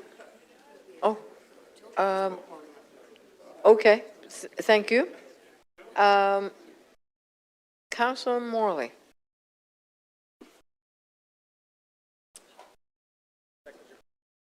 That was it? Councillor Morley? Yeah, thank you, Madam Mayor. Want to just start my comments as a member of the Budget Committee and a rookie councillor.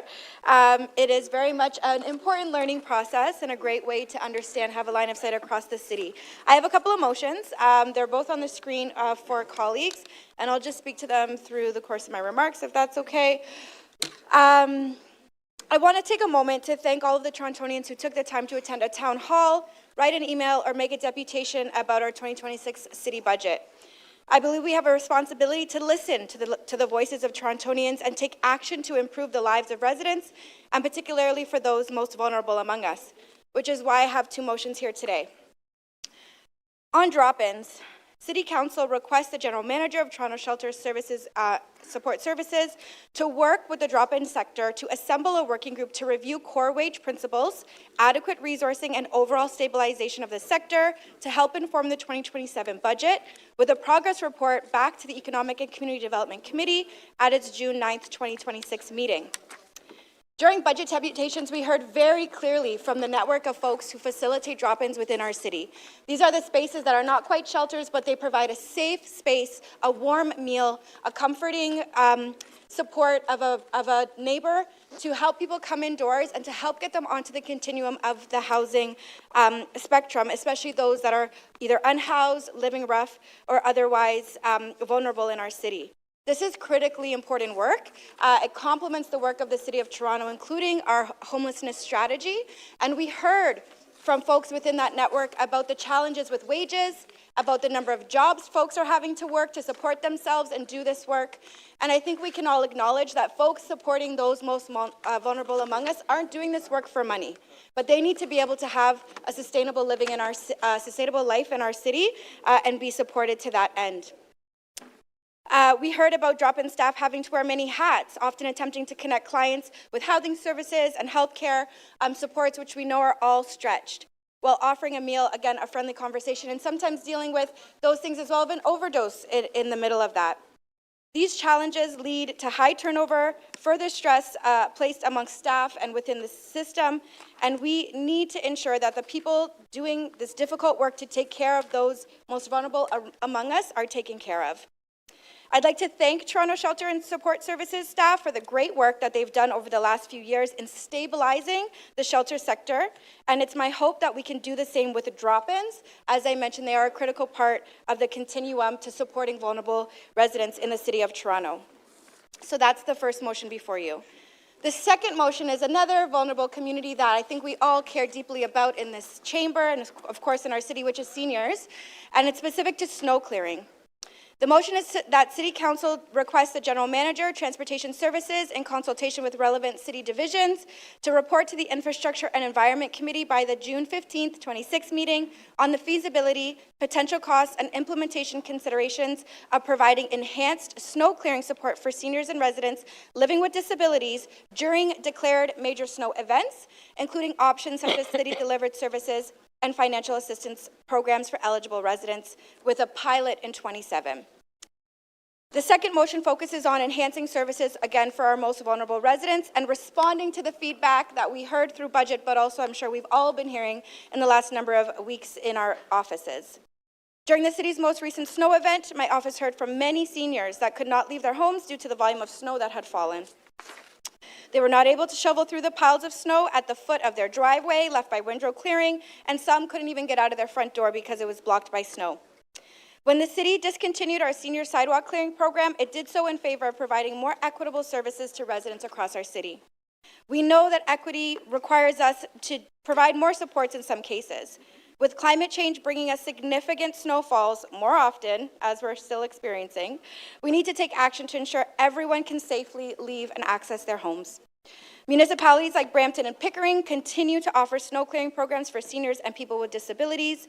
My motion asks staff to consider the feasibility of introducing a program in Toronto in preparation for the 2027 budget considerations.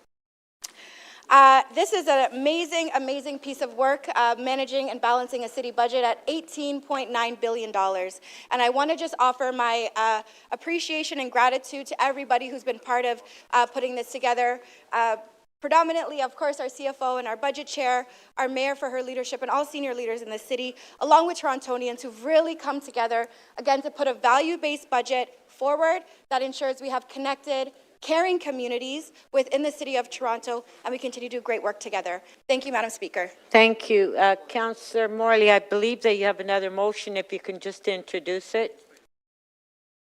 Yes, thank you. I do have a technical one, Madam Speaker. Thank you. I'll just ask clerks to pop it back onto the screen, and I'm happy to just read that through.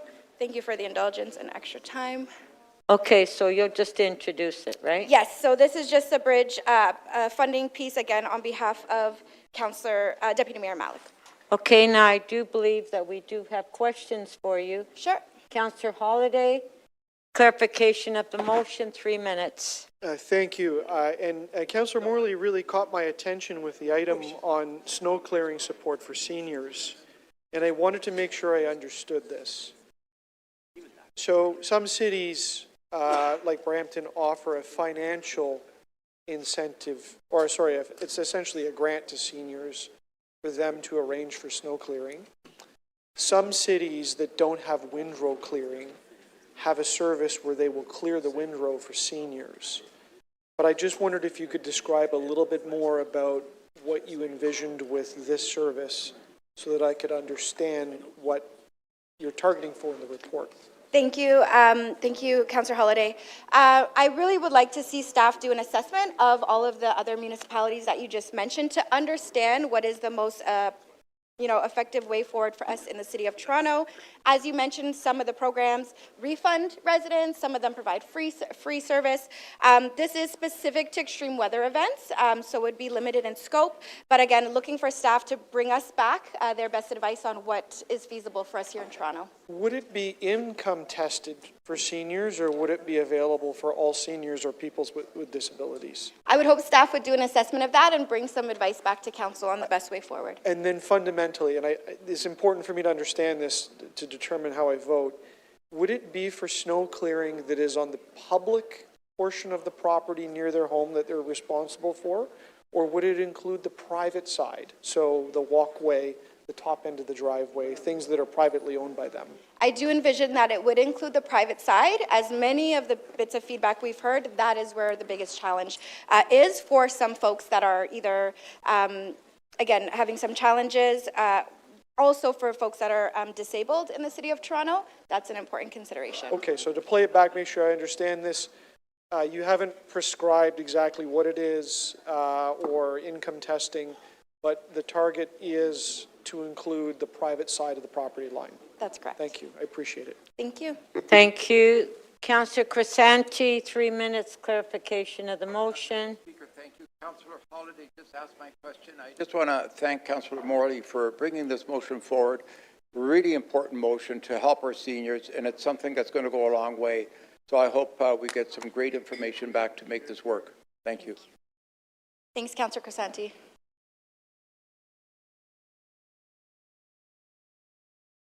Councillor Pasternak to speak. Thank you, Madam Speaker. I have 4 motions. The first one, it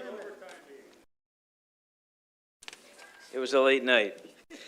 City Council direct the City Manager, Chief Financial Officer and Treasurer, and the Manager in Partnership Development and Support to report back to the July 29, 30, 31st, 26 meeting of City Council on the feasibility of a roadmap to creating a major gifts office at the City of Toronto. The second motion is direct the General Manager, Parks Recreation, to work with the local councillor and community partners in accelerating the design work for the Downsview Community Centre listed in the budget documents. My understanding was that the Section 37 funds in escrow would cover that. In the documents, it's spread over 2 years. Number 3, City Council direct the City Manager to report to the June 16th, 2026 meeting of the Executive Committee with an update and progress report on negotiations between the City of Toronto and the Province of Ontario in executing a memorandum of understanding for the uploading of the Gardiner Expressway and Don Valley Parkway.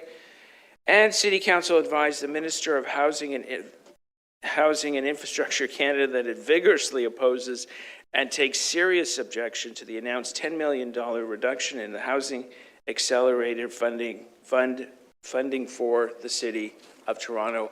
I have no other comments. Those are my motions. Thank you.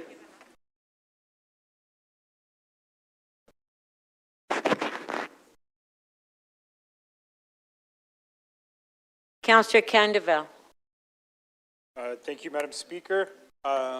If staff can put the motion, it's in combination with the motions in the previous item to direct the General Manager, Parks and Rec, to seek opportunities to expedite the pre-con work on the splash pad and playground at Bluffers Park, and if necessary, to work with the CFO and Treasurer to bring necessary recommendations in a future variance report to advance funds allocated to 27 construction work into 26, and this is part of the unanimously approved Bluffers Park Action Plan. Thank you.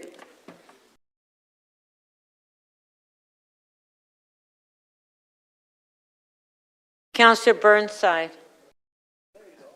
There we go, man. I'm up. I believe I have a couple motions. There it is on the screen.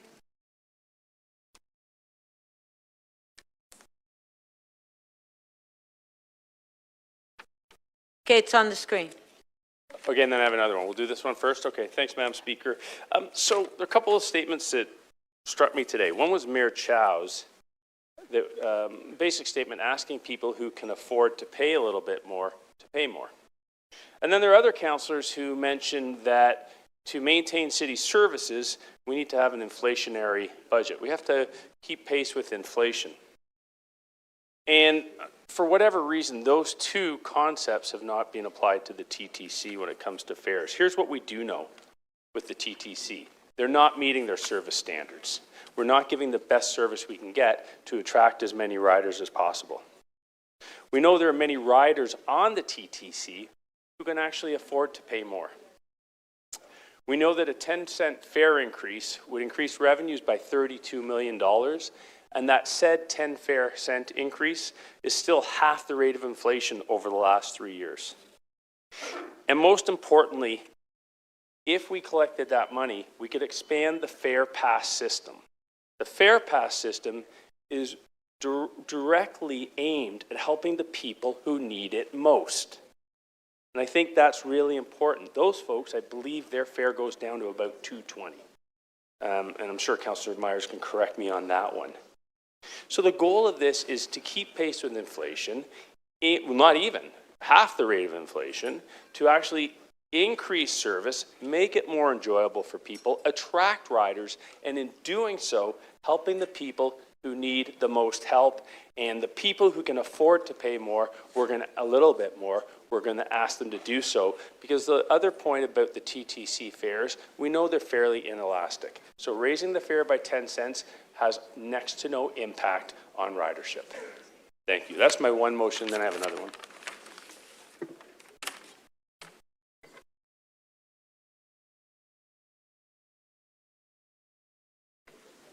Councillor Bradford. Do I have another motion? I thought I had another motion. Can I question the mover? Sorry. What? Oh, okay. Councillor Burnside, what is it? I'm done. Thank you very much, everybody. Oh. Okay. Councillor. Everybody's putting their names on the last second. Councillor Holiday, you have a question to Councillor Burnside. I do. I just, Councillor Burnside spoke about a fare increase of 10 cents. I'm assuming that's for adults. Correct, and it's a request of the TTC to consider. Right. As you know, we can't direct them. And it would generate $32 million, I think is what you're getting at, that could be used for a lot of stuff. Yeah, 21 million would be to meet all of the service standards the TTC is committed to. We could use another 7 million to get into phase 3 of the low income, expand the low income measure for the fare pass system. Yeah. So, councillor's salary in 2026 is $176,000, I think, is projected to be. Would you agree with that? Well, I wouldn't disagree with that. And would you agree that a 10-cent fare increase to the $3.30 that I paid to get to work this morning on a $176,000 salary, well, it always represents an increase in cost. I'm getting a lot of value for the $3.30 that I pay or $3.40 that I would pay. Well, I mean, value is in the eye of the beholder, and I'm not sure the clarification, so I'll accept whatever you say on face value. But you would say that the 10-cent fare increase on somebody making $176,000 is still pretty good value. Oh, yeah, sure. Thank you.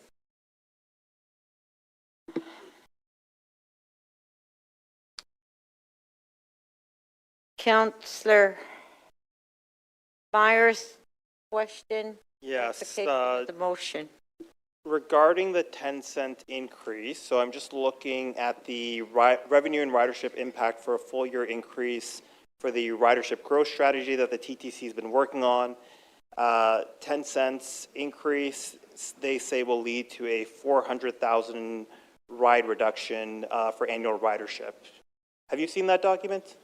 Well, I know I've seen various documents. I was advised that we all know that fare increases are it's an inelastic situation. So you raise the fare by 10%, you get a certain, like a 1 or 2% reduction in the in ridership. But I'm pretty confident that the meeting the service standards would offset that. And at the end of the day, we have to invest in the TTC, but that's a decision others can make.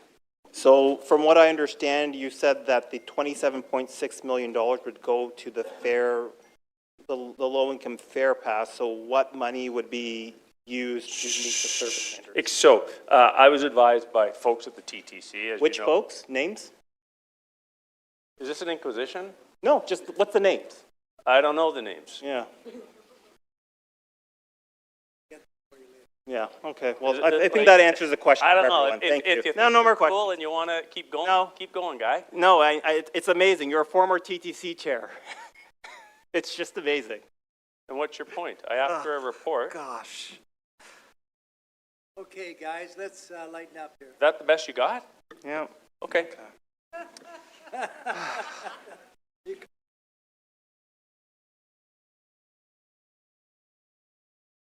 Who called me? Oh. Yeah, I know. I was just kind of busy, Councillor Pasternak. So, I mean, everybody keeps putting their names on the screen like, all right, I think that's it for questions. Now we go to Councillor Bradford. Well, thanks, Madam Speaker. Through you, I have a motion here. This is to amend Councillor Carroll's motion related to the small business subtax class to provide 25% in relief rather than the 20% which has been proposed. And that is in line with motions that I have moved in 2024 and in 2025, which was unfortunately voted down by this council. I don't think small businesses want half measures. I think they deserve our wholehearted support, which is why I'm bringing this amendment forward here today. I'm hopeful that this year we're going to be in a position where we do the right thing and provide the support to small businesses that are still really struggling because the economic situation in Toronto hasn't improved. And in fact, in many instances, it's actually gotten worse. I know all of us here in our different wards, in the different communities that we represent, are very passionate about the small business community. We all have those iconic businesses in our neighborhoods that bring vibrancy to the street, are a destination for different communities, and make a big contribution to the neighborhoods that we love and we cherish. Small businesses really are the backbone of the economy here in Toronto, and they make up the vast majority of businesses and employ roughly 60% of Toronto's workforce. And yet, over the past several years, they have continually been hit over and over again. Many of these forces that are outside of their control: pandemic closures, rising interest rates, labor shortages, supply chain inflation, U.S. tariffs south of the border, and higher operating costs across the board. For many of those small business owners, the property tax is one of the few major costs that they simply cannot control. I think a 20% reduction is helpful. I'm glad to see that that has finally made it into Mayor Chow's budget after years of voting against it. But in today's environment, we ought to do more. We need to do everything we can to make Toronto more competitive, to make it a destination for entrepreneurs, for those who want to take a risk, make a bet, and build a business. That's what we ought to be trying to do as a council. And I think 25% reduction provides more meaningful relief, not just symbolic relief, but staying within the provincial framework. We are permitted to do that within the commercial property tax class. And I guess that's important to be very clear about the fiscal impact of this amendment. This change is revenue neutral. It does not increase residential property taxes. It doesn't increase the commercial tax class taxes. It does not increase the size of the city's budget. The adjustment happens entirely within the commercial property class. And this is exactly the principle that this council adopted when we created the small business subtax class in the first place. So the only question in front of us today, are we satisfied with what we're doing several years down the road after saying we weren't going to do it? Or are we serious about supporting those small businesses that I know all of you love and cherish and admittedly are having a very hard time in today's economic climate here in the city? So I think it strengthens the motion that is in front of us. It supports affordability, it protects jobs, it increases competitiveness, and most importantly, it helps maintain a vibrant Main Street across our city. So I urge my colleagues to support it. Thanks, Madam Speaker.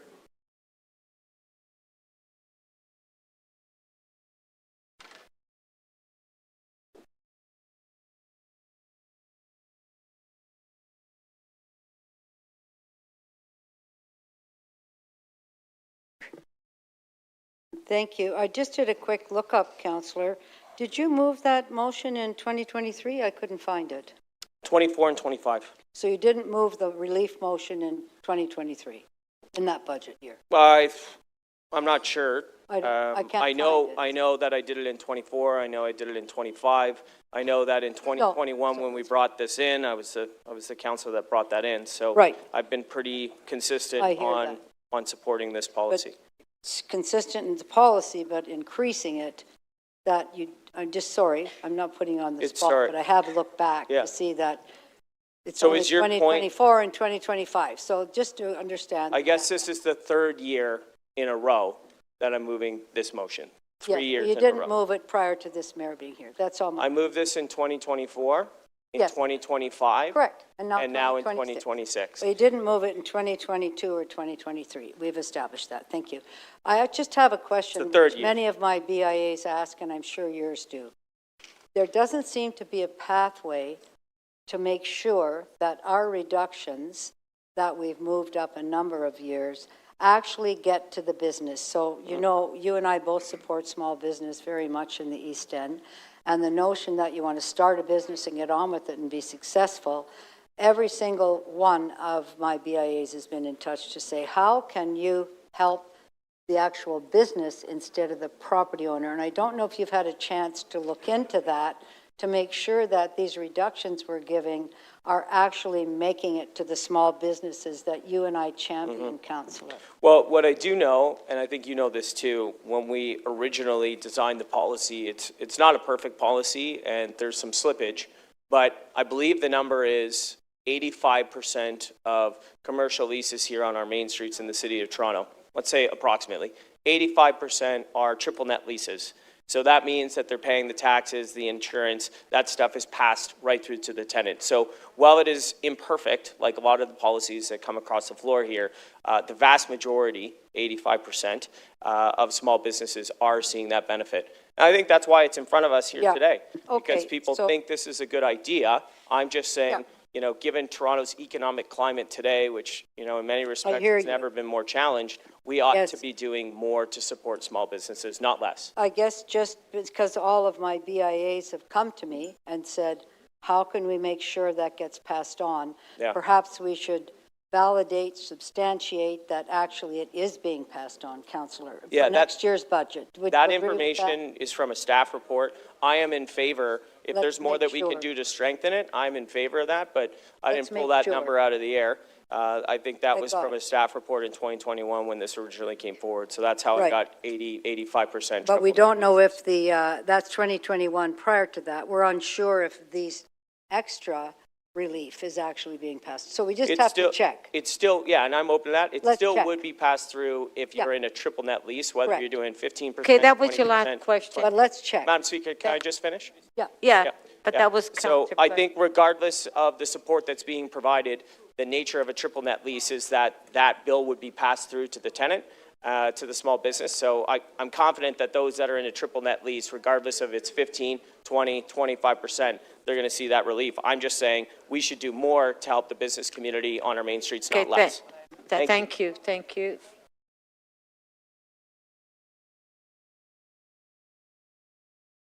Councillor Cole. Yes. I don't have a motion, but some of these motions that are before us now, just the one about small business, I can see the intention to help small business, and we've done something, but maybe someone will go further. But, you know, you're just playing whack-a-mole. So you're going to lower one class and then whack another class.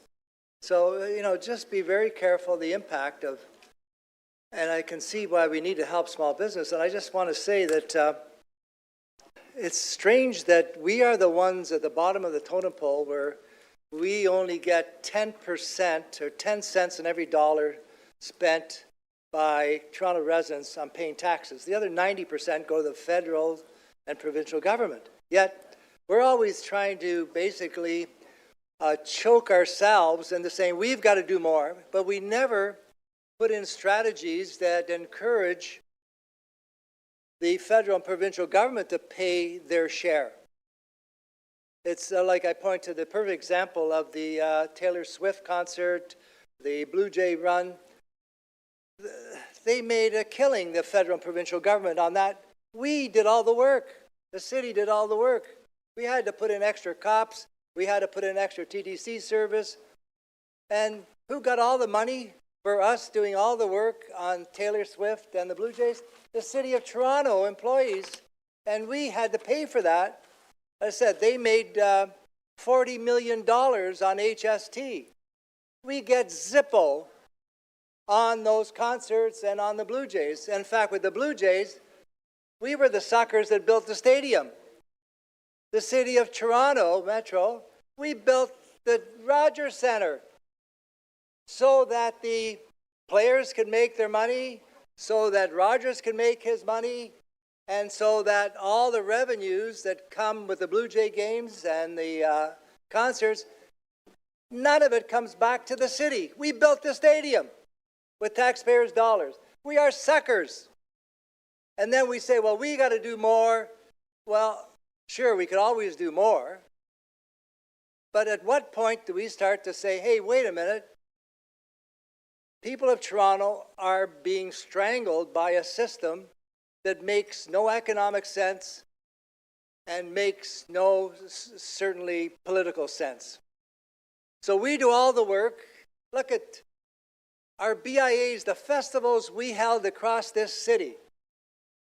150 concerts across the city and street festivals, Ozfest, Taste of Lawrence, fantastic festivals we have. All the work by our economic development. Guess who gets all the money? Again, HST, beer, all that stuff goes to the province, the feds. We get zip. We do all the work to host these 125 festivals. We even added more money for security last year. So the city stepped up with more security money. We asked the province and the feds, can you help with security for these public events? Not to have a reoccurrence of what happened in Vancouver. We got Zippo from the feds, Zippo from the province to help with security in all those public events across the city. So that's what we keep on blaming ourselves, saying the city's got to do this, the city's got to, hurt someone else with a higher tax to pay for this. Meanwhile, we don't have any strategies in place. I don't see one motion here that talks about making the feds or the province step up for a change. They're, except for Councillor Pasternak. He's excellent on doing that. Good work, Councillor Pasternak. But anyways, so that's what's missing in these budget debates, is we keep on sort of squeezing, ourselves as city councillors, as city taxpayers. We squeeze the city taxpayers, and we never pin the tail on the donkey, which is the federal provincial government, who gets away with literally ripping off the City of Toronto over and over and over again. And we do all the work, our staff do all the work, and they basically sit back and say, oh, just send us the HST money. They sit back, collect money. They treat Toronto like a cash cow. So why buy the cow when you can milk it through the fence? Thank you.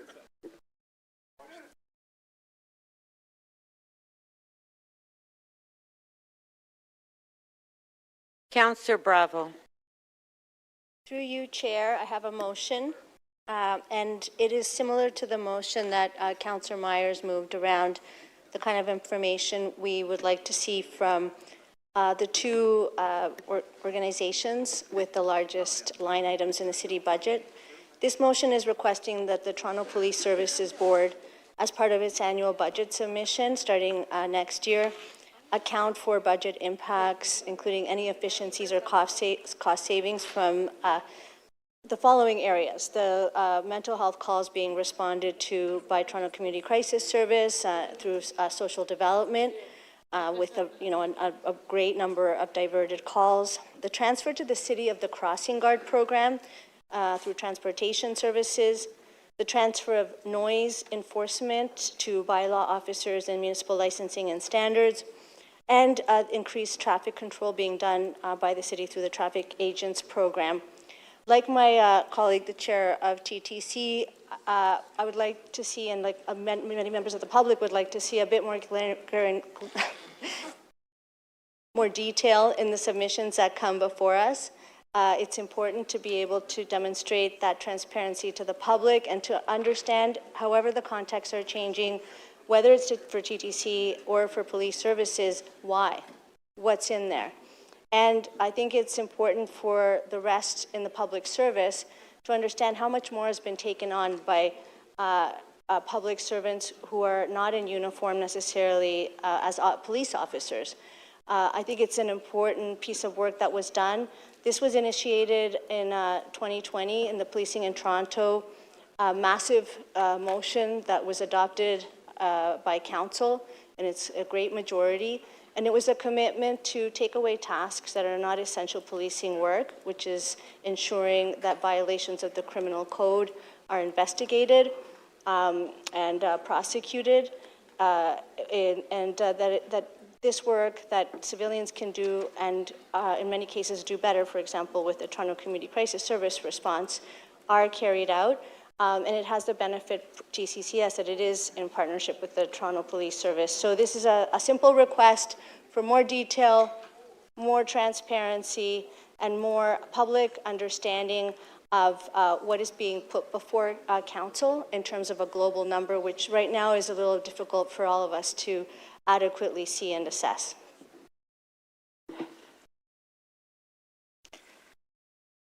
Councillor Myers, you have question, 3 minutes. Thank you. So just to clarify, first, the police budget, that's the second largest line item in the city's budget, correct? Right after TTC. Right after TTC. So is the purpose of your motion cutting money from the police budget? This is a request to ensure that annually when a budget submission is made by the Toronto Police Services Board, it contains an accounting of what it has meant to the police budget of having these tasks taken away and essentially downloaded or offloaded or transferred to the City of Toronto to provide more information both for the city to understand, for councillors to understand what it is that is before us, and also for the public. Right, so you're not taking away money from the police budget. What this really is asking for transparency and accountability in terms of how the money is spent, because we've removed certain tasks from the police to other departments. Yes, and I would liken it to what you have proposed is done by the TTC, which is to ensure that we're actually, understanding fully where performance metrics are being met. It's requiring just a bit more detail where we invest so massively out of the property tax base. Great, thank you. Thank you. Thank you. Oh, Councillor Holiday, questions? Through you to Councillor Bravo, I want to understand that whether or not implicit to this is both sides of the equation. So if there was a reduction in the load to Toronto Police Services, that the consultation with the General Manager of Transportation would consider the cost spent in that division. So to compare the two. So for instance, there was a savings because of the movement of the crossing guards, but could then we see what it costs for transportation services to deliver it, and whether or not, in fact, there was an overall system savings? Is that implicit in this motion, or do I need to move a friendly amendment to get that comparison? Because it's about transparency. I think that that's why we included the divisions, social development, municipal licensing and standards, and transportation services, and also financial planning, because we have not up to now quantified this. Okay. And I think it's a values neutral question, which therefore I agree with you that we need to see both sides of the equation. Excellent, thank you. Thanks. Thank you. Okay. Councillor Moyes to speak. Thank you, Madam Speaker. I haven't spoken on this budget yet, so I figure I must just do it now. So bear with me. I just want to really just thank everybody, actually. Thank our budget chief, Councillor Carroll, and my colleagues on the Budget Committee. We did a road show, as you know. Here at City Hall at one point, we had 100 people who came and deputed. When we went up to Etobicoke, I think it's about 30 or 40 people who were there. So we learned a lot listening to the public in general. And of course, I want to thank the budget chief, the mayor as well. And I want to thank the CFO, Steve Conforti, and Althea Hutchison as well, my good friend over there, who do a lot of the heavy lifting. So thank you so much for that. So this budget contains a lot of good things for the community. And, you know, specifically, we talked about Toronto Police Service, of course. We saw the crime rates have gone down across the city. And that's because it's not only the police, but also to all the other things that encompasses that. For example, the Toronto Crisis Service, you know, helping people who are most marginalized, who are in crisis, and who need support. And that budget reflects that. You know, having 24-hour crisis service people on the TTC, for example, in the U, that has helped as well, 24/7. We're also having more traffic wardens, 27 more traffic wardens added to this budget, which will be 127 by the end of this year. And so all those things will help with traffic pressures in the downtown core, which is really needed and important. And of course, you know, we know that the province has eliminated supervised consumption sites across the province, but a lot of that is in Toronto and in my ward, Toronto Centre. And we see a lot of people that are in crisis in the downtown core as a result of that. People, you know, are still using in our parks, in our alleyways, and elsewhere. And I'm really thankful to the mayor for really listening to people of Toronto Centre around the downtown exhaustion plan, making sure that people are supported, our streets are cleaned, our parks are cleaned, and we know that since post-COVID, that more people are coming into downtown core.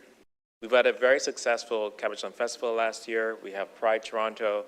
We have many people coming into the city. And we know that Yonge Dundas intersection, for example, is the busiest intersection for pedestrians in the entire country. So we want people to come here. We want people to invest in the city. We want people to spend their money and their resources. And the Downtown East Action Plan actually helps with that. So I'm really thankful for that, and my community is thankful for that as well. And again, this has been there's been a lot of heavy lifting when it comes to this budget.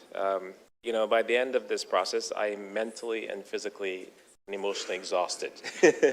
So I'm happy that today we're finally at the end of this, and we could move on and continue to serve the people of Toronto as we always have. So thank you, Madam Speaker.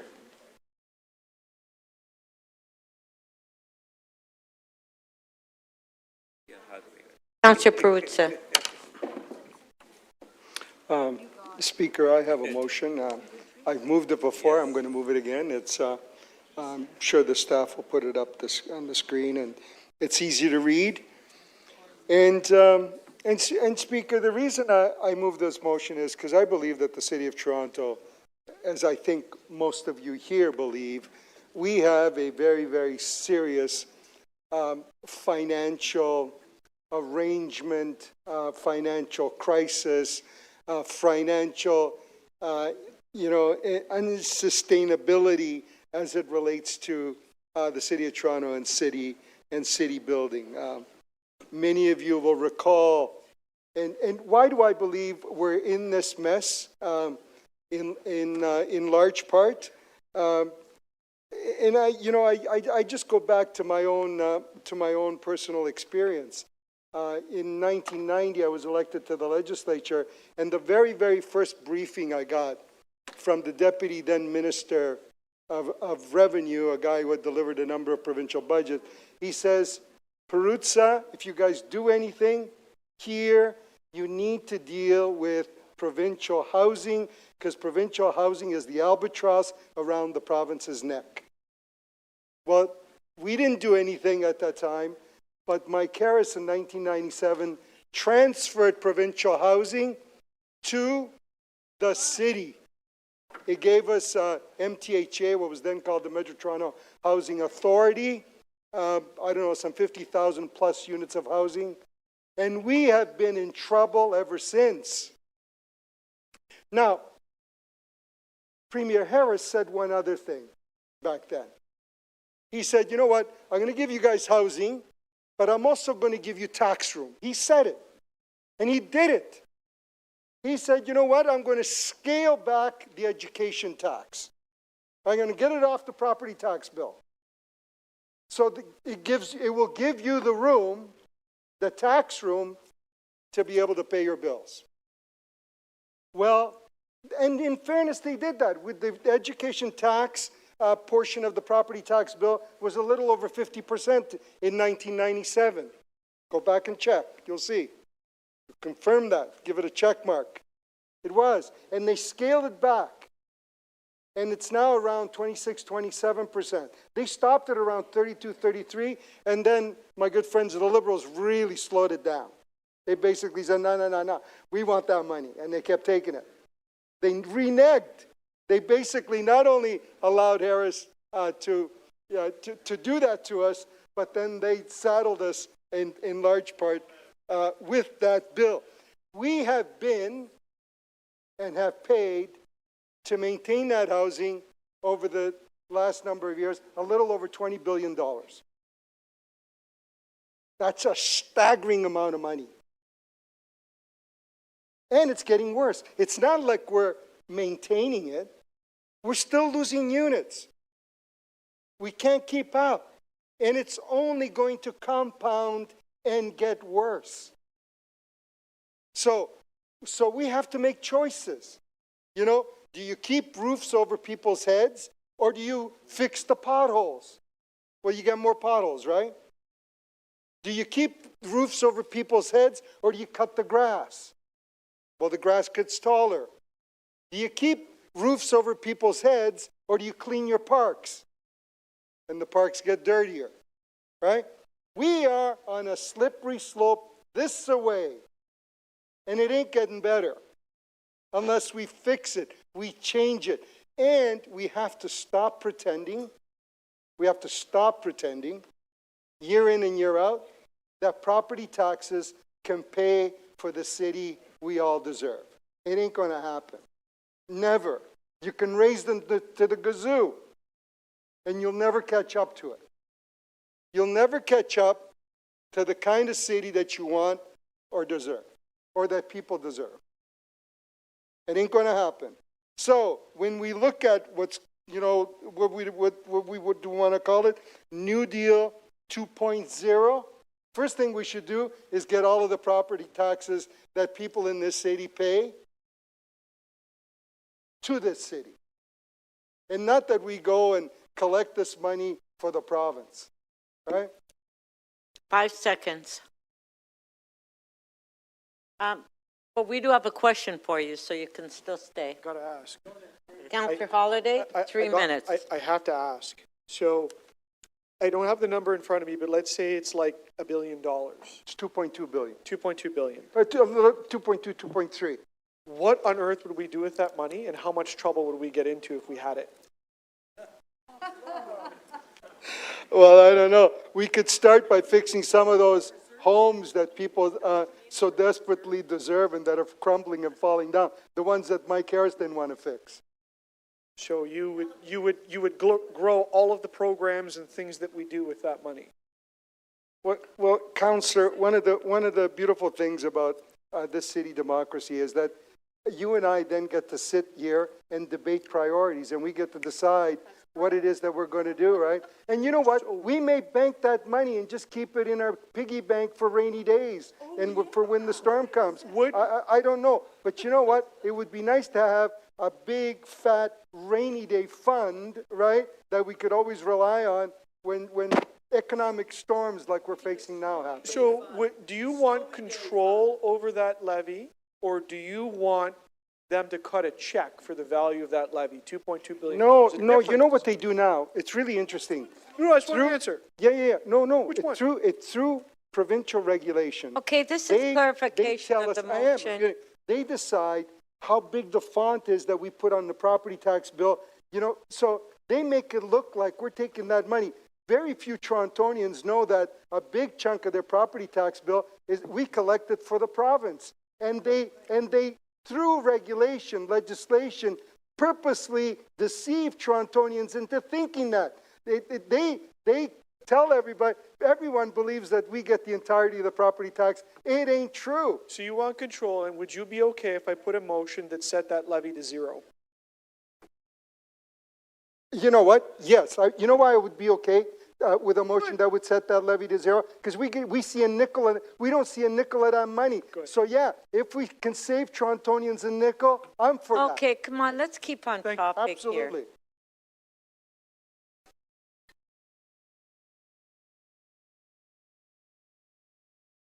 Councillor Holiday to speak. Thank you. I have but one motion, and I would be remiss in not moving this. And this is to restore to ask the mayor to consider restoring mechanical leaf collection. So members, you know, every year we see the budget grow, we see the array of services grow.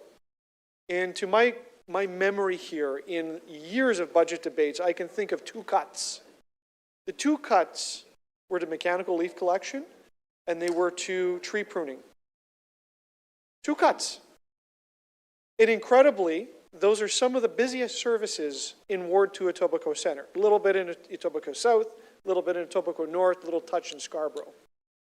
So with all of the pluses and adds and things that City Council supports, that's my small ask. And all it is to give back something that the citizens had for decades. But I will ask the question in good faith, because I think that this is correcting something that was wrong. Members, I did want to make a comment, though, about a couple of motions from Councillor Bradford and Councillor Carroll about the property tax subclasses, specifically to businesses. Members, I'm sure that you know, Madam Speaker, that this isn't about raising more or less money. It's about shifting tax burden from one group of people to another. So in order to reduce taxes to small businesses, you have to increase the tax debt to the larger businesses, quote unquote larger businesses. What the details of this don't provide, and this is very important for suburban communities, is that A, there's no guarantee that the small business that is the tenant within the space sees the tax reduction passed to them from the landlord. That's concern number one, and I think Councillor Fletcher brought that up a little bit. Part number two is you have to understand the physical composition of the stores. So there's a difference between individual small businesses on a storefront like you would see on Bloor Street, Dundas, Queen Street East, Queen Street West. And some of those units are individual proprietors, of which there might be a small business. Sometimes they're in strip plazas. And strip plazas were often built during the 50s in the suburbs. Those are often single landlords. You still have a commercial tenant. Some of them are in malls. Some of them are in commercial buildings. The problem with shifting these around with the blunt tools that we have is it doesn't necessarily capture all of the small businesses. And sometimes it leaves some of them stranded because of the physical shape of the building that they're in. So in fact, in order to pay for the discounts applied to the businesses, say on Queen Street East, that may qualify for this, many of the small businesses in the suburbs end up having to pay more. Maybe some of the medium and larger businesses do too. And when they pay more taxes, that affects their bottom line, that affects their productivity, and that affects their ability to pay their employees. So I'm going to have some difficulty supporting, and I will not be supporting some of these motions, but there's a rationale why, and that has to do with the physical characteristics of the commercial stock that we see in the suburbs. And I've seen the mathematics on this, and members may know I've taken a fairly hard stance throughout this. And it's not because I don't want to see the small mom and pop businesses have a little bit of relief. It's because the tools that we have are imperfect and they can actually hurt others. So I'll just ask you to consider those fine points when you think through these different motions. Thank you, Madam Speaker. Thank you.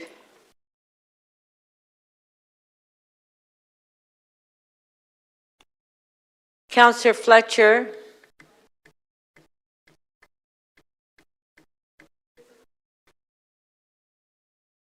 Councillor Fletcher, you're next to speak.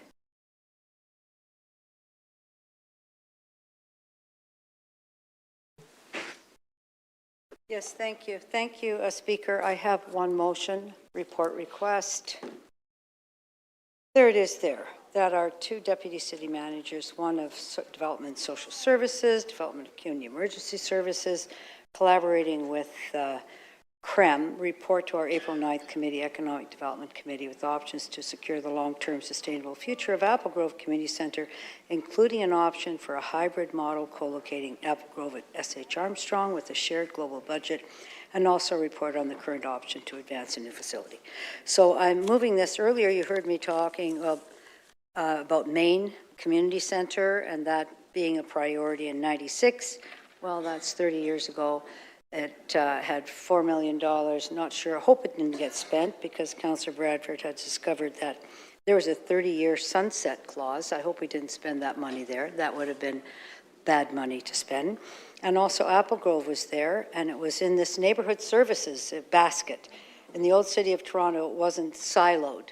Parks and Rec, libraries, AOCs, it was one big neighborhood services. It was looked at like that. And so this is just to look at, if we can't find a place, then let's just co-locate these two. One's a community rec center, the other's an AOC. We're doing that up in Councillor Cole's area for an AOC, and this would make a lot of sense, and it would just be an interesting, exciting model. So I'd like that report to the 9th of April, so we can take it from there. Any work that we can do on that ahead of time would be great, and I've spoken to the chair of the committee, and she supports that. So that's that motion. I just want to, in my remaining time, well, not all of my remaining time, I don't think Councillor Carroll is here. Oh, yes, she's right there.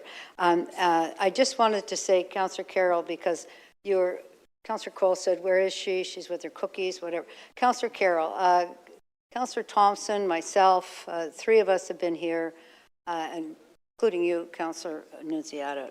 When Councillor Carroll was a new councillor, she was on the budget committee, and then the next term, 2006, she was the chair of the budget committee. She became chair of that budget committee, from new to chair. So that's when she thanked all the new members of the budget committee. You see what you can look forward to, and after first 4 years, you could be the chair of that budget committee. But I just have to say to you, Councillor Carroll, thank you very much for your work and your leadership on this budget, not only for this year, but throughout many, many years, because you really know this budget very well. And to be such a good companion to the mayor in her work to create the budget that we have here this year. I will also just thank the member of the Budget Committee. I think Councillor Moy says he needs a hug now because he's really worn out from traipsing around the city and hearing from so many people and doing so much work and doing so much listening and so much reading. It's very daunting, especially if you're brand new, because you have still your ward to get to know and many different things. So that's a particular thank you. And then to everybody else who has contributed. And then to our staff that work night and day. I forget when they start the 2027 budget. It might be February the 11th, actually. But most people don't know that. They only know about this budget now. So in just the publicness of this budget, I do think people have been very interested in it. They are happy. And not everybody is happy, but there's a lot of happy people, and we're really delivering these kinds of services. So I'm not going to support all the, I'm just going to call it fiddling around with things that are coming from there.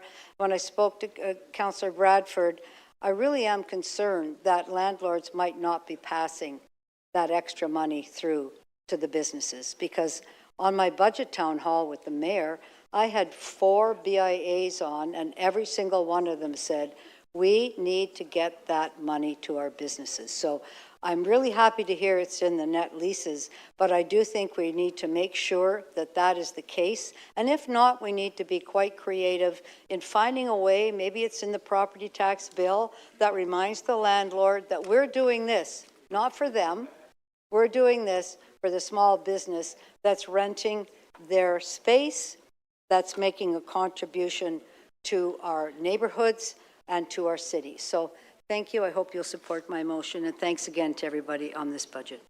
Thank you.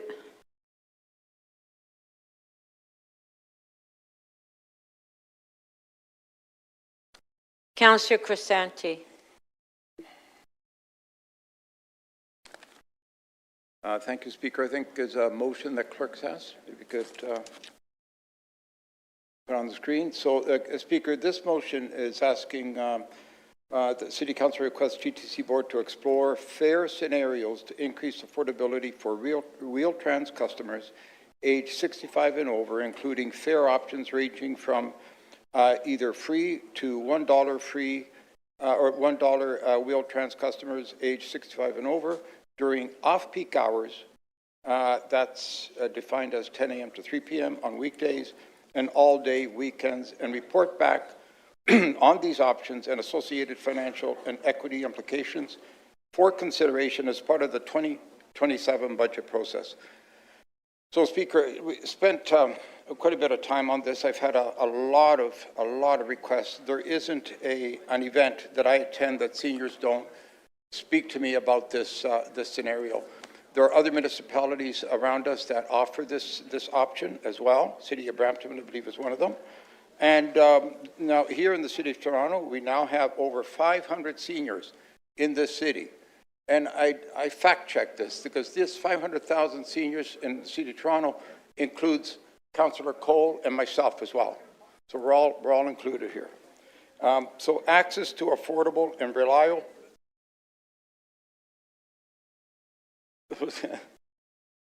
So it is. So access to affordable and reliable public transit, Speaker, is key to the health and well-being for seniors. Seniors should not have to choose between activities and important activities that they need to do, whether it's buying groceries, going to the doctor, or visiting their loved ones. As Toronto's senior populations continues to grow, removing barriers that prevent seniors from staying active, connected, and engaged in their communities is increasingly important. Transportation is not simply a matter of getting from point A to point B. It's a core service that supports independence, quality of life, and social connection. So the ability for them to get out of their homes, move around the community, enables seniors to attend appointments, access services, and of course run errands, visit their friends, family, and take part in social and cultural activities. All of this helps reduce social isolation and contributes to overall well-being. When seniors can stay connected to their communities, they are more likely to remain healthy, active, and independent. So, speakers, I could go on and on about all the great reasons why this is a good motion to, and timely motion to move now. Because of the nature and scope of the work, we need a long runway to make sure that we give the TTC all the time they need to be able to figure out what the best way of looking at some of these options are. And just to remind you, this is a report to look at various different options. There's no financial implication on this right at the moment. And that's my motion, Speaker, and I'll leave it to my colleagues, and I hope they support it. Thank you. Thank you.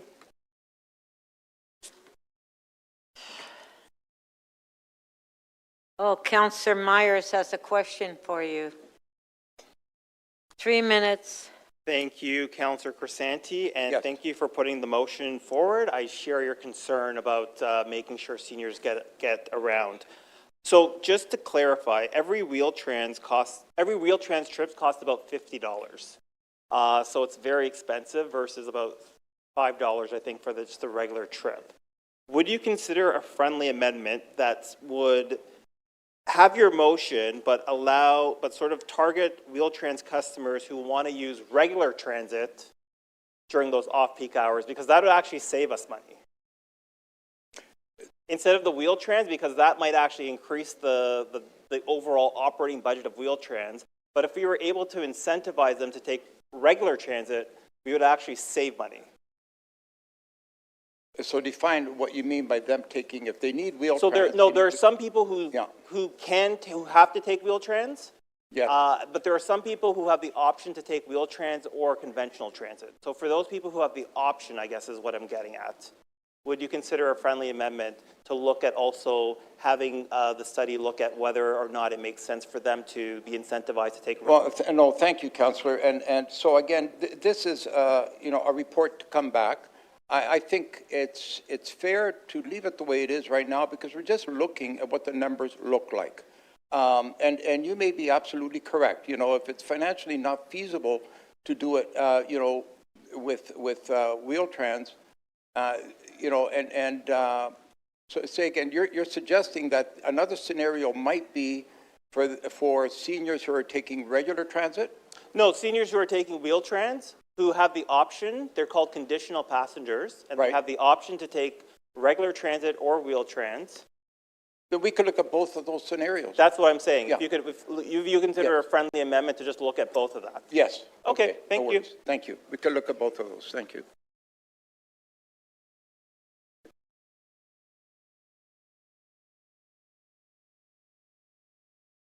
That was it for the speakers. Is there anyone else that wants to speak that hasn't spoken? No? Okay. Yeah, let's ring the bells.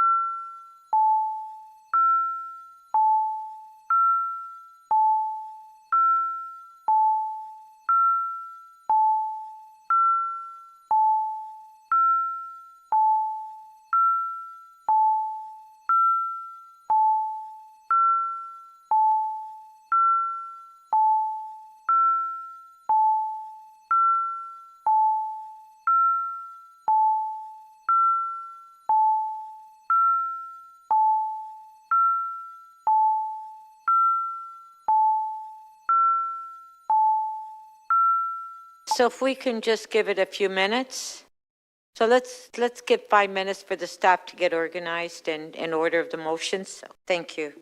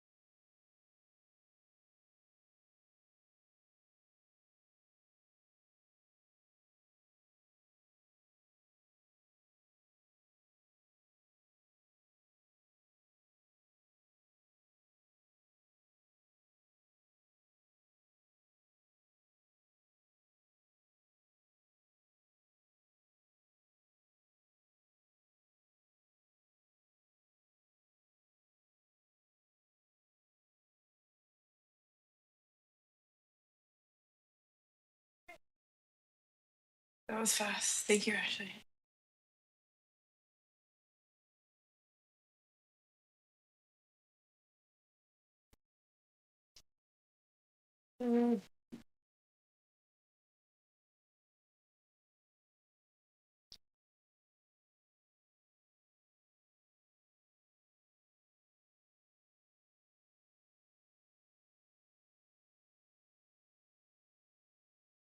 So smooth.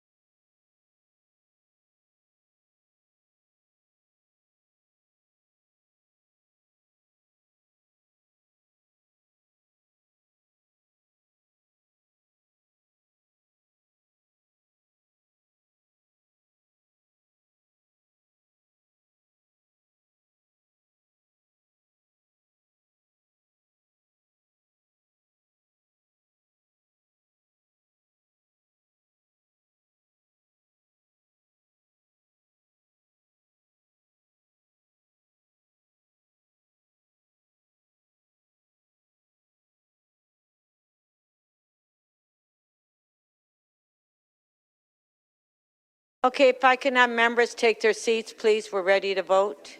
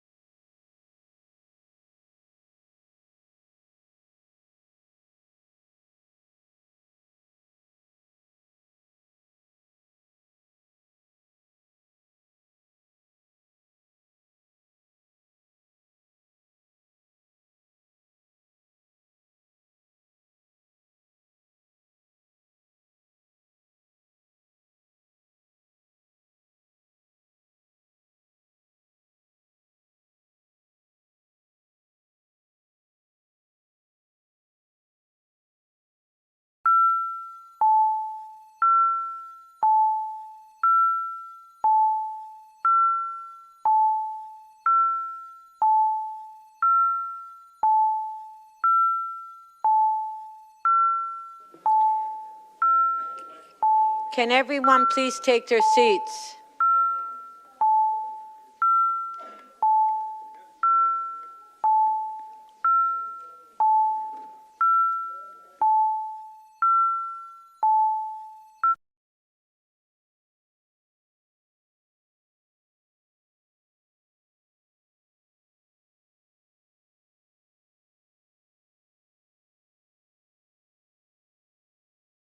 Motion 8 by Councillor Bradford. Recorded vote.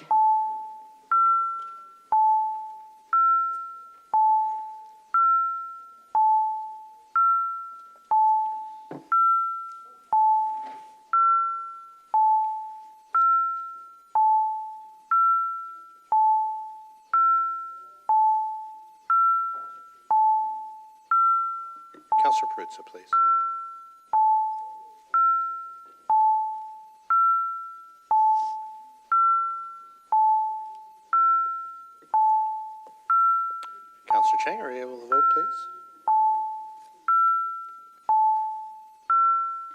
Councillor Cherneslin, are you able to log in to vote? I'm not sure why it's not coming up for me because I am logged in. I'm against. Councillor, maybe refresh your browser, please.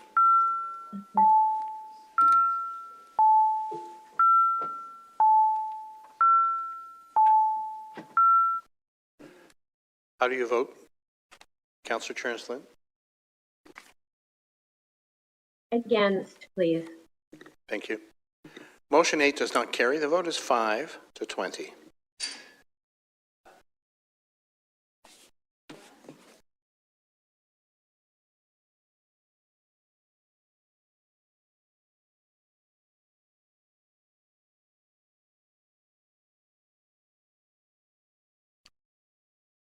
Motion 1A by Councillor Carroll.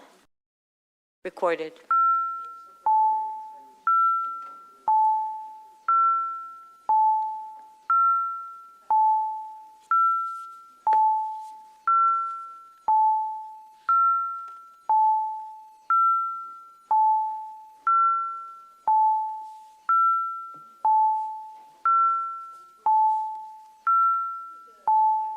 Councillor Crisanti and Councillor Candival, please.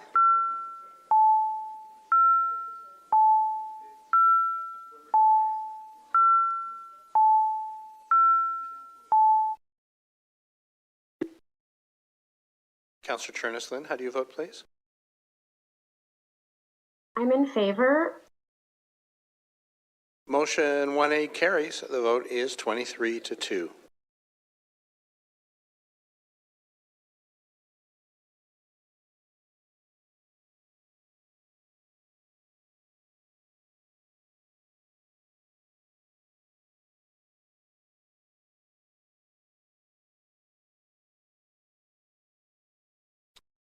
Motion 1B by Councillor Carroll. On favor, opposed if any, carried.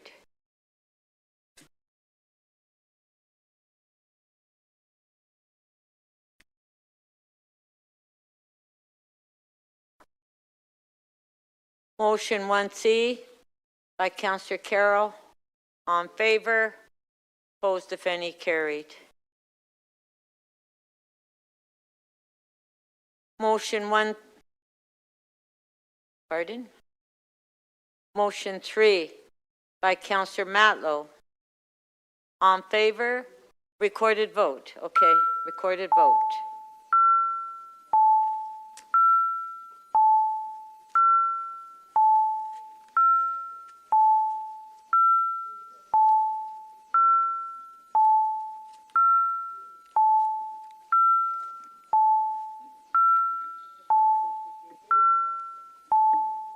Councillor Perruzza, please.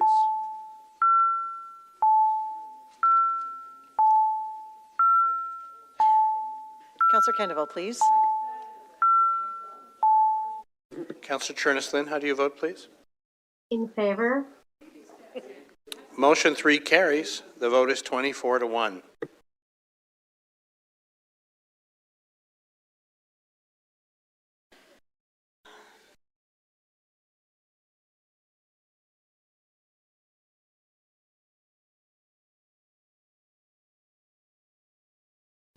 Motion 4A by Councillor Morley. Recorded vote.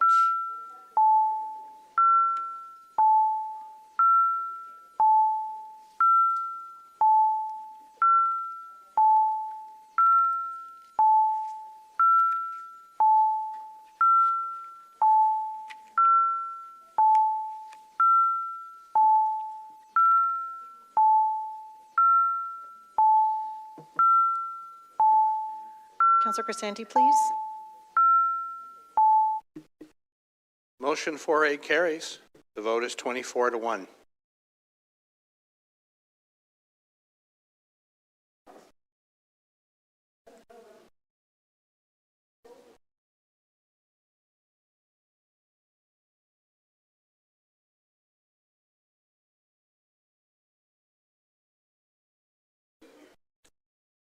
Motion 4B by Councillor Morley. On favor, opposed if any, carried.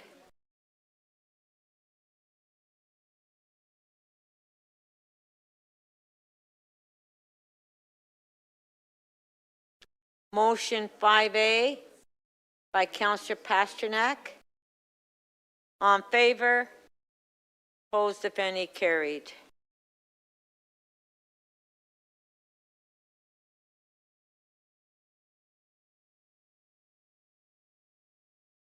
Motion 5B by Councillor Pasternak.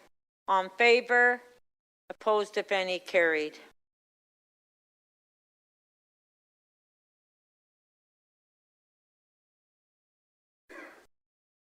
Motion 5C by Councillor Pasternak.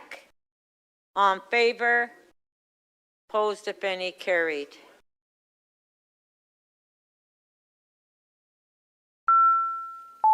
Motion 5D by Councillor Pasternak. Recorded vote.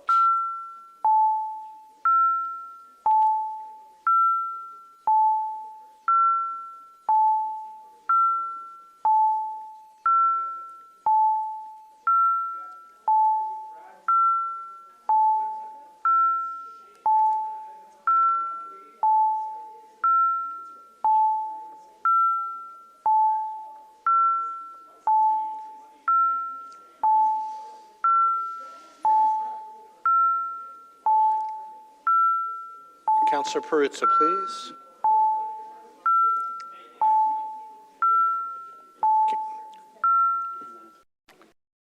Motion 5D carries. The vote is 22-3.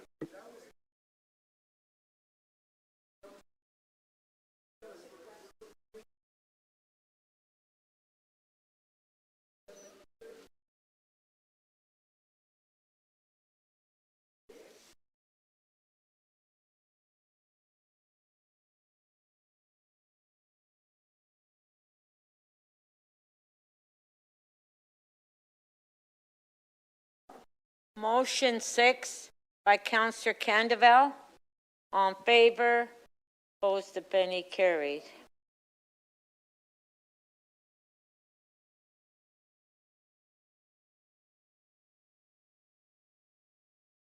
Motion 7B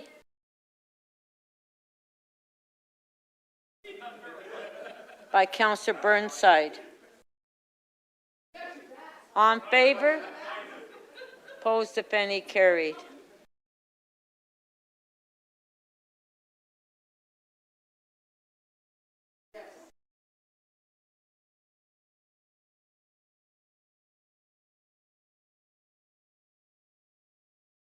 Motion 9. Oh, it's been revised. Motion 9 by Councillor Bravo. Recorded, yes.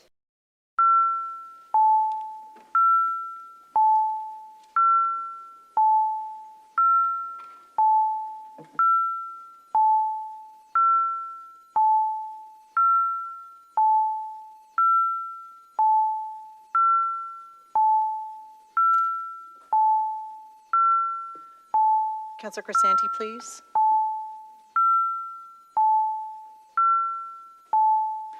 Councillor Chang and Councillor Perruzza, please.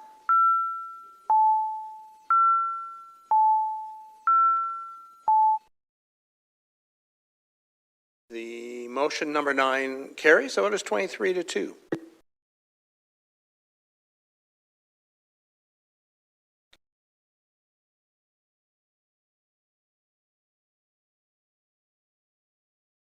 Next motion. Motion by Councillor Perruzza. Recorded.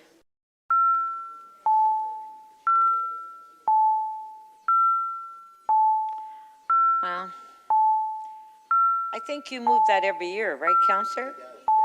Huh?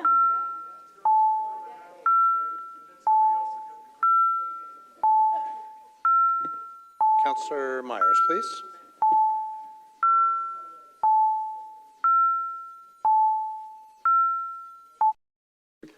Motion 10 carries. The vote is 22-3.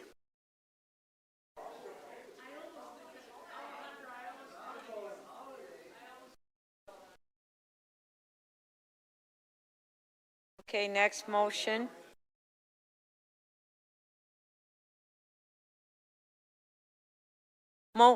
Motion 11 by Councillor Holiday, and I think this is the same one every year as well, right? Yes, recorded vote.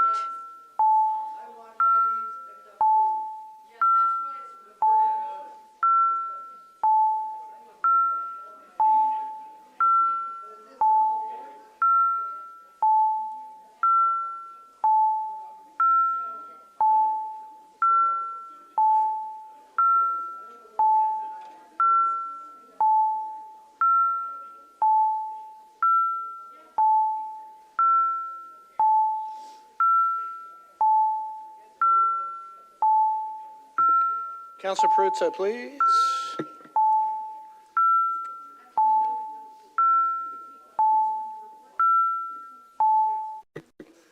Motion 11 does not carry. The vote is 9-16.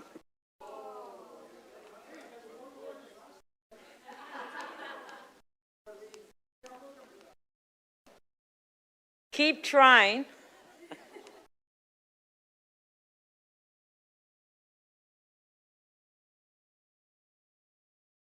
Motion 12 by Councillor Fletcher. On favor, show of hands. Opposed, if any, carried.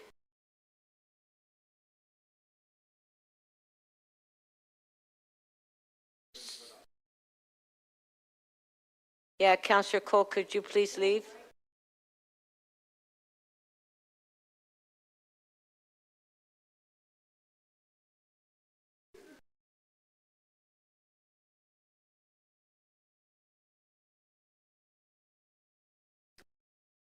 Okay.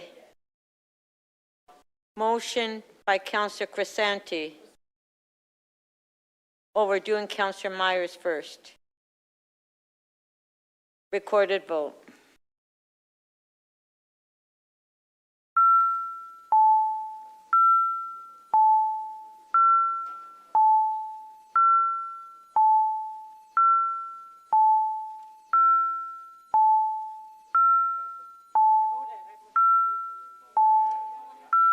You can't leave the room.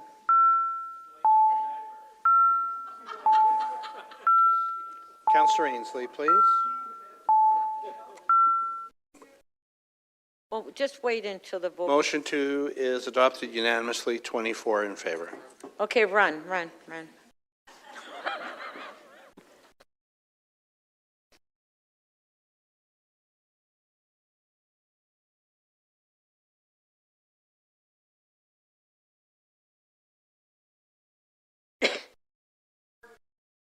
Motion by Councillor Burnside, recorded vote.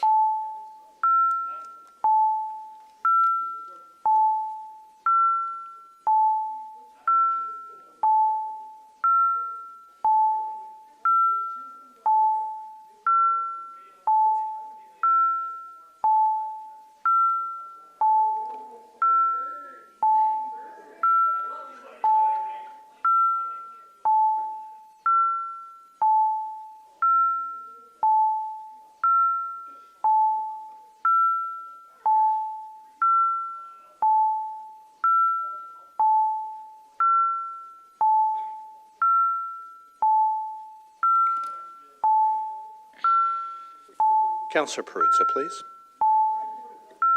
Councillor Pasternak, please.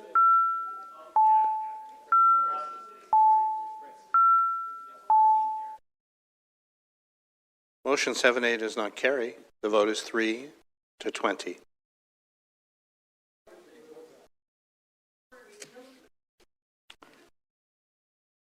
Okay, next motion.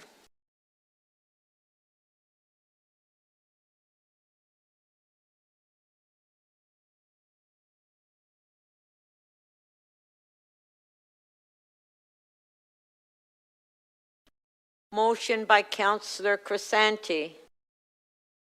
Recorded vote.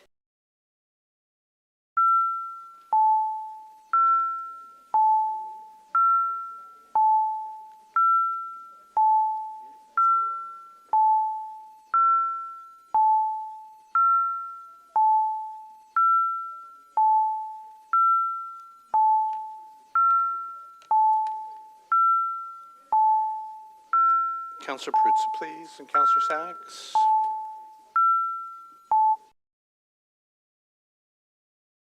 Motion 13 is adopted. The vote is 19-5.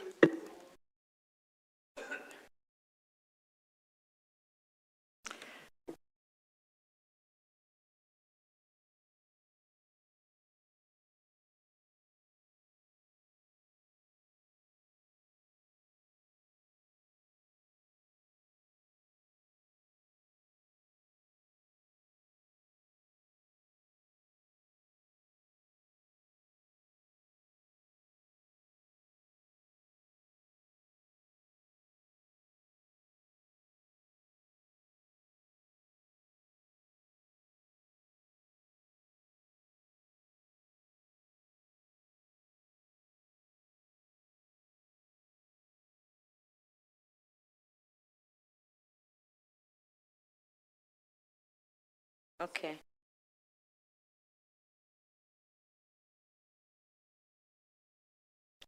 Okay, so Councillor Bradford has asked for a separate vote on 1 to 4.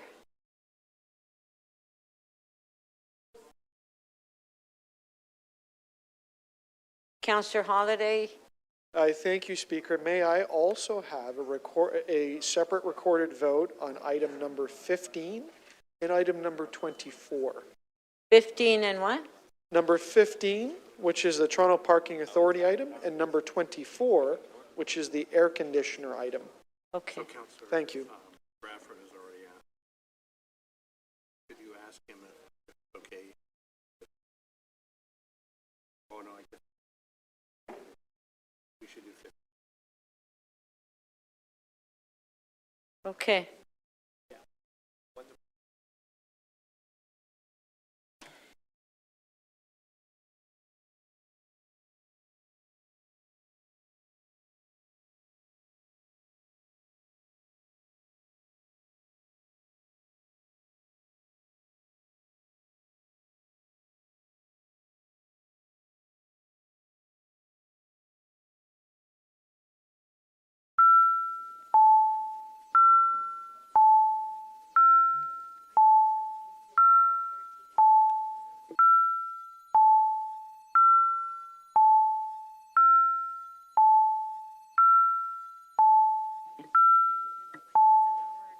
Okay.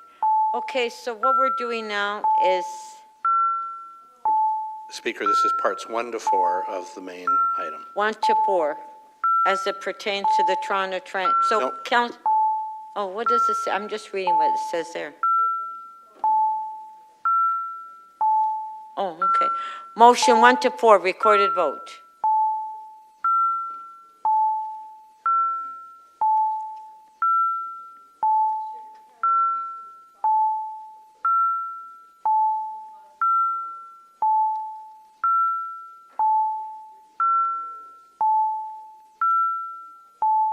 Councillor Crisanti, please.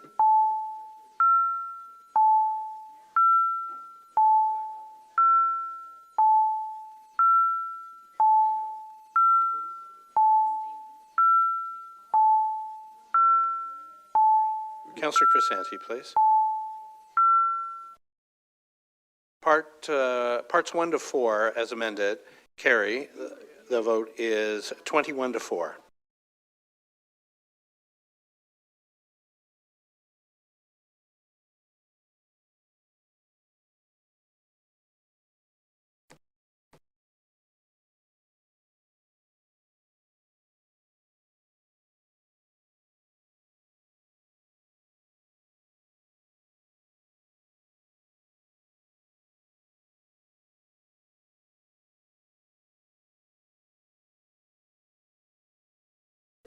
Speaker, the next item is part 15.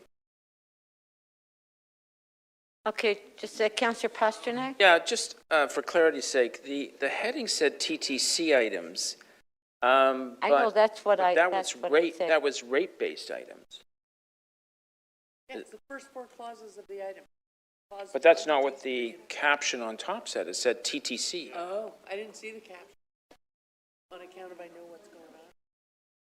No, actually, that's what I was trying to point out, what was on my screen as well.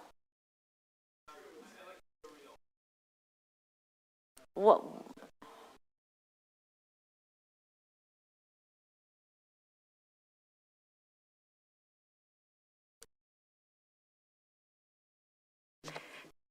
That's why when I looked at it, I said, as it pertains to TTC, because that's what was on my screen. You're correct, Councillor Pasternak. Speaker, my best advice to you is, we were voting on parts 1 to 4. If there was an errant label, I apologize. It's really up to council whether you wish to proceed on the understanding that what we voted on was part 1 to 4, or whether you want to conduct the vote again.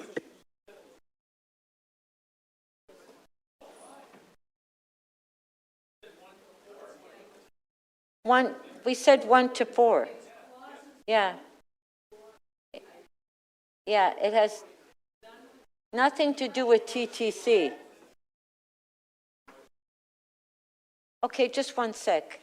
Councillor Bravo. Just on a point of order, Councillor Chang, if this is reopened, Councillor Chang, who had to go to collect one of her children, won't be able to vote. And I think that's contrary to her privilege to be able to have been part of that process.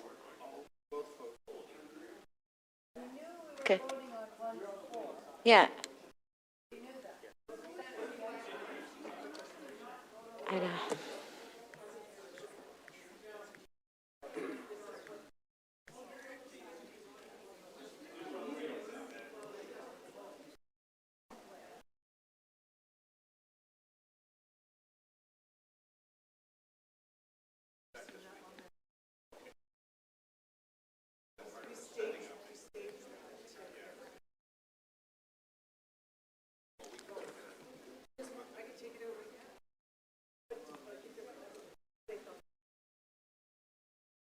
Yeah, that's. Oh.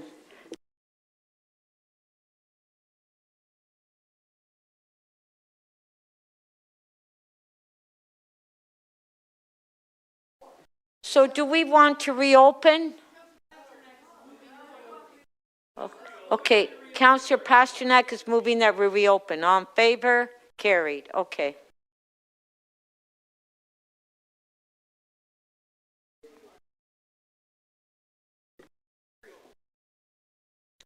So we're going to revote from 1 to 4.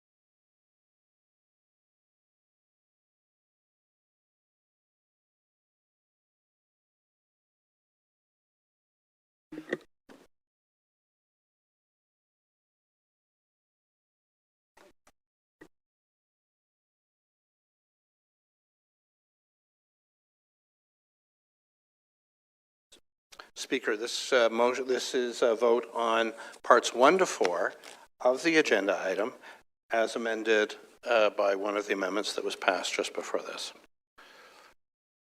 Okay, so we're voting on 1 to 4 as amended.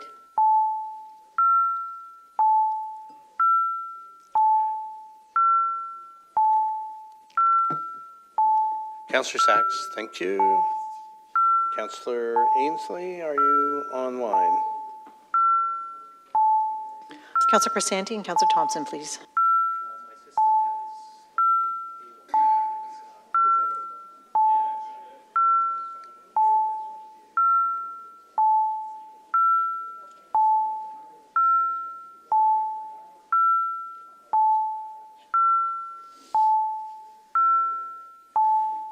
Councillor Thompson in the affirmative. Parts 1 to 4 of the item, as amended, carries. The vote is 19 to 5. Okay.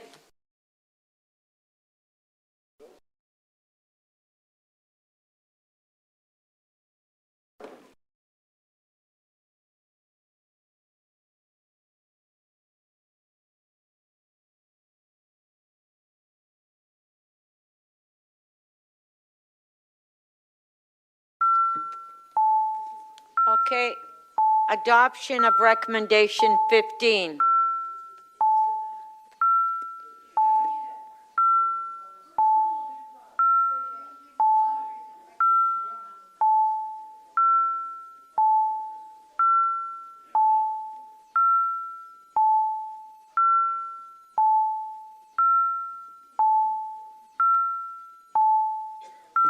Councillor Crisanti and Councillor Pasternak, please.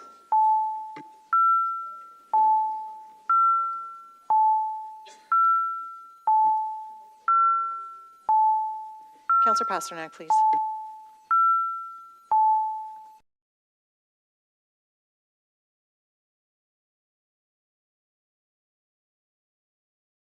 Part 15 of the item carries. The vote is 20 to 4.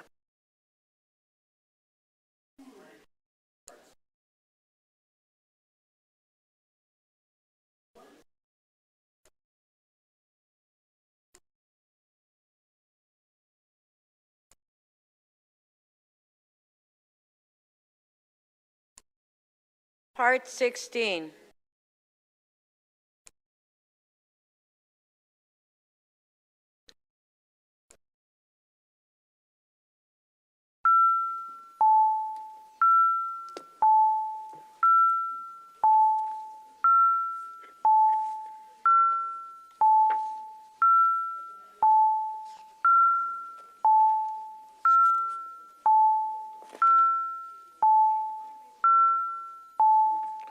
Speaker, this is part 16 of the item.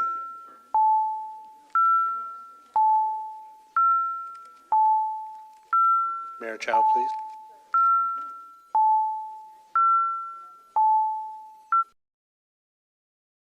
Councillor Thompson, your vote, please. Affirmative, thank you. Part 16 of the item carries. The vote is 20 to 4.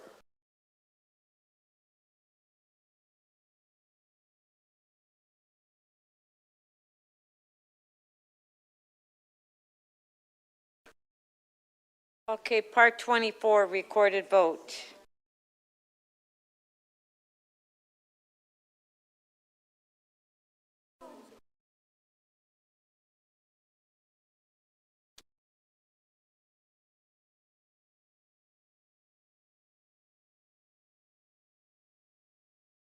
I feel like I'm getting older sitting here.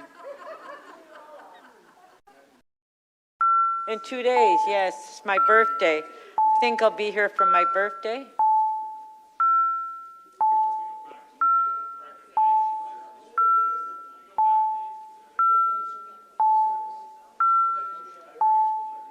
It's recommendation 24. It's the air conditioning for seniors. Councillor Bradford, please. And Mayor Chow. Councillor Burnside, please.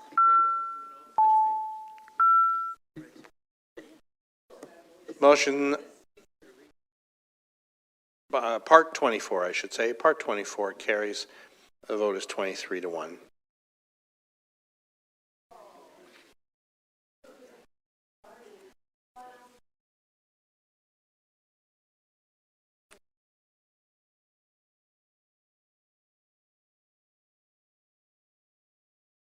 Okay, the next one is 26 to 30.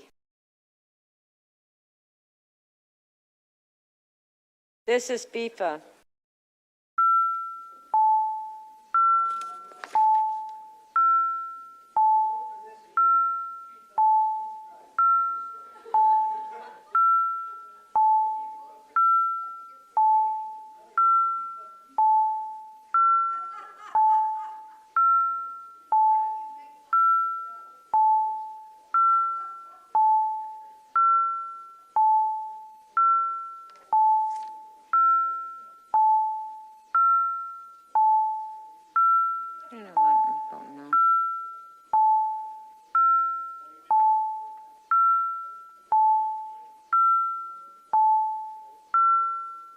Councillor Candeville, please.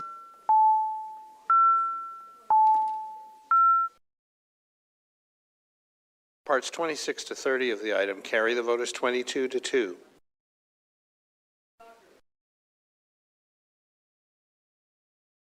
Two more votes. Pardon?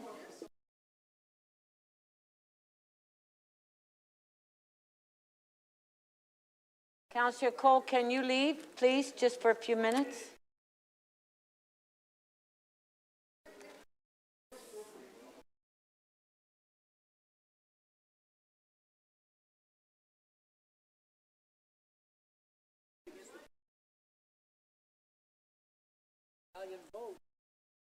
Italian vote. Okay.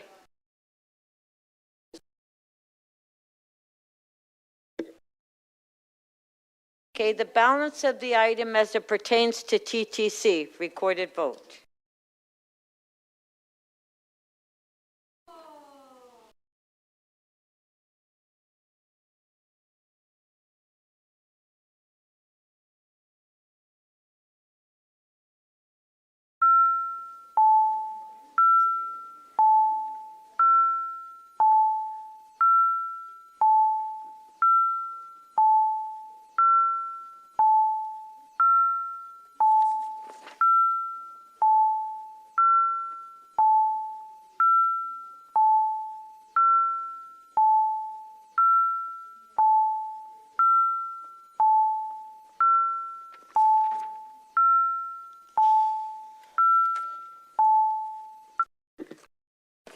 The item, as amended, as it pertains to the Toronto Transit Commission, carries unanimously, 23 in favor. Okay, Councillor Cole, you can come back now. Councillor Cole? I'm here. Okay. Okay, balance of the item as amended, recorded vote.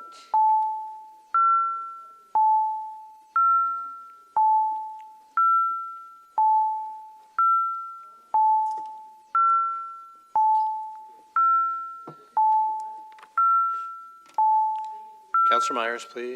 Councillor Perruzza. Councillor Candeville, Councillor Pasternak, please.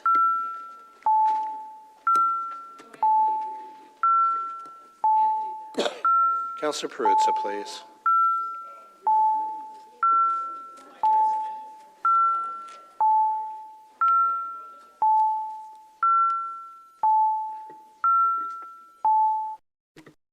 The balance of the item as amended carries unanimously, 24 in favor. Okay, may I have a motion regarding absentees, moved by Councillor Morley? If you can read it, please. We're happy to, Madam Speaker.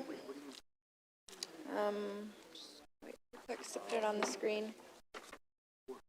Oh, sorry, that the City Council excuse the absence of Councillor Gord Perks from the February 10th, 2026 meeting of City Council. All in favor? Opposed, if any, carried. May I have a motion to introduce the general bills? Mayor Chow, would you like to do that? Yes. That leave be granted to introduce Bill 134 to 136. Shall leave be granted to introduce these bills? All in favor? Opposed, if any, carried. Shall these bills be declared as bylaws and passed subject to Section 226.9 of the City of Toronto Act 2006? All in favor? Opposed, if any, carried. May I have a motion to introduce the confirmatory bills? Councillor Carroll, would you like to do that one? I would. That leave be granted to introduce bills to confirm to the point of the introduction of this motion the proceedings of City Council Meeting 38, February 10th, 2026. Shall leave be granted to introduce these bills? All in favor? Opposed, if any, carried. Shall these bills be declared as bylaws and be passed subject to Section 226.9 of the City of Toronto Act? All in favor? Opposed, if any, carried. I'd like to thank staff and members of council. This meeting is now adjourned. Thank you. Thank you, Madam Speaker.